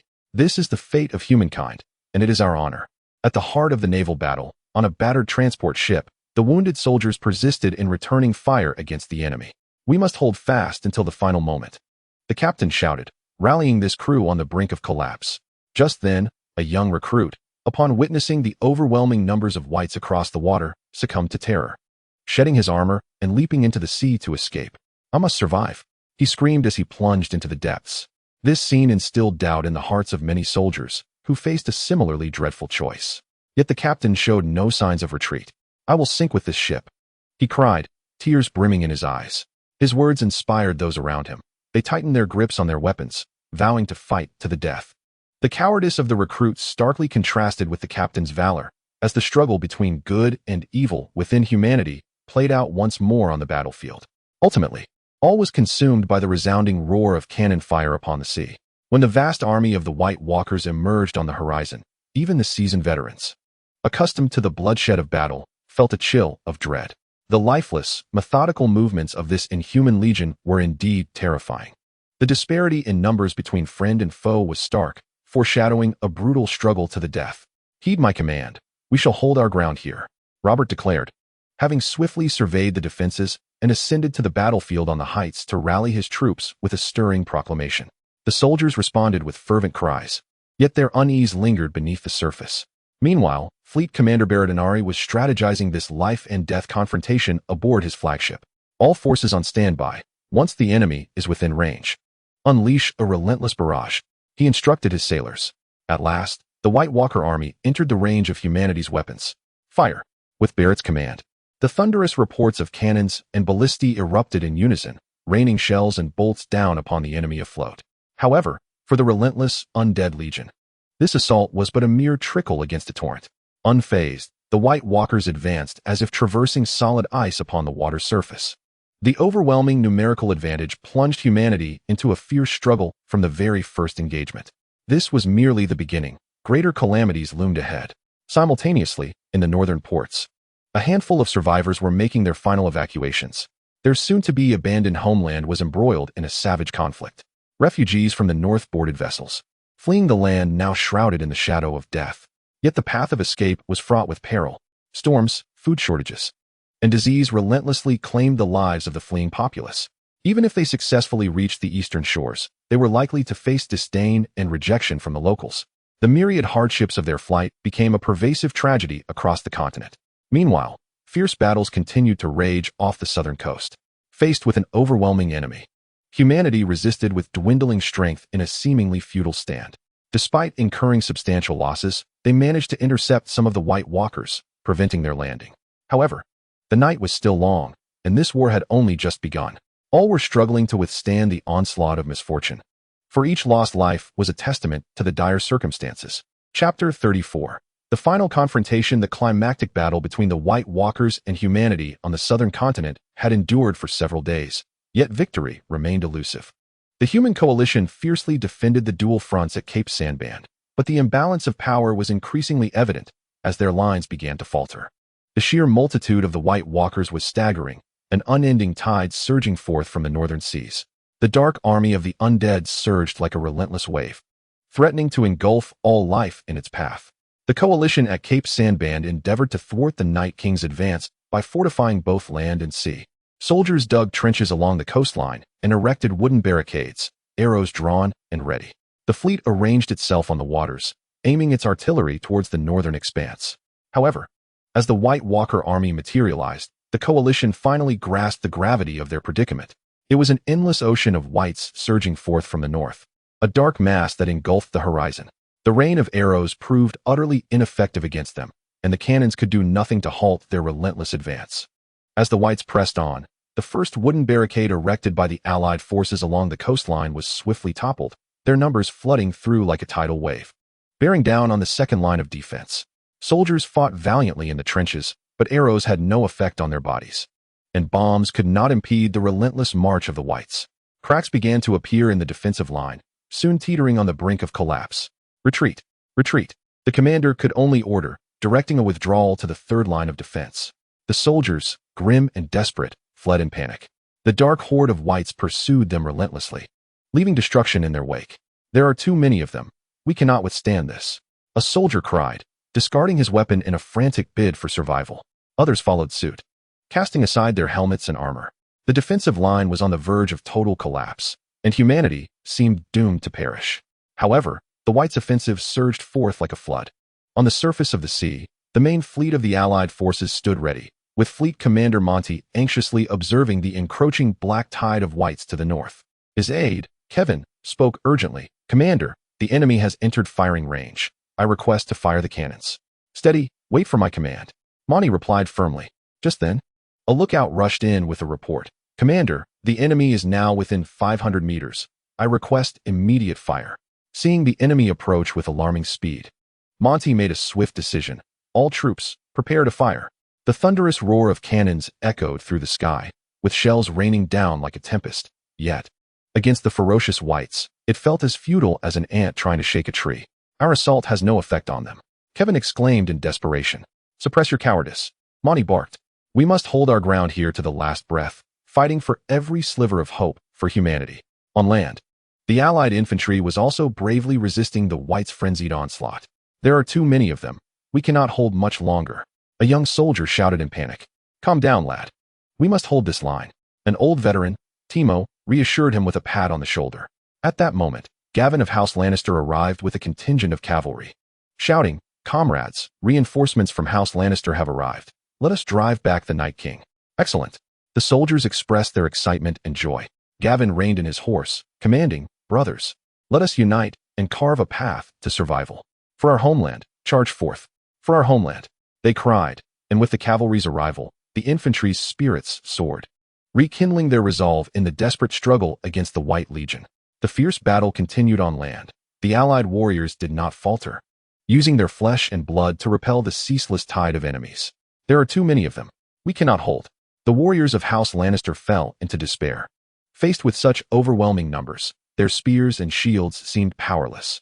As the Southern allies engaged in fierce combat at Cape Sandband, a sudden sound of dragon roars echoed from the eastern sky. As individuals gazed skyward, they beheld 3 colossal dragons soaring from the horizon, their scales glimmering and their wings unfurling like immense sails, obscuring the sun. "Behold, the dragons have arrived." The soldiers, upon witnessing the majestic beasts, felt a surge of fervor and their morale soared. The 3 dragons descended lower and ultimately alighted upon the Allied forces' encampment, with Queen Daenerys astride the foremost black dragon, and the commander of the Night's Watch, Ser Jorah, upon the gray dragon. "Brothers and sisters, let us unite and banish the darkness." Daenerys's commanding and radiant voice resonated through the air. Ser Jorah raised his sword high, proclaiming, "Night's Watch, it is time to fulfill our oath." The appearance of the 3 adult dragons undoubtedly infused the Allied forces with formidable confidence. The line, which had been on the brink of collapse, rekindled a glimmer of hope. Just as the Allied defenses teetered on the edge of disintegration and the soldiers prepared to fight to the last, a resounding roar erupted from the east, followed by the thunderous sound of galloping hooves. A battalion of black-armored members of the Night's Watch surged forth, brandishing glimmering spears and crossbows, joining the fray. At the forefront, a robust member of the Night's Watch raised his sword, rallying the troops with fervor. Simultaneously, the sky echoed with the roars of dragons as Daenerys, riding on the backs of her 3 dragons, unleashed flames that incinerated a swath of whites. Reinforcements had arrived. The soldiers, witnessing the revival of hope, felt a resurgence of vigor as the unexpected aid turned the tide of this dire battle. The dragons have come, the soldiers exclaimed with exhilaration upon sighting the 3 dragons. Feeling a renewed sense of optimism, in an instant, the situation began to shift. The 3 dragons soared through the sky, unleashing torrents of dragon fire that instantly consumed the horde of whites. Wherever the dragons flew, the whites were left with no chance of survival, turning into billowing plumes of black smoke. The air was thick with the acrid stench of burnt whites. Ser Jorah regained his composure and personally directed the Night's Watch in unleashing dragonglass crossbow bolts that pierced through the bodies of the whites, reducing them to mere ash. "Comrades, fire! Send these abominations to the depths of hell," he bellowed. A rain of bolts fell like a torrential downpour upon the vast horde of whites. "Where's the Night King?" Ser Jorah drew his dragonglass sword from his side and shouted from his steed, "We come to vanquish you." At that moment, the Night King emerged from the dense throng of whites, clad in icy blue armor and wielding a frost-encrusted sword emanating an aura of cold. A blizzard swept through the air, and the temperature plummeted, as if the world had succumbed to an eternal winter. The Night King let out a terrifying roar, leading tens of thousands of undead toward the human defenses. The soldiers were forced to retreat a few steps, bracing themselves against the onslaught. Chapter 35. A new war. After the demise of the Night King, the entire continent underwent a transformation.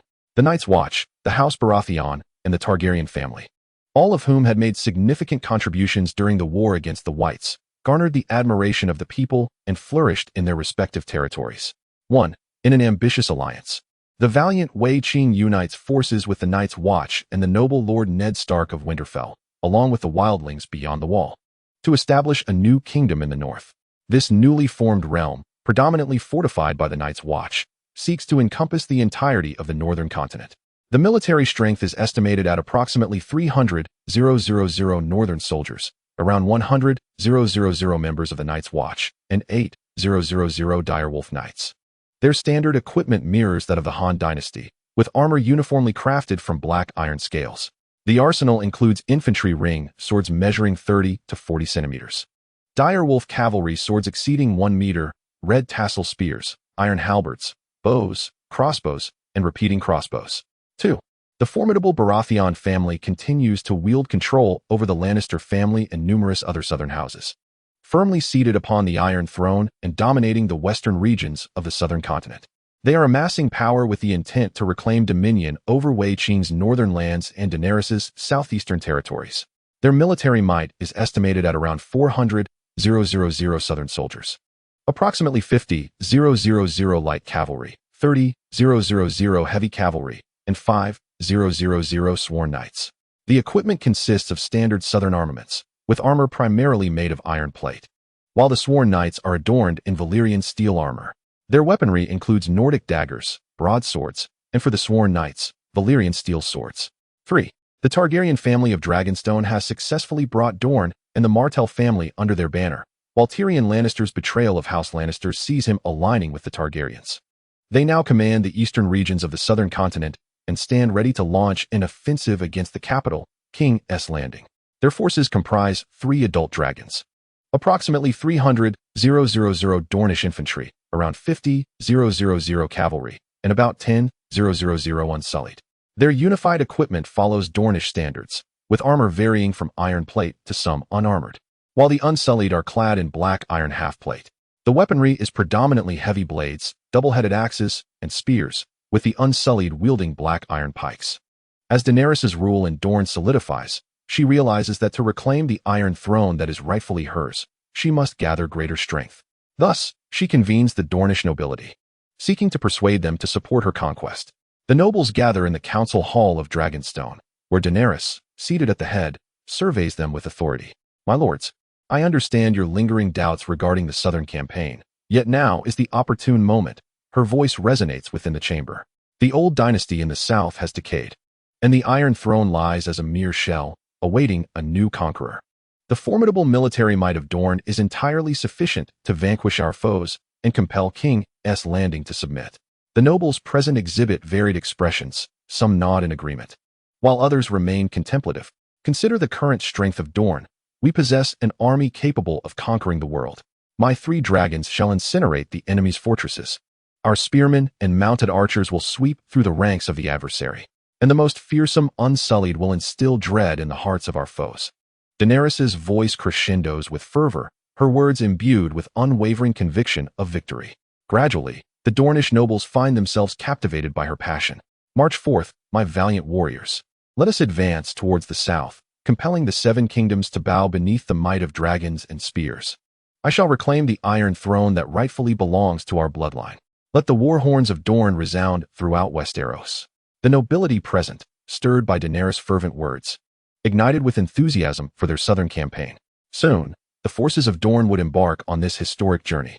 Initially hesitant, the Dornish nobles, under Daenerys' persuasion, ultimately consented to support her expedition to the south.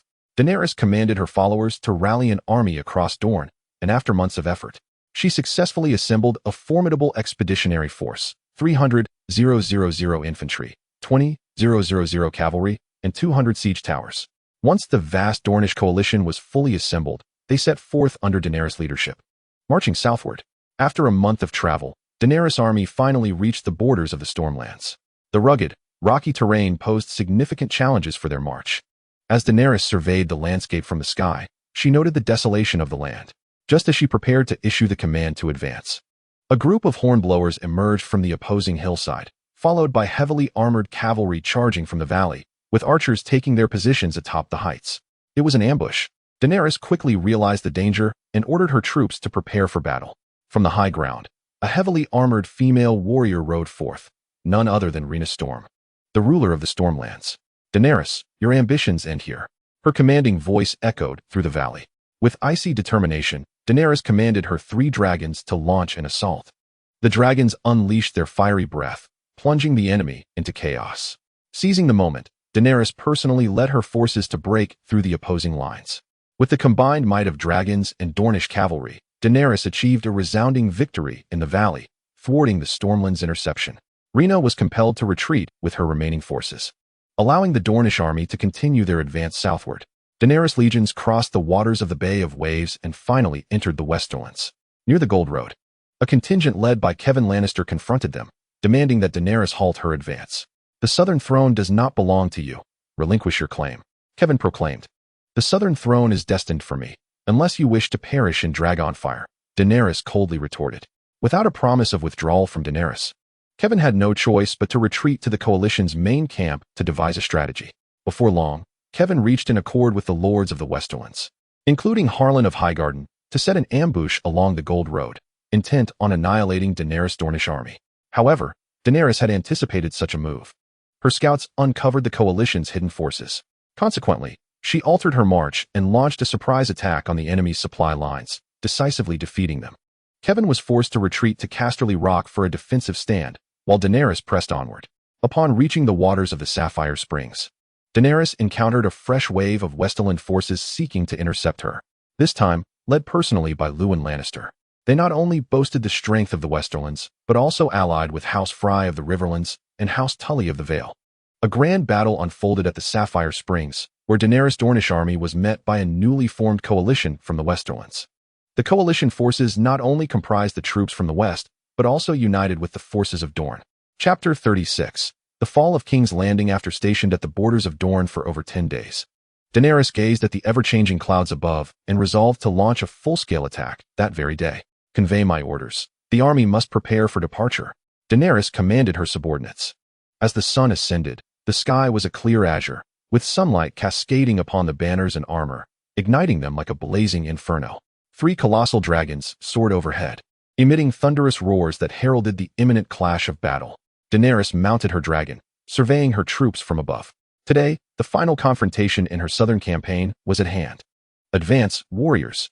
With Daenerys' fierce cry, Infantry, cavalry, and chariots surged forth like a torrential flood into Dorne. They would traverse this land, marching towards ultimate victory. The shadows of the dragons swept over the army, instantly elevating their morale. King's Landing, the last bastion, was on the verge of capitulation today. The scene transitioned to the winding Rosso Avenue, where dust swirled and weeds flourished along the broad path. Suddenly, a battalion of infantry came into view. Armed with spears and round shields, clad in light armor made of animal hides and leather, the vanguard of the Dornish army. Following behind the infantry were the thunderous sounds of cavalry and chariots. The Unsullied, brandishing long spears, marched at the forefront with stoic expressions. The three dragons accompanied them, casting immense shadows across the sky. At that moment, another contingent emerged from a different direction, blocking the path. Clad in crimson leather armor adorned with golden lion insignia, they were the defenders of House Baratheon. The two armies faced each other at a distance, the tension palpable. As the camera zoomed in, the expressions of the commanders were visible in dialogue. Just then, Daenerys raised her spear high, and the Dornish army let out a battle cry. The scene unfolded as the two armies officially clashed, the sounds of fierce combat echoing through the air. Amidst the smoke and chaos, the focus shifted to Daenerys and her dragons. Wearing a bronze helm and armor, she gripped her spear tightly, her expression resolute, as a dragon roared behind her, unleashing flames upon the enemy. "Follow me," Daenerys shouted, cracking her whip, and the dragon took to the skies. The perspective shifted from below, revealing the dragons and rider becoming increasingly distant and blurred. The scene transitioned again, showing Daenerys leading the vanguard into the enemy formation, the dragon raining fire from above, disintegrating foes. Soon, the other two dragons joined the fray, enveloping the enemy in a triad of dragon fire. As smoke billowed, the camera zoomed in on Daenerys' face, filling the screen. Her silver hair billowed, her blade reflecting a crimson glow, a fierce glint in her eyes. The camera followed Daenerys' perspective as an enemy charged forward. Before the lens could capture the moment, she swiftly dispatched him with a single stroke. The camera pulled back, revealing Daenerys surrounded by several foes. With agile thrusts and slashes, she illuminated the battlefield, swiftly cutting them down. With a deft spin, she severed the head of another assailant. The vanguard pressed forward behind her, cutting a path through the enemy ranks, bolstered by the dragon's fiery onslaught. With a triumphant howl, Daenerys struck down one enemy after another, leaving a trail of fallen foes in her wake. Blood splattered as Daenerys slaughtered on the battlefield like a butcher. The crimson hue reflecting upon her fierce visage rendered her strikingly captivating. Ultimately, the enemy forces crumbled, and Daenerys stood atop a mound of corpses. Her whip raised to the heavens, proclaiming victory amidst the cacophony of battle.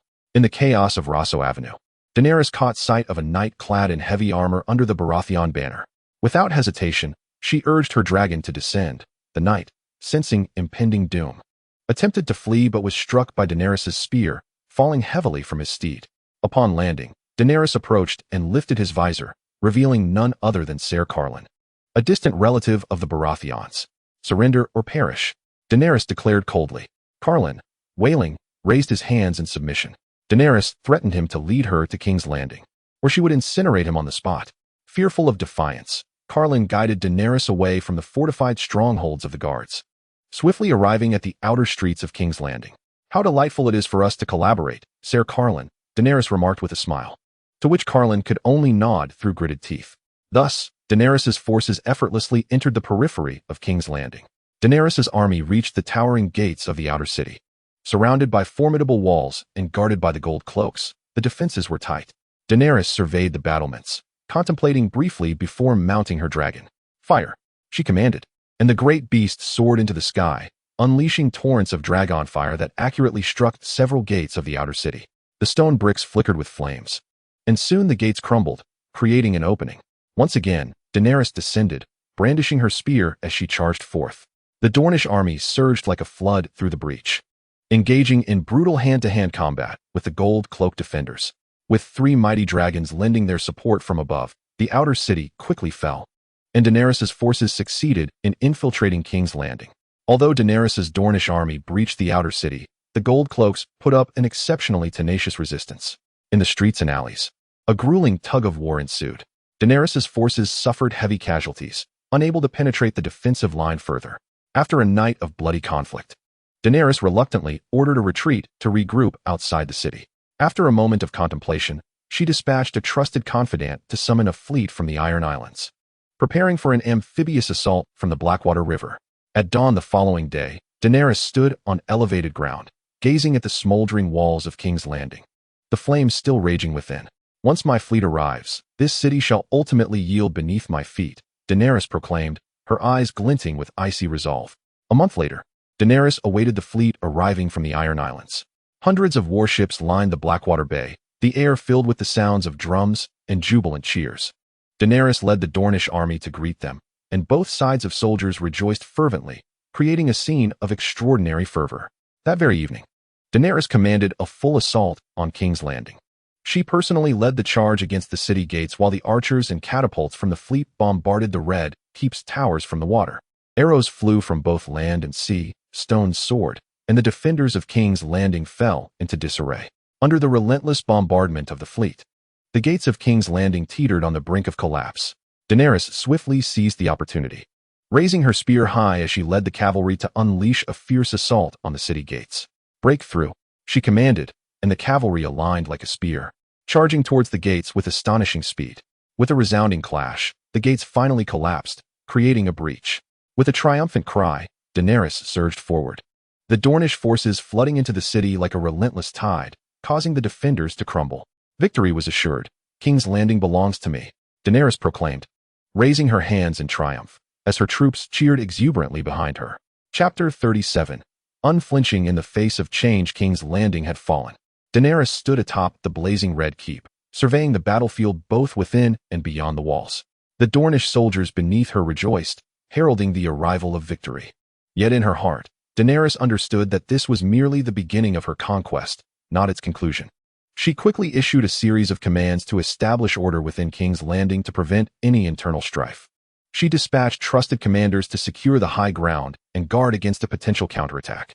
Simultaneously, Daenerys prepared to convene the first council after her conquest the following day. That evening, she gathered her commanders in the fire-damaged Red Keep. The assembly was intoxicated by their recent triumph, fervently pledging their loyalty to Daenerys. Ignoring their exuberance, Daenerys stated plainly that King's Landing was only the beginning. The true conquest lay ahead. "We must swiftly march south to defeat Highgarden and Oldtown to stabilize the situation." "Your Majesty is wise," the commanders unanimously affirmed. Daenerys continued, "Moreover, the north remains a lurking threat.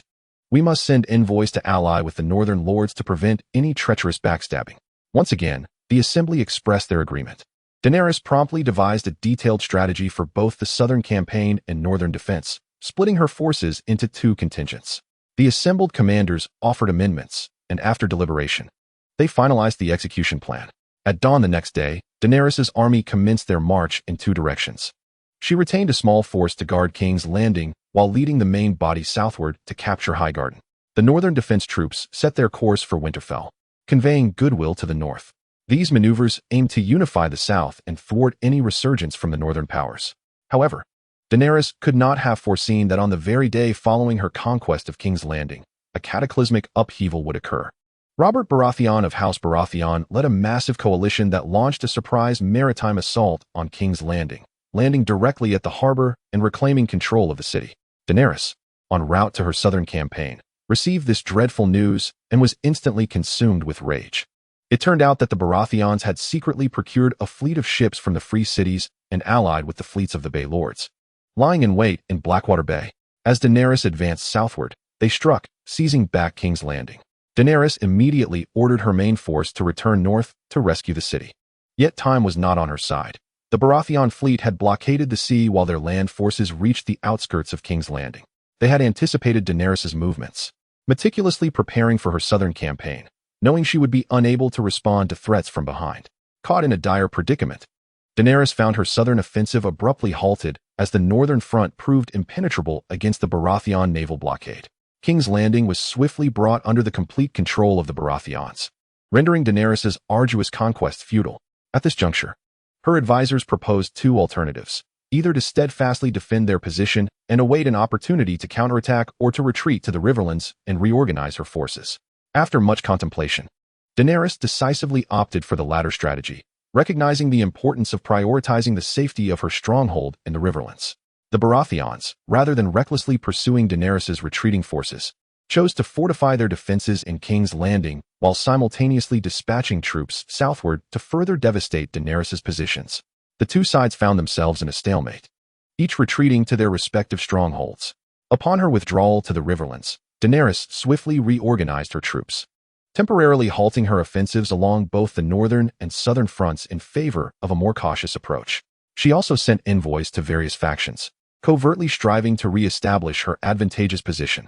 Concurrently, the Baratheons fortified their southern strongholds. Robert recognized that as long as Daenerys remained in the Riverlands, she would continue to pose a significant threat. Consequently, he began planning an assault aimed at utterly annihilating her forces. Both sides found themselves embroiled in a new struggle. Daenerys, with her fleet stationed at Dragonstone, maintained the ability to disrupt the Baratheons' maritime supply lines, while her dragons posed a formidable threat to any land advances. The Baratheons, wary of launching a direct offensive, remained entrenched in a state of ongoing stalemate with Daenerys.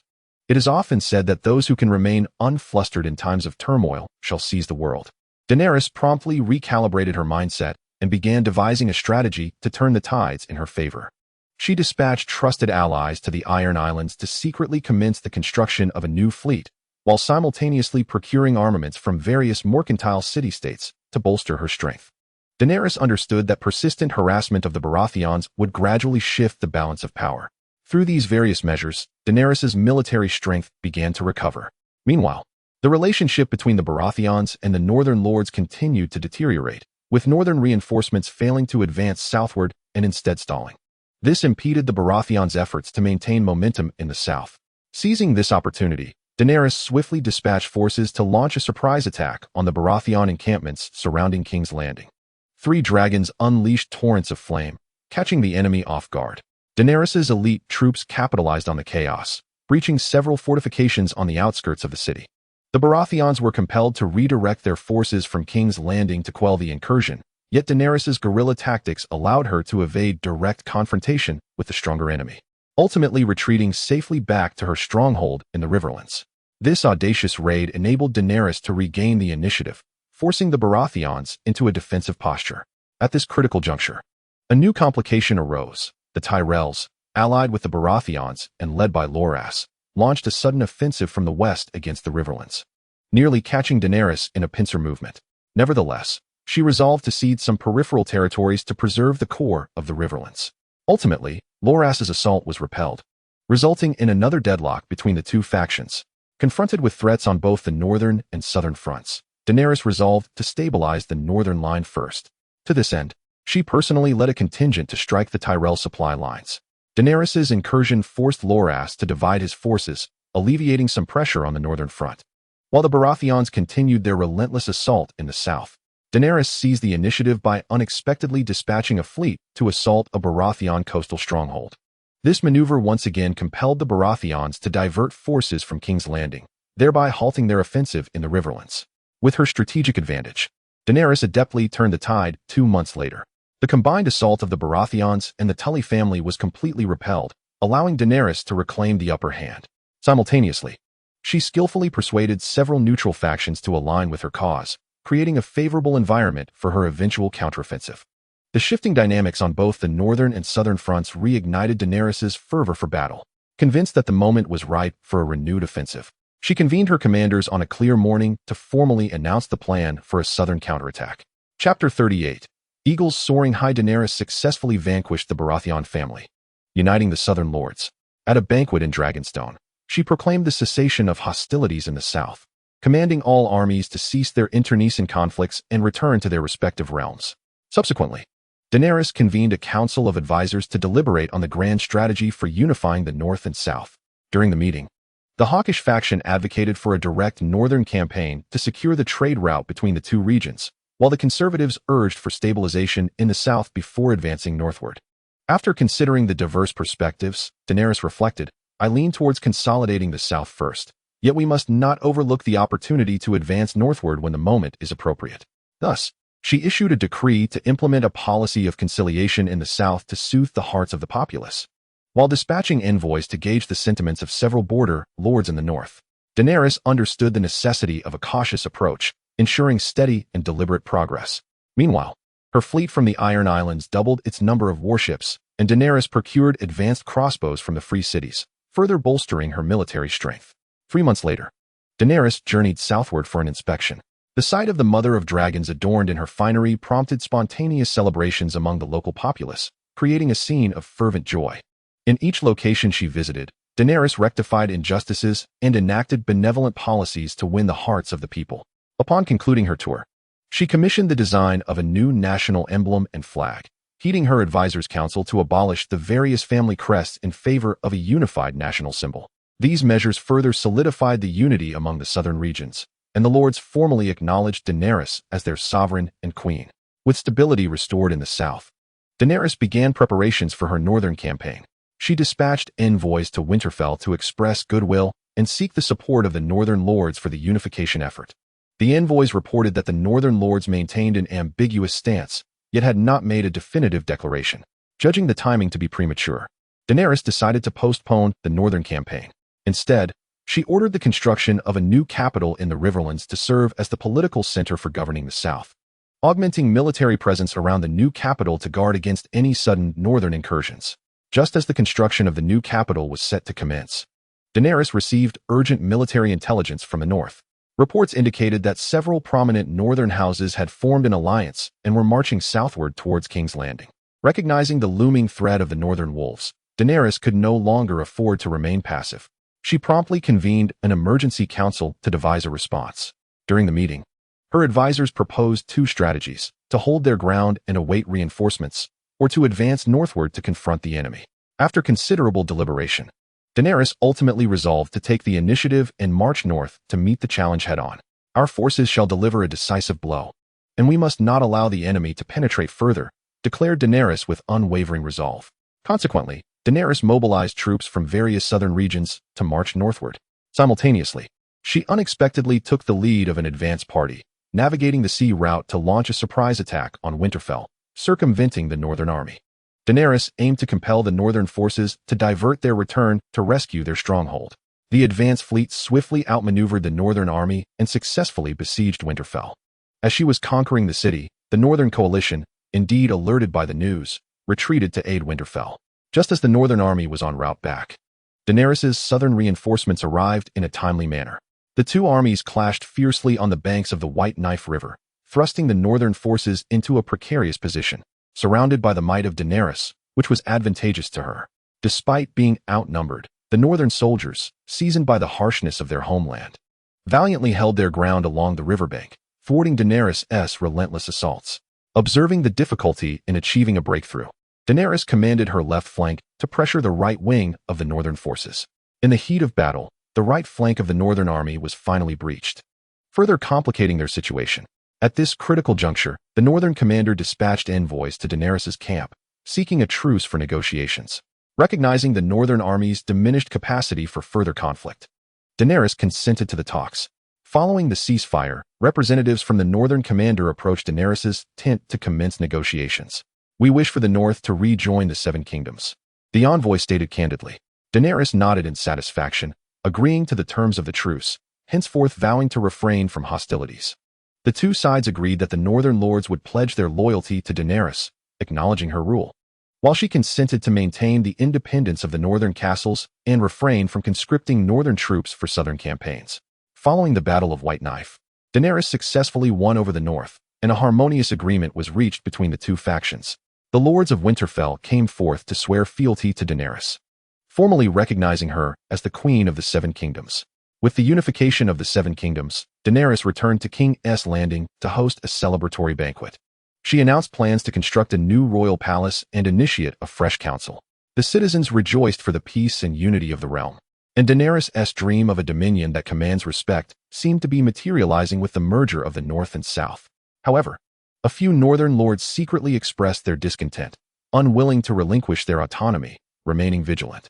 Daenerys, through her intelligence network, became aware of these underlying concerns and understood that a single battle would not suffice to fully subjugate the north. She required a more contemplative strategy to ensure lasting stability. To this end, Daenerys dispatched trusted commanders to fortify critical positions in the north, thereby preventing future threats.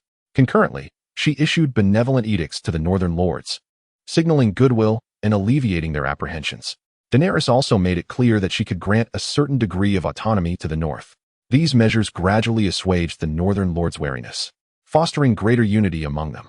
While stabilizing the north, Daenerys also began to strategize for further expansion. She sent a delegation across the Narrow Sea to recruit the formidable mercenary group, the Golden Company, to serve her. Should this powerful mercenary contingent pledge allegiance to Daenerys, it would undoubtedly facilitate her expansion endeavors. Meanwhile, Daenerys commanded the creation of an entirely new map. No longer did it depict the Seven Kingdoms, but rather the unified continent of the Valyrian Empire, as envisioned by her. She firmly believed that within her lifetime, the dream of this magnificent empire could be realized, rendering the history of the Seven Kingdoms a mere relic of the past. In that moment, Daenerys' ambitious aspirations appeared unstoppable. She began to strategize the opening of trade routes across the Narrow Sea, aiming to achieve economic prosperity for her empire. Furthermore, Daenerys was also planning to establish a standing army and a centralized bureaucratic system. All these signs indicated her readiness to forge a powerful empire unprecedented in history. However, the road ahead was fraught with challenges. The realization of Daenerys' dreams remained a formidable endeavor. This ambitious conqueror required not only wisdom and composure to navigate the tides of fortune, but also the acumen to ultimately triumph. Her adversaries would certainly not relinquish power easily. The delicate balance of power between Daenerys and her vassal allies would require the test of time. Chapter 39. Visitors from the Narrow Sea. Daenerys successfully quelled the rebellion in the north, stabilizing the unity between north and south. To further consolidate central authority, she constructed numerous relay stations across the north and improved canals to enhance local governance. Daenerys also established corruption reporting agencies to rigorously investigate corrupt officials, ensuring the smooth implementation of governmental orders. Under her stewardship, trade between the north and south flourished, further strengthening economic power. She commanded the collection of ancient texts across the lands and initiated the construction of a grand royal library in King's Landing, heralding a cultural renaissance. Consequently, Daenerys' rule garnered widespread support from the populace. Simultaneously, Daenerys continued to bolster her naval forces in pursuit of further expansion. She reorganized the navy, increasing its scale and acquiring new warships. Daenerys also instructed experts to enhance the range and power of ship-mounted crossbows. This formidable naval force positioned her to potentially dominate the entire sea region. Under her strategic direction, the kingdom's economic and military strength soared. Additionally, her dispatched envoy successfully recruited the formidable mercenary group, the Golden Company, to bolster her reserves for further expansion. For a time, Daenerys' ambitions seemed unstoppable. Just as Daenerys was poised for action, an uninvited delegation arrived from the Narrow Sea, the powerful ambassadors of the Eastern Empire. According to their envoy, the Eastern Empire claimed an ancient lineage surpassing that of the Seven Kingdoms. Their mission aimed to propose a marriage alliance between the two royal families to achieve peaceful unification. This news instilled an inexplicable tension in Daenerys and her advisors. "We have no intention of forming marital alliances with foreign lands," Daenerys cautiously replied to the Eastern envoy. The envoy, unfazed, remarked, "Your young queen should naturally unite with our noble prince, a match of beauty and talent." Daenerys' expression darkened.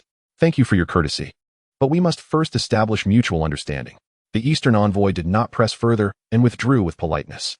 Daenerys then commanded a covert investigation into the detailed capabilities of the Eastern Empire. She sensed that a formidable competitor had emerged on the horizon. Indeed, Daenerys' spies soon returned with detailed intelligence about the Eastern Empire. It was said to possess vast territories and a population exceeding 100 million. They had established a massive empire of extreme authoritarian rule over a millennium ago, boasting a military strength that instilled fear. Daenerys concluded that the Eastern Empire was far beyond her capacity to contend with. "I must ponder deeply on how to confront formidable foes," remarked Daenerys during the council meeting. Her advisors also recognized the significant threat emanating from the east. Some suggested uniting with the lords of the north to combat external adversaries, while others advocated for a temporary display of goodwill to buy time for development. Daenerys listened intently, aware of the challenging decisions ahead. One day, she ascended to the highest tower of the Red Keep, gazing into the distance across the Narrow Sea, her thoughts intricate and tangled. "My lady, are you troubled by the east?" came a familiar voice from behind. Turning, Daenerys beheld her long-unseen mentor, Lord Elisha, standing there. "Master, what brings you here?" Daenerys exclaimed joyfully.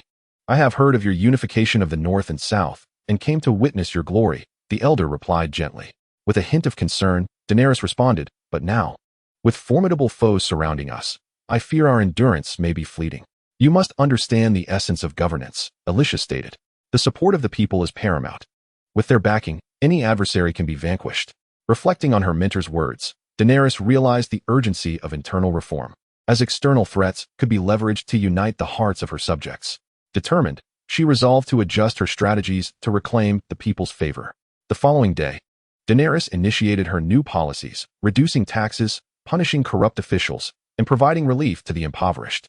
She established benevolence houses across the realm to distribute aid. Soon, the populace began to revere Daenerys once more, and her prestige soared to unprecedented heights. Concurrently, she prepared for war to guard against the Eastern Empire's incursions, heeding her advisors' counsel to offer lavish gifts to win the support of the northern lords. Additionally, she armed the citizenry, mobilizing militias for a potential national conflict. Her dual strategy of firmness abroad and compassion at home began to yield results. However, just then, emissaries from the Eastern Empire arrived once more, proposing a royal union through the marriage of a princess to Daenerys. Sensing the East's reluctance to engage in reckless warfare, she acquiesced to this proposal. For a moment, it seemed that a reconciliation between the two great empires was at hand. Yet, Daenerys understood that this was merely a fade. Both sides were evenly matched, yet harbored mutual distrust. The true contest lay ahead. As Daenerys prepared for a grand wedding with the Eastern princess, urgent news erupted from the northern borders. The Eastern army was swiftly advancing southward, having breached the northern frontier and aimed directly for King's Landing. It became clear that this was but a ruse. Cloaked in the guise of a marital alliance, they executed a military maneuver and launched a surprise attack. Daenerys had fallen into their trap, and the northern defenses collapsed in an instant. The enemy advanced with ferocity, compelling Daenerys to urgently summon reinforcements. It appears that peaceful unification is merely a deception from the East. We have no option but to fight, Daenerys declared to her subordinates within the war tent. The generals, filled with indignation, vowed their unwavering loyalty, exclaiming, "We shall fight to repel the invaders." Daenerys swiftly organized the forces of the realm, mobilizing them northward for defense at the utmost speed. Simultaneously, she dispatched envoys seeking assistance from all quarters, recognizing that this would be a brutal and desperate struggle requiring the full might of her kingdom. Before long, the armies confronted each other on the outskirts of King's Landing. Observing the Eastern forces, arrayed in disciplined formation and exuding formidable presence, Daenerys felt a shiver of trepidation. The impending clash to defend her homeland was fraught with uncertainty, the outcome veiled in the mists of fate. In the face of dire adversity, a fire ignited within Daenerys. At this critical juncture of life and death, she resolved to fight to the last soldier against this formidable external foe, for the stakes extended beyond her own existence to encompass the fate of all. Before her army, Daenerys delivered a passionate oration, uplifting their spirits. She vowed to stand with her people through thick and thin, in the joys and sorrows of life. Ready for the battle that would determine the nation's survival, Daenerys was prepared for both victory and defeat. Yet, for the sake of her subjects' homeland, she would fight until the very end. Confronted by the encroaching Eastern forces outside King's Landing, Daenerys swiftly organized her defenses, personally leading her main forces. She oversaw the digging of trenches and the construction of fortifications to safeguard the city. Simultaneously, she dispatched envoys to seek assistance from neighboring lands. Under her command, the soldiers tirelessly worked day and night to fortify the trenches and wooden barriers, and soon, a circular defense line around King's Landing began to take shape. Having experienced the trials of the Eastern invasion, Daenerys recognized the urgent need to bolster her national defense. She initiated an expansion of both the army and navy, stationing heavy troops along the eastern and western borders. Additionally, she ordered the establishment of coastal outposts and the construction of new warships to ensure maritime security. In tandem, Daenerys sent agents to the northern frontiers to forge alliances with local tribes. By winning the hearts and minds of the border populace, she aimed to strengthen the northern defenses. The northern frontier should evoke respect rather than anger, gentleness instead of rigidity. Daenerys instructed her envoys to sow discord among the supporters of enemy nations and to garner public favor. The envoys accepted this daunting task and ventured northward, successfully persuading several tribes to align with the kingdom, thereby solidifying Daenerys' northern defenses. As the situation began to stabilize, Daenerys turned her gaze towards distant overseas territories. She dispatched explorers and colonizers to venture into uncharted lands in search of new trade routes.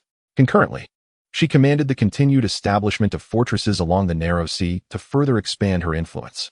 Though the Narrow Sea stretches far and wide, we shall embark upon our journey. Daenerys declared to a multitude of colonizers preparing to set sail for new worlds. She first sent a fleet to explore the unknown northern waters and initiated the construction of ports along the northern coast for shipbuilding. Daenerys aspired to unlock the northern shipping routes in pursuit of the legendary tropical archipelagos. Despite the northern fleet's perilous journey, breakthroughs remained elusive. The treacherous sea conditions resulted in considerable losses among the vessels, and progress along the northern route was minimal. Nevertheless, Daenerys remained undeterred, firmly believing that hope for northern navigation lay ahead. Meanwhile, the expedition team sent westward reported promising discoveries. They had found an archipelago inhabited by indigenous peoples. Daenerys promptly ordered the establishment of a colony on the largest island and the resupply of ships, marking the kingdom's territorial expansion into overseas domains.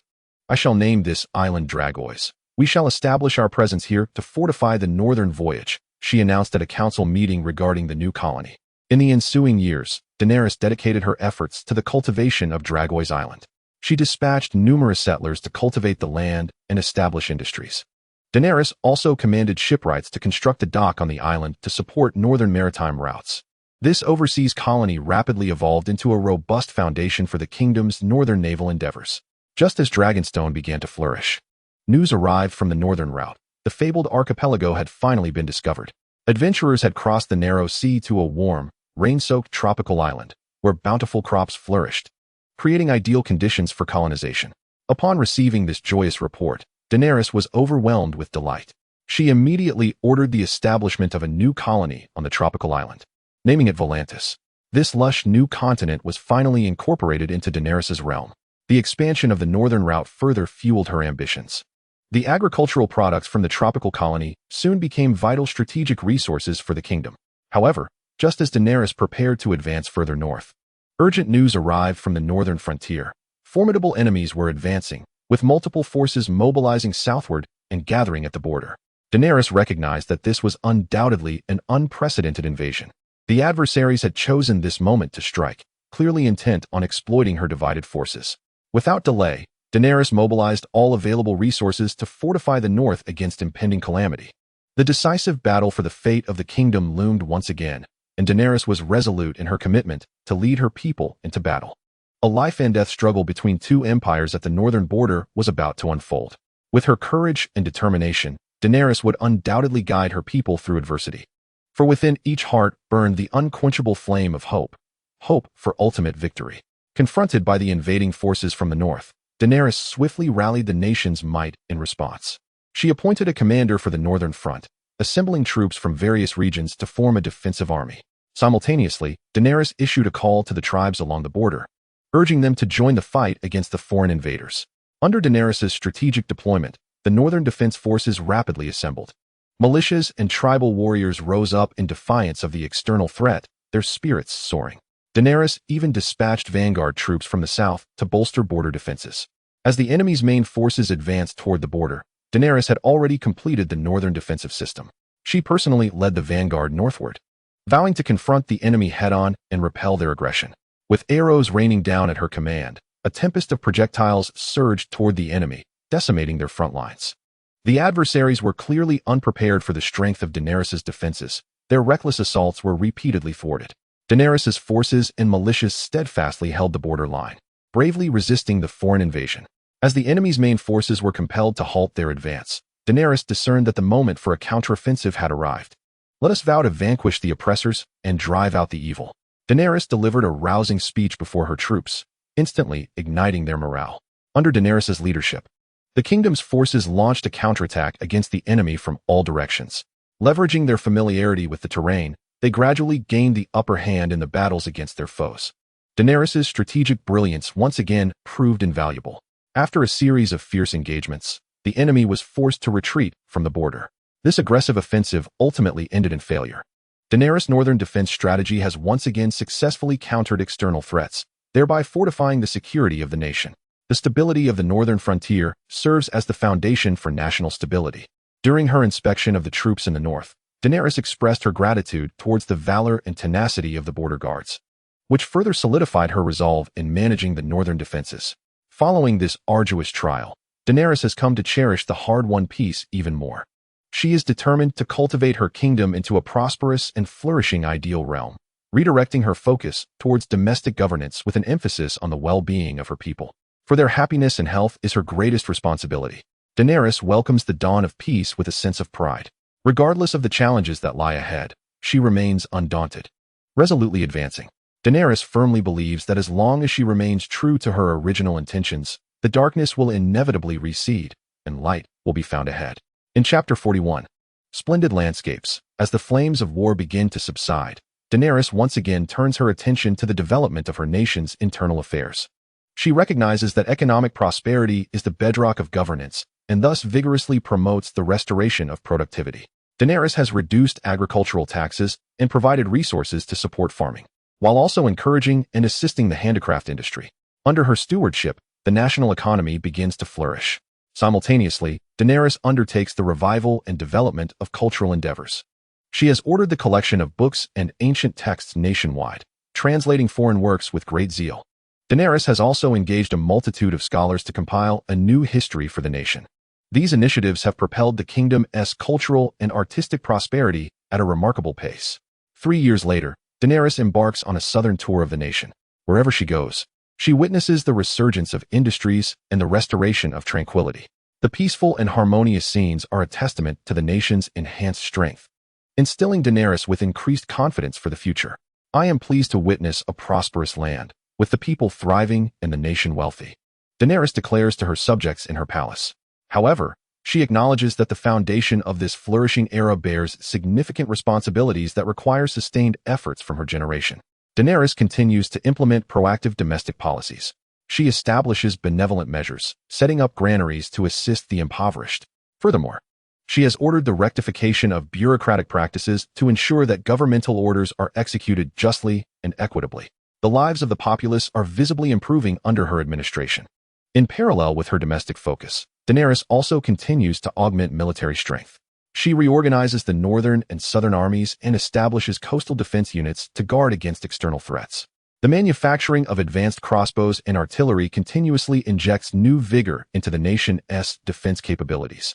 Strengthening the exterior while fortifying the interior becomes the cornerstone of Daenerys' governance.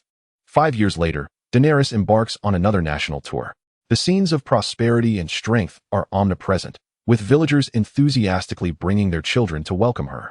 A clear reflection of her immeasurable contributions. In an era of peace, let us diligently attend to our affairs. Daenerys feels an overwhelming sense of joy and satisfaction. As the nation's power steadily increases, Daenerys begins to gaze towards distant horizons. She dispatches explorers to navigate the western archipelagos, hoping to discover routes leading to more distant continents. Additionally, she establishes a maritime academy on the eastern coast to cultivate adventurous talents and bolster overseas colonial efforts. Through her vigorous exploration, Daenerys ultimately opens a passage to a far-off western continent, reported by the explorers to be a vast and fertile new land predominantly engaged in agriculture. In response, Daenerys promptly sets about establishing a colony on this new continent, naming it Green Harbor. The news of the development of this virgin land attracted a multitude of settlers to the burgeoning colony, transforming it into a significant window for Western trade. Concurrently, Daenerys dispatched a fleet of exploratory vessels to the north, hoping they would uncover new maritime routes to further enhance the northern trade. This group of maritime adventurers faced numerous perils, yet Daenerys remained unwavering in her conviction that they would achieve a breakthrough. Indeed, 2 months later, the northern fleet triumphantly returned home, having crossed the narrow sea to a vast, uncharted Arctic expanse. This perpetually frozen new continent held an irresistible allure for Daenerys. She promptly ordered the establishment of a new colony in the far north, naming it Frostfall. Thus, the territorial ambitions of Daenerys' empire expanded southward from the Arctic into even broader realms. In light of the ever-expanding New World, Daenerys resolved to recalibrate her national strategy. She instructed her wise ministers to draft a charter for colonial self-governance and to establish an administrative body for the colonies. Furthermore, Daenerys instituted a unified taxation system to ensure equitable interests across the regions. These measures laid a robust foundation for consolidating her newly acquired territories. At this moment, Daenerys brimmed with confidence, fully prepared to confront any new conquests and challenges. The prosperity of her kingdom, alongside its formidable military might, underscored her grand ambitions. Against the backdrop of her nation's burgeoning power, Daenerys embarked once more upon her conquest. She assembled a vast fleet, setting sail from the eastern reaches of her kingdom, intent on crossing the narrow sea to conquer the eastern isles. "Let our sails unfurl and seize the islands," Daenerys commanded as she reviewed her fleet along the coastline. Under her leadership, the fleet embarked across the narrow sea, with their sights set firmly on the eastern isles, which had historically belonged to the Eastern Empire. Her actions were certain to provoke a vigorous counterattack from the east. However, Daenerys was well prepared for total warfare. As expected, upon reaching the vicinity of the first island, Daenerys' fleet encountered a naval interception from the east. A fierce battle ensued on the high seas, the sounds of conflict echoing day and night. After a bloody struggle, Daenerys' fleet ultimately vanquished the Eastern Navy, successfully landing on the first island. "The Eastern Isles shall be ours," Daenerys proclaimed, standing upon the island's heights, gazing at the distant horizon where sea met sky. Following the capture of the first island, Daenerys' fleet continued to advance, yet the Eastern Navy launched a fierce counteroffensive, intensifying the maritime skirmishes between the islands. Daenerys persistently reinforced her fleet with ships and soldiers from her homeland, as both sides engaged in aerial and naval combat over the archipelago. 2 months later, her fleet finally broke through the Eastern Navy's blockade. Seizing 2 major islands within the Eastern Isles, Daenerys established administrative institutions, asserting direct dominion over these territories. Meanwhile, the East continued to dispatch forces in a bid to reclaim their lost lands. Just as Daenerys prepared to press further, the East unexpectedly sent an envoy seeking negotiations regarding the territorial disputes between their nations. Recognizing the opportune moment, Daenerys consented to a month-long peace dialogue with the East. A month later, Daenerys and the Eastern representatives signed a document delineating maritime boundaries, with the East acknowledging her sovereignty over the 2 major islands. Thus, through negotiation, Daenerys secured a strategic advantage and finalized the territorial division of the Eastern Isles, marking yet another milestone in her overseas conquests. Meanwhile, the fleet dispatched by Daenerys to explore the inner sea returned with promising news. They had uncovered an archipelago of ancient civilization ruins deep within the inner sea. Daenerys promptly sent troops to occupy the islands, naming them the Valyria Islands. This new archaeological discovery deepened Daenerys' fascination and yearning for ancient legends, as she believed that the treasures of bygone civilizations awaited her discovery. Her ambitions were further elevated amidst the expansion of her empire, and she was prepared to embark on a new journey, for Daenerys, with her lofty aspirations, would never cease her pursuit of glory and enlightenment. Chapter 42. The resurgence of the North. Daenerys successfully quelled the Northern Rebellion, solidifying the unity of her realm. To prevent future unrest, she stationed a formidable military presence in the north and established a fortified defensive line to closely monitor the northern borders. This ensured that the north remained devoid of dissent, granting the nation a prolonged period of stability. Concurrently, Daenerys heeded the counsel of her advisors, lightening the tax burden on the north and reinstating trade relations. The livelihoods of the northern populace improved, and grievances against southern rule diminished. Daenerys' policy of benevolence further stabilized the situation in the north. 3 years later, Daenerys received word of a remarkable discovery along the coastal regions of the north, a substantial deposit of black oil, a strategic resource of great significance for national strength. Without delay, she commanded a large-scale extraction of this precious black gold. "I appoint you as the governor of the Black Gold Province, tasked with diligently developing the oil fields," Daenerys declared, assigning a trusted confidant to this crucial responsibility. Under her supervision, the mass extraction of black gold commenced, supplying the military-industrial complex. With this vital resource, the nation's defense capabilities were significantly enhanced, further solidifying Daenerys' control over the north and fostering a greater sense of allegiance among its people. 5 years later, the development of black gold in the north had reached a considerable scale. Daenerys, accompanied by the Imperial High Command, embarked on an inspection tour, warmly welcomed by the local elders along their route. She also proclaimed her benevolence to the northern populace, winning their hearts. The discovery of black gold undoubtedly integrated the north fully into the empire's framework. Just as Daenerys was preparing for a new round of territorial inspections, envoys from the east arrived, announcing that their youthful emperor was ready to embark on a campaign of vengeance. Recognizing the seriousness of the threat, Daenerys prepared for a nationwide mobilization to confront the impending external menace. "I shall personally lead the Grand Army to vanquish the invading enemy," Daenerys declared before her court, igniting fervor among her ministers, each pledging their loyalty. Under Daenerys' strategic direction, the empire entered a state of wartime readiness. She implemented conscription and material control to ensure military supply needs were met. Additionally, Daenerys established a wartime cabinet to centralize command over military and political authority. A new empire, poised for battle, was coalescing its strength. However, just as conflict seemed inevitable, the health of the Eastern Emperor abruptly declined, rendering him unable to advance militarily. The once tense border, on the brink of war, fell once more into tranquility. Daenerys, sensing that the moment was not yet ripe, postponed military actions and instead reinforced border defenses. In the ensuing years, Daenerys continued to pursue a dual strategy of domestic economic reform and military preparedness. The empire's strength steadily grew under her meticulous management. Daenerys maintained an ambiguous relationship with the East, oscillating between hostility and reconciliation, advancing cautiously.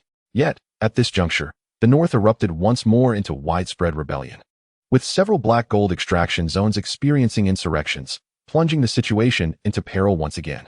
Daenerys promptly discerned that this was a subversive endeavor supported by the East and decisively took command of her forces to quell the rebellion. However, the situation in the North had grown exceedingly grave. En route to the north, Daenerys' army was intercepted by the main force of the insurgents.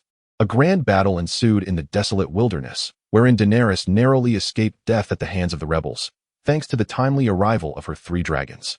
The upheaval in the north posed a dire threat to the nation's security, and Daenerys vowed to inflict severe damage upon the traitors. In the war tent, she delivered a rousing speech to her generals, rekindling their morale. The outcome of this civil war in the north was pivotal for the fate of the realm, and Daenerys understood that she must achieve victory. After initially facing setbacks, she recalibrated her strategy, opting for a tactical withdrawal to reposition her troops. Instead of engaging the rebel forces head-on, she employed a strategy to sever their supply lines. Under Daenerys' cunning plan, the insurgents soon found themselves in dire straits. Suffering from a dwindling supply of provisions, they were compelled to disperse their forces to safeguard their supply routes, presenting Daenerys with an opportune moment. Seizing this chance, she launched a surprise assault, decimating the insurgent supply convoy. The cessation of supplies plunged the rebel forces into disarray, prompting Daenerys to launch a ferocious offensive from 3 directions. Ultimately, under her relentless assault, the insurgents crumbled, and peace was restored to the north. With the north pacified and the land returned to tranquility, Daenerys addressed the elders during her inspection of the region. To prevent the recurrence of unrest in the future, she stationed a formidable military presence in the north and established administrative structures for direct governance. Additionally, she enacted a 3-year tax exemption for the north and reinstated trade to alleviate tensions. These measures significantly improved conditions in the north, fostering a sense of unity. Simultaneously, Daenerys intensified her diplomatic efforts with the East, dispatching envoys to condemn their support for the rebels and demanding reparations. The East responded with a mix of acknowledgement and denial. Just as relations between the 2 parties became strained once more, turmoil erupted in the East, leading to a period of chaos. Sensing that the moment was not ripe for confrontation, Daenerys prudently chose to delay hostilities. In the ensuing years, Daenerys steadfastly pursued a dual strategy of economic development in the south and military fortification in the north. The south focused on enhancing production, while the north bolstered its defenses and stockpiled resources, thereby strengthening the nation's overall power and preparing for potential conflicts. Daenerys maintained a firm dialogue with the East, yet both sides acted with caution. Amidst this backdrop, one of Daenerys' advisors proposed a new strategic vision to construct a great wall along the northern borders to completely mitigate the threat from the north. Daenerys deemed this plan excellent and promptly authorized its construction. "I decree the wall to be a permanent bastion of our northern frontier," she declared in her edict. This monumental undertaking commenced immediately at the border, with Daenerys allocating substantial manpower and resources for the wall's construction. She recognized that the establishment of this magnificent defense would ensure lasting stability in the north and elevate the nation's strength to new heights. Faced with numerous obstacles, Daenerys displayed no inclination to retreat, for the power of her convictions and aspirations would enable her to surmount all challenges. The path ahead may be winding and arduous, yet Daenerys' resolute strides would ultimately illuminate her destined path. Following her narrow victory in the Northern Civil War, Daenerys meticulously restructured her military strategy in preparation for a prolonged war of attrition. She dispatched trusted commanders to lead troops in a dispersed manner across resource-rich areas for both offense and defense. Concurrently, Daenerys ensured that substantial supplies of provisions and materials were transported to the front lines. In the face of Daenerys' strategic maneuvers, the rebel forces dispersed to launch harassment attacks on resource-rich areas. They relied on their familiarity with the local terrain to engage in guerrilla warfare. Daenerys' soldiers found themselves entrenched in arduous battles, with morale steadily declining. Realizing that a direct assault would yield no victory, Daenerys altered her strategy. She appointed a trusted confidant as the governor of the North, announcing a general amnesty for the surrendered while simultaneously intensifying efforts to sway public sentiment. These measures gradually diminished the rebel support, resulting in a turning point in the situation in the North. Just as Daenerys' strategies began to bear fruit, a sudden incursion by the Eastern Army, in support of the rebels, launched a large-scale offensive across the border, swiftly advancing towards the perilous outskirts of the Black Gold region. Daenerys promptly mobilized her troops to encircle the enemy, leading to a decisive battle on the plains. Chapter 43. The Restoration of the Realm with the North Stabilized. Daenerys turned her gaze once more to the nation's economic and social development. Recognizing the significance of a robust economy, she vigorously promoted various reforms. Prioritizing the modernization of the state, Daenerys initiated reforms to the monetary system, establishing a unified gold and silver standard to facilitate commercial activities. She also implemented a new accounting method nationwide to enhance fiscal oversight, laying a solid foundation for economic growth. Simultaneously, Daenerys staunchly supported industry, rewarding merchants for their investments and ventures. She ordered the construction of irrigation projects across the nation to bolster agricultural production. Furthermore, Daenerys established state-run factories to nurture domestic manufacturing. The economic reforms yielded significant results, leading to an increasingly fortified national treasury. 3 years later, Daenerys embarked on another southern tour of the nation. Wherever she went, the vibrant new atmosphere filled her with awe. The efficient production methods and abundant lifestyles were a testament to the fruits of economic reform. The populace spontaneously celebrated her tour with unprecedented grandeur and fervor. I have witnessed firsthand the effectiveness of reform, leading to a prosperous and powerful nation, Daenerys remarked after her inspection. In tandem with economic development, Daenerys continued to bolster national defense. She revised training methods to professionalize the military further, continuously updating advanced weaponry to inject new strength into the forces. This dual focus on economy and defense sustained the enhancement of national power. 5 years later, Daenerys completed a new phase of her strategy to augment national strength.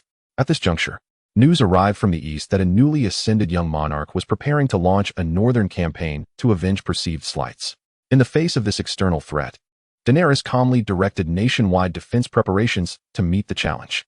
I shall personally oversee the defense of the North to assert our national might, Daenerys declared before her court, igniting fervor among her ministers, who vowed unwavering loyalty. However, just as Daenerys prepared to take the field herself, the young monarch in the east suddenly met an untimely demise.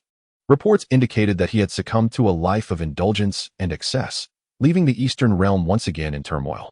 Recognizing the unfavorable timing for a campaign, Daenerys ordered her troops to remain vigilant along the border while dispatching envoys to ascertain the situation in the east.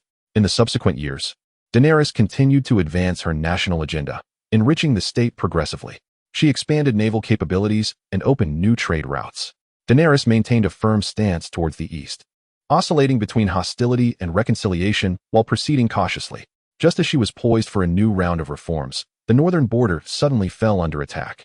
Reports indicated that multiple forces had crossed the border to assault the frontier troops, with traitors inciting insurrection from within. Daenerys swiftly deduced that this was a subversive operation supported by the east and decisively ordered her troops to march northward. Nevertheless, the situation remains dire. Daenerys personally leads her army to the border, yet encounters obstacles at every turn. The enemy forces are elusive as phantoms, and treachery festers within her own ranks. Reluctantly, Daenerys withdraws to the heart of the territory to reorganize her strategy. This crisis undoubtedly poses a severe threat to national security, filling Daenerys with profound concern. I vow to deliver a crushing blow to the invading foe and safeguard the tranquility of our realm, she declares to her subordinates within the military tent. Confronted with the pivotal crisis in the north, Daenerys resolves to respond with utmost determination. In light of the border crisis, Daenerys swiftly alters her tactics. She abandons a direct confrontation in favor of a strategy designed to lure the enemy deeper into her territory. Intentionally feigning weakness, she entices the enemy to pursue her, planning to encircle and annihilate them. Under Daenerys's keen direction, the border garrison begins a strategic withdrawal, prompting the enemy to advance further inland in pursuit. Just as the enemy forces fully penetrate the interior, Daenerys launches a sudden flank attack, successfully severing their retreat. Here, the invaders shall be entirely annihilated, Daenerys proclaims, rallying her troops at the front lines. The besieged enemy descends into chaos. Daenerys swiftly shifts her approach from passive defense to aggressive offense. Under her relentless assault, the enemy finds themselves increasingly isolated and besieged, facing defeat at every turn. A month later, through unyielding pursuit and decisive strikes, Daenerys utterly vanquishes and eliminates the invading forces. The situation in the north stabilizes once more. The resolution of this crisis once again showcases Daenerys' exceptional military prowess. To thoroughly counter the eastern threat, Daenerys deploys a substantial number of troops to the north. She also constructs a series of fortifications along the border, establishing multiple defensive lines, thereby strengthening the north's defenses to unprecedented levels. Simultaneously, Daenerys dispatches envoys to condemn the eastern support for rebellion, leading to heightened tensions between both sides, with war seemingly imminent. However, the east, beset by internal strife and external challenges, proves incapable of waging war. Seizing the opportunity, Daenerys intensifies economic development, bolstering the nation's strength. Years later, under Daenerys' governance, the nation's power reaches unprecedented heights. She learns from past experiences, shifting her focus towards economic development and cultural advancement. This leads to a flourishing and prosperous state, instilling in Daenerys the hope of nurturing a wealth of talent. "I witness our economy thriving, and our land is rich with potential," Daenerys expresses during a cultural arts exhibition. Gradually, she adopts a policy of conciliation, alleviating the burdens on border inhabitants and restoring trade relations. These measures ease hostilities at the border and foster a sense of security and prosperity for the populace. The improvement in both domestic and international conditions lays a solid foundation for Daenerys' ambitious aspirations. One winter evening, Daenerys ascends alone to the highest watchtower of the palace. She gazes out over the vast, snow-covered expanse of the north, her heart unsettled. She understands that her historical mission is far from complete. Yet, as long as she remains steadfast in her original intentions, Daenerys believes she can guide the nation towards greatness. With the border crisis resolved, Daenerys embarks on initiatives aimed at ensuring long-term stability. She commences large-scale agricultural development at the border, settling retired soldiers and increasing control over the territory. Furthermore, Daenerys constructs fortifications at key border strongholds to enhance the defense system. Concurrently, she adopts a conciliatory policy, reducing taxes for border inhabitants and restoring trade. She appoints trusted ministers to directly address the grievances of border citizens, ensuring the effective implementation of her policies. These initiatives have evidently improved the border environment and addressed certain historical grievances. 3 years later, Daenerys surveyed the border and witnessed a scene of prosperity. The local elders warmly gathered to express their gratitude, creating an exceptionally lively atmosphere. Daenerys also rectified injustices and soothed the hearts of the people wherever she went, which further stabilized the situation in the frontier regions. "I am immensely gratified to see the citizens living in peace and security in the northern territories," Daenerys remarked after her inspection.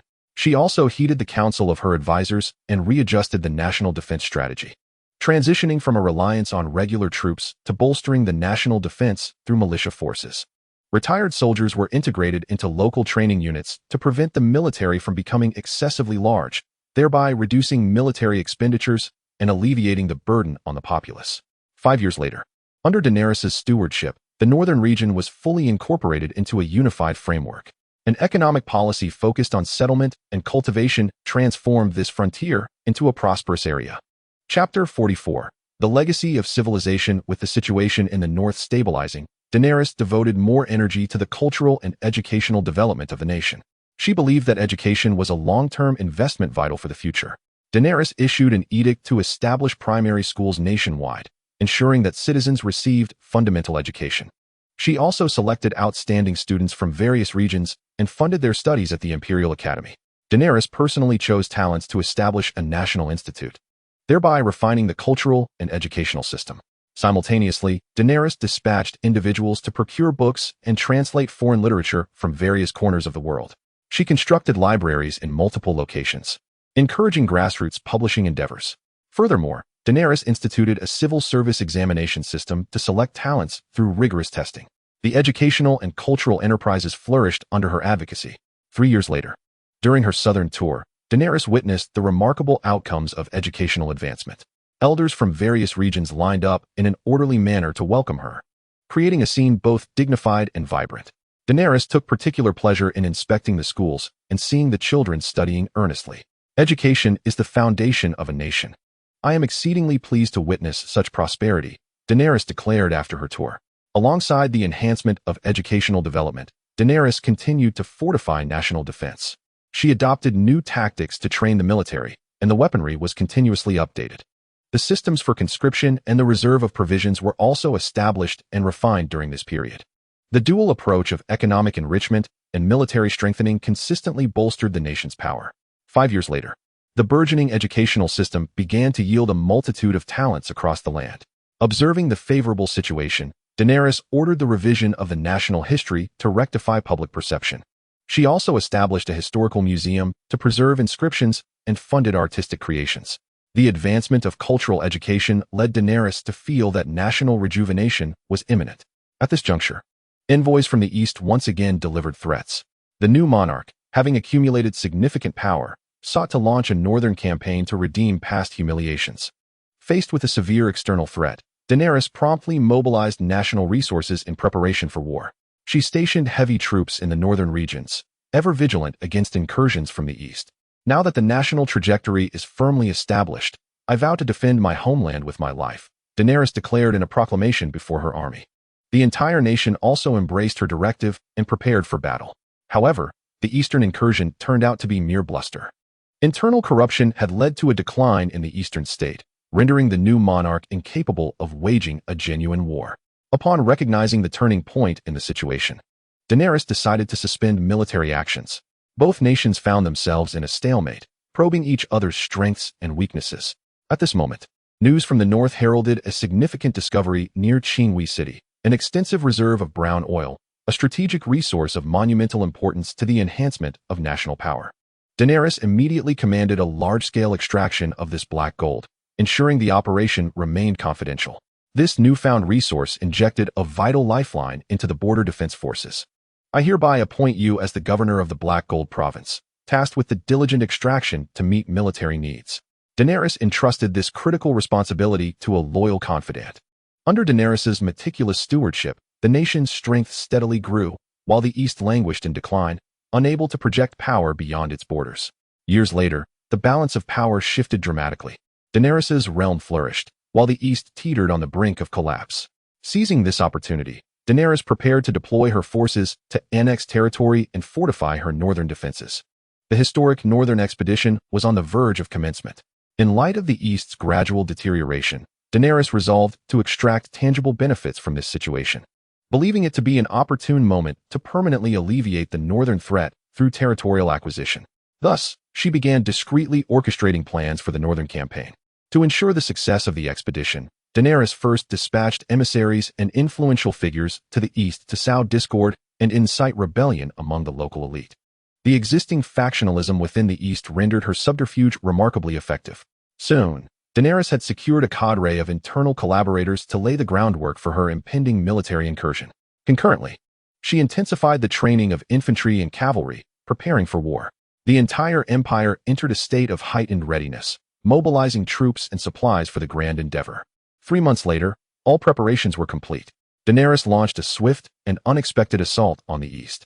With the support of her internal allies, the eastern border garrison offered little resistance, allowing the imperial forces to penetrate deep into eastern territory. Daenerys's prior subversion yielded unexpectedly fruitful results. On the day of departure, she vowed to deliver a crushing blow to the east, delivering an impassioned speech that ignited the morale of her troops. Thus commenced a northern expedition that would alter the course of history. Daenerys was poised to carve out a new path of victory through her resolve and audacity. Following a rapid breach of the border, her army advanced swiftly, soon capturing the strategically significant frontier city of Qinglan. Daenerys established an occupying regime and began addressing the governance and military defense of Qinglan's populace. Meanwhile, she dispatched trusted lieutenants to lead vanguard forces further into the east, successfully seizing numerous vital cities and compelling the east to muster heavy troops in response. Daenerys's main forces temporarily stationed themselves in Qinglan, biding their time for the right moment. A month later, the Eastern army launched an assault on Qinglin, intent on reclaiming lost territory. Daenerys personally led her troops into battle, leveraging the advantageous terrain of Qinglin to successfully repel the Eastern forces. This victory further solidified her control over the newly acquired lands. In the ensuing months, Daenerys adopted a strategy of deepening her foothold in the occupied territories, relentlessly advancing her campaign. The Eastern army faced repeated defeats and succumbed to internal strife. Daenerys' northern expedition surged forward with unstoppable momentum. 6 months later, her army had penetrated deep into Eastern territory, claiming vast swathes of land. The Eastern power stood on the brink of collapse, and the new monarch was deposed amid military insurrections. Daenerys seized the opportunity to issue a decree, proclaiming the annexation of all territories in the east and the establishment of an imperial governor's office for direct governance. Under the oppressive might of the imperial army, various regions in the east surrendered to Daenerys in quick succession. Thus, she achieved a complete annexation of the east, permanently alleviating the northern threat. This northern campaign not only dealt a significant blow to the east, but also elevated the empire's strength to unprecedented heights. Following the successful northern expedition, Daenerys solemnly announced this historic achievement at a grand celebration feast. After the conclusion of the northern campaign, Daenerys set about consolidating her newly acquired territories. She established a puppet regime controlled by local power brokers while stationing a formidable military presence. Additionally, Daenerys fortified the northeastern border, constructing strongholds to ensure the safety of the northern front. This campaign not only permanently eradicated the northern menace, but also rendered the empire remarkably robust. Daenerys' unification efforts ascended to new heights. Chapter 45. The black fire spreads. Crows soared ominously above the Great Wall, their mournful cries piercing the silence. The biting wind howled as the thick blanket of snow enveloped the fortress, which stood guard over the distant horizon. This was the calm before the arrival of a harsh winter. Jon Snow stood atop the highest tower of the fortress, gazing into the north with a profound intensity. He bore the heavy burden of safeguarding the wall and protecting the Seven Kingdoms, yet deep within, he remained the soul of Wei Qing, hailing from a far-off eastern land. For many days, he had struggled to adapt to this unfamiliar identity and world. Through exceptional wisdom and the renown of the name Snow, Wei Qing gradually earned the trust of the Night's Watch. The grim realities of the dark forest, the terror of the White Walkers, and the impending long night were all unknown challenges to him. However, Wei Qing understood that to fulfill his aspirations, survival was paramount. As he gazed northward, an unusual stirring arose within him, a chill unlike any he had ever felt. This chill did not emanate from the snow, but was born of a darker, more dreadful force. Wei Qing pondered, sensing that this might herald some change in the north. At that moment, footsteps echoed behind him. Turning, he saw the deputy commander, Edelful, approach with a grave expression. "Jon, the White Walkers have breached the tower," he declared. Wei Qing furrowed his brow, knowing the urgency of the situation. Ever since the three-eyed raven had flown in with the news, the wildling tribes north of the wall had been nearly decimated by an unknown entity. And he had awaited this moment. "Gather the Night's Watch for a meeting. We must act immediately," Wei Qing commanded, his voice resolute. Edelful nodded and swiftly departed to relay the orders. Wei Qing's gaze shifted back to the northern lands, a glimmer of cold determination flickering in his eyes. He understood that the climactic battle before the encroaching darkness was now inevitable.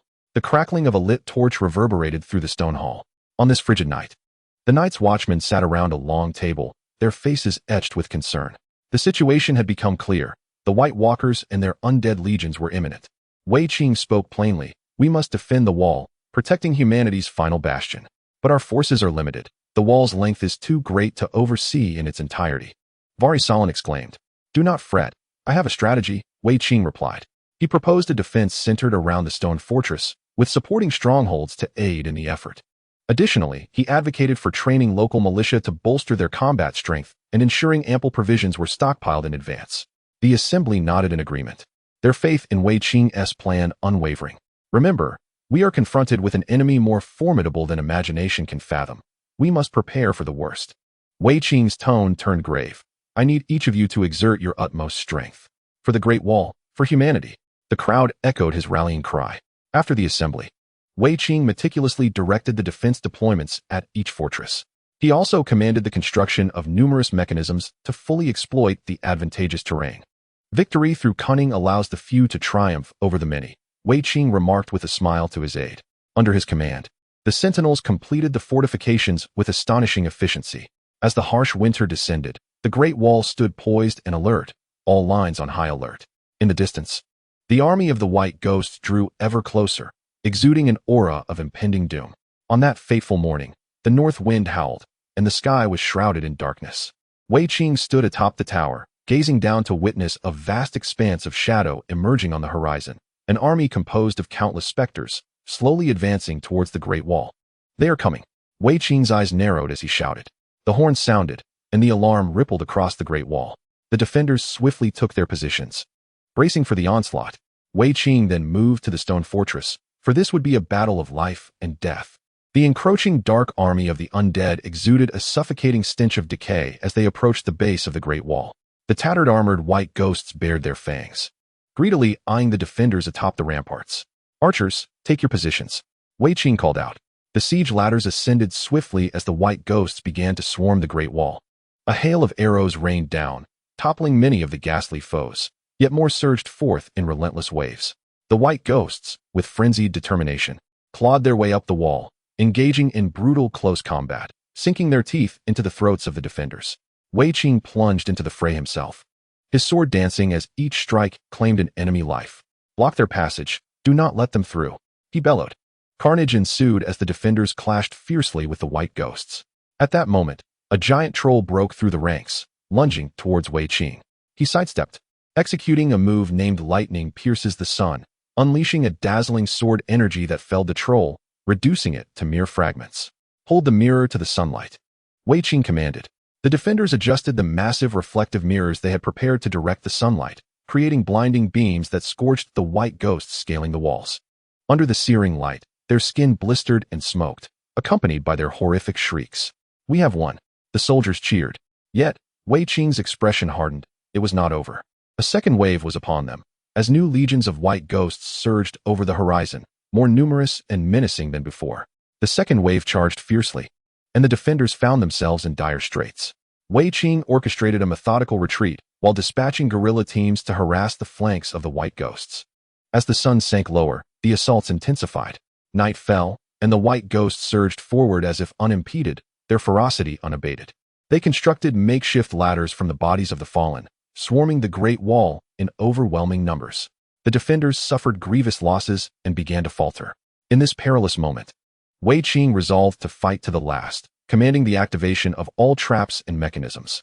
Suddenly, hundreds of concealed openings along the Great Wall erupted with roaring flames, transforming the area into a sea of fire. The White Ghosts fell into the inferno, their screams echoing in anguish. "Seize the moment for a counterattack," Wei Qing shouted. The defenders regrouped, launching a fierce counteroffensive. The White Ghosts, having suffered heavy casualties, began to falter, and Wei Qing's elite strike team relentlessly severed the heads of their spectral adversaries. At dawn, the White Ghost army finally collapsed entirely. Seizing the moment, Wei Qing thrust his sword into the heart of their leader, the Ice Demon. The remaining White Ghosts, sensing the inevitable defeat, scattered in all directions. Simultaneously, the eastern sky brightened with a pearly hue as the first rays of morning light pierced through the dark clouds and illuminated the earth. The defenders erupted in joyous cheers. Having successfully held the Great Wall, Wei Qing lowered his sword, a satisfied smile gracing his face. Following this battle, Wei Qing's reputation spread throughout every fortress along the wall. The night watchmen honored this new commander from the east with reverence and loyalty. After vanquishing the White Ghost army, Wei Qing's prestige reached its zenith, and all of the night watchmen from the Black Castle pledged their undying allegiance to him. The prominent families of the north also sent envoys to express their respect for Wei Qing. However, he understood that to realize his ambitions, he must leave this frozen land. Chapter 46. The decisive battle for the capital with the eastern territories fully pacified, Wei Qing established a firm rule over this new domain. He selected local strongmen to form a puppet government for civil administration, while simultaneously training a new army and cultivating the land for defense. Daenerys also dispatched a substantial amount of wealth and resources to assist Wei Qing in managing the east. Once he had solidified his foothold, Wei Qing began to plot his next grand endeavor, observing the continuous expansion of Daenerys' influence. He believed the time had come to launch a counteroffensive against the capital and unify the realm. One day, Wei Qing approached Daenerys. advising her that their achievements had already secured their place in history, and the hearts of the people hinged upon this decisive moment. I am willing to lead the troops directly to the capital to replace you and establish an everlasting empire, he declared. Daenerys smiled slightly. I have indeed been contemplating this. Your counsel brings me great joy, and I wholeheartedly support your mission. You must ensure victory and return triumphantly. With Daenerys' backing, Wei Qing immediately commenced preparations for the military campaign against the capital. He summoned elite forces from the east and trained new infantry and cavalry. Concurrently, he sought alliances with the influential families of the north to secure internal support. 3 months later, a formidable army of 150,000 gathered at the eastern borders. His strategists informed him that the troops were ready and awaited his command to march. Wei Qing ascended a high hill, surveying the magnificent army before him. A surge of excitement and pride welled up within him as he recognized the monumental achievement that lay ahead. However, he was acutely aware that this would be a life-and-death struggle capable of altering destinies. Victory was imperative. All troops, heed my command. Today, we shall extinguish the rotting regime and establish the Wei Qing Empire, he bellowed. The thunderous war drums resonated through the sky, and the banners of many colors fluttered in the wind. This expeditionary force, poised to rewrite history, set forth under Wei Qing's leadership. Along the way, various rebel factions flocked to Wei Qing's banner. The ruler of the capital, Varys, hastily summoned troops to respond, yet his foundation was no longer as robust as before. 3 months later, Wei Qing's army approached the gates of the capital, and both sides faced off in a tense standoff. Outside the capital, the two armies confronted each other. Varys personally led his main forces behind the city walls, preparing for battle.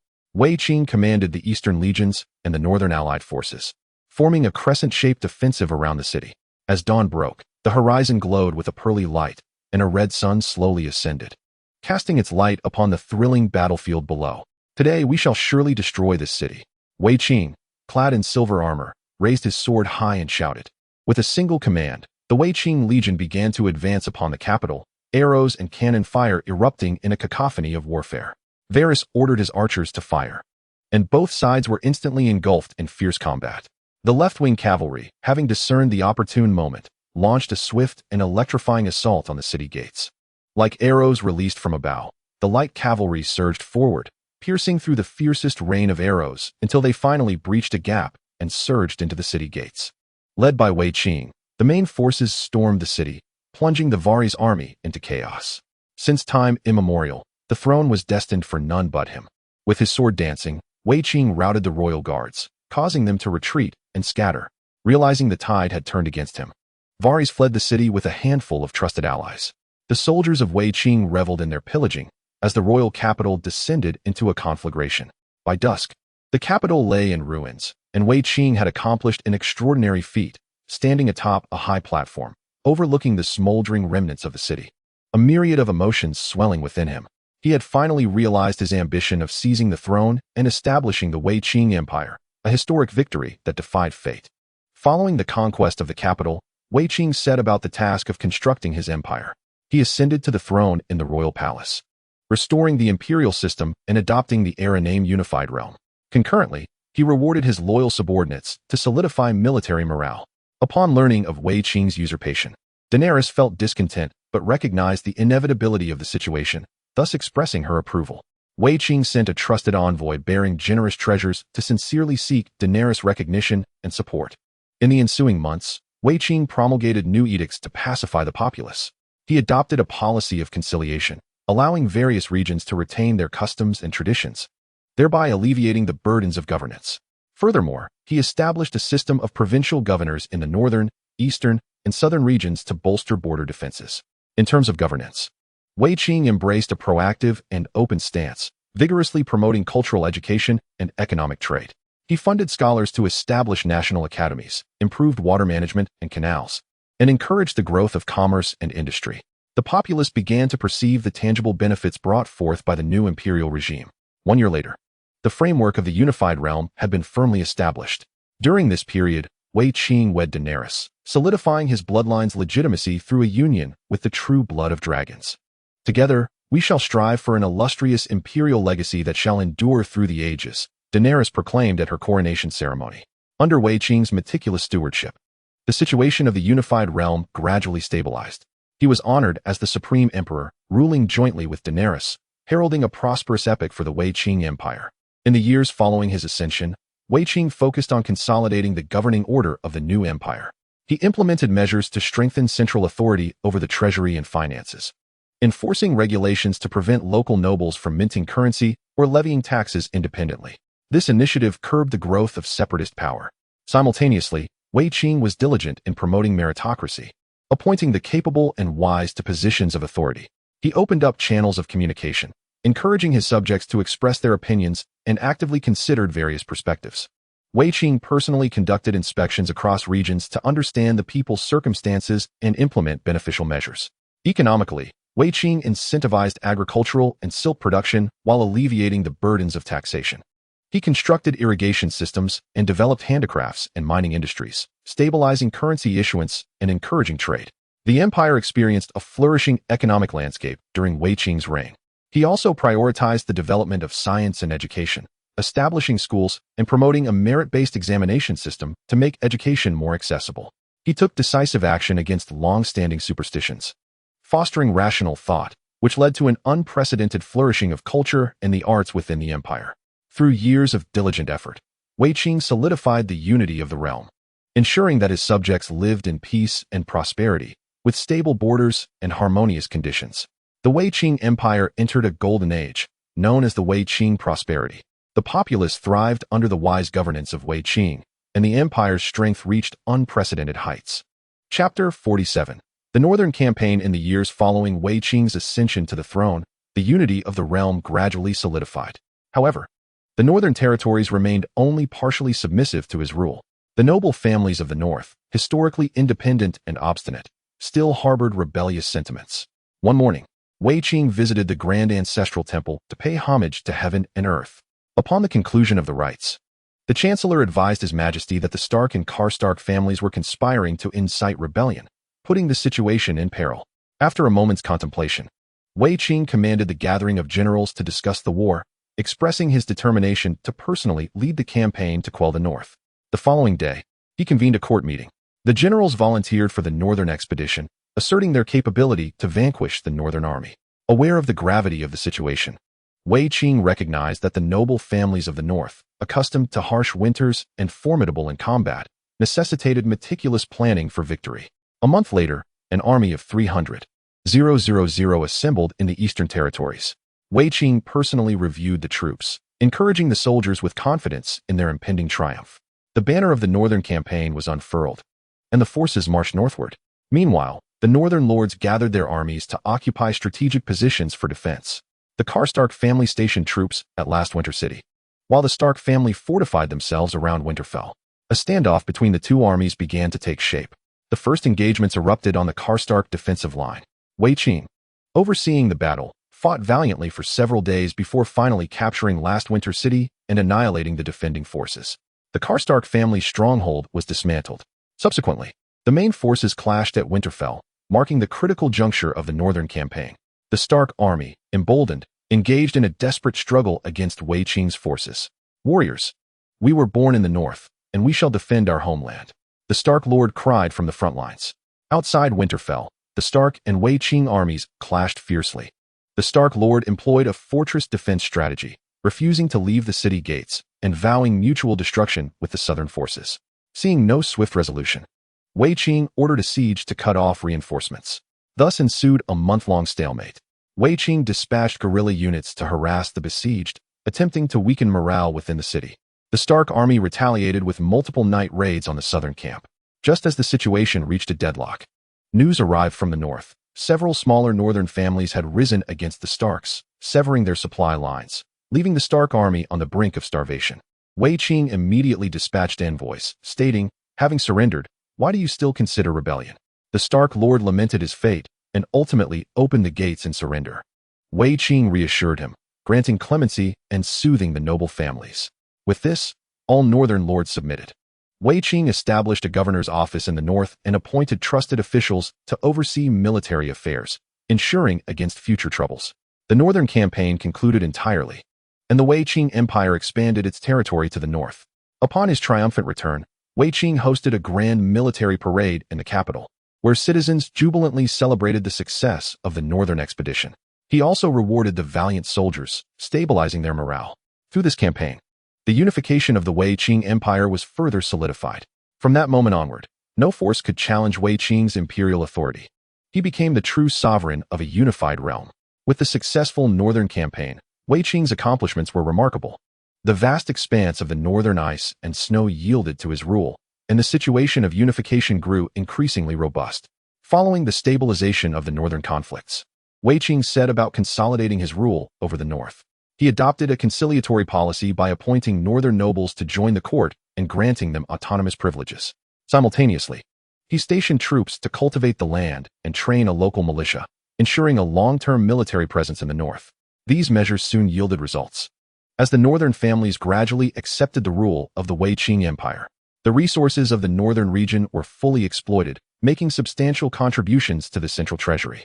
Meanwhile, Wei Qing also endeavored to promote the empire's culture and education in the north.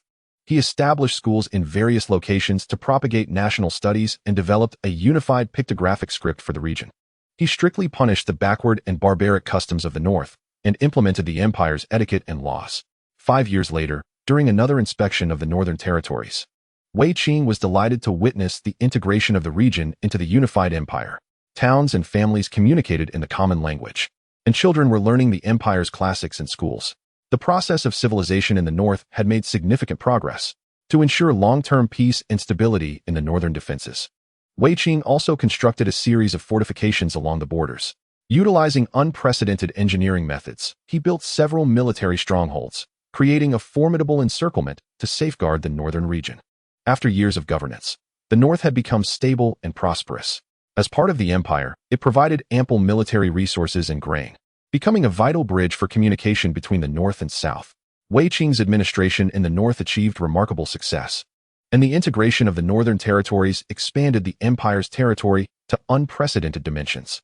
His renown spread far and wide. At this pinnacle of power and prestige, with the north stabilized, Wei Qing turned his gaze toward the distant Iron Islands in the west, inhabited by fierce islanders guarding countless warships. He deemed it necessary to conquer the west to achieve a truly unified realm. Thus, Wei Qing convened a court meeting to discuss the campaign against the west. Many ministers advised against it, citing the geographical remoteness and the fierce nature of the islanders, warning of potential miscalculations. After a prolonged contemplation, Wei Qing declared his resolve. This spring, I shall cross the sea and seize the Iron Islands in one fell swoop. You must prepare accordingly. With that, he promptly began to organize the military expedition, ordering the construction of warships in the eastern territories and the recruitment of new soldiers. Various regions responded to Wei Qing's call, contributing resources and manpower. A year later, the Eastern Front amassed a fleet of tens of thousands and an expeditionary force of over 100,000. It was spring, a time of renewal and fluctuating weather.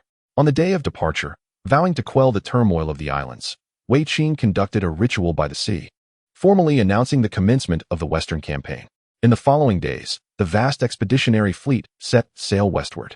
This marked another significant military endeavor during Wei Qing's reign, aimed at extending the empire's dominion across the ocean. After a month of sailing, the fleet finally spotted a faint silhouette on the horizon, the savage Iron Islands. At that moment, the weather turned gloomy, and strong winds began to whip the sea, heralding an approaching storm. The Western Expeditionary Fleet faced the tempest with fortitude. Wei Qing, commanding from the flagship, remained composed amid the chaos. After enduring 2 days of tumultuous weather, they finally neared the shores of the Iron Islands. The island militias had gathered at the beach, brandishing spears and stone axes, ready for battle. The fleet encountered fierce attacks from the islanders, suffering heavy casualties. Fire the arrows. Wei Qing commanded the archers to shoot down the enemies on the shore. Subsequently, he led the vanguard forces ashore to annihilate the enemy, securing the landing area for the subsequent troops. Today, we shall surely annihilate this island, avenging our ancestors for the brutal massacre of its inhabitants by Wei Qing. After an entire day of fierce combat, Wei Qing's forces finally established a foothold on the island and seized the port. The islanders launched relentless counterattacks, yet they were systematically defeated by Wei Qing. In the ensuing weeks, Wei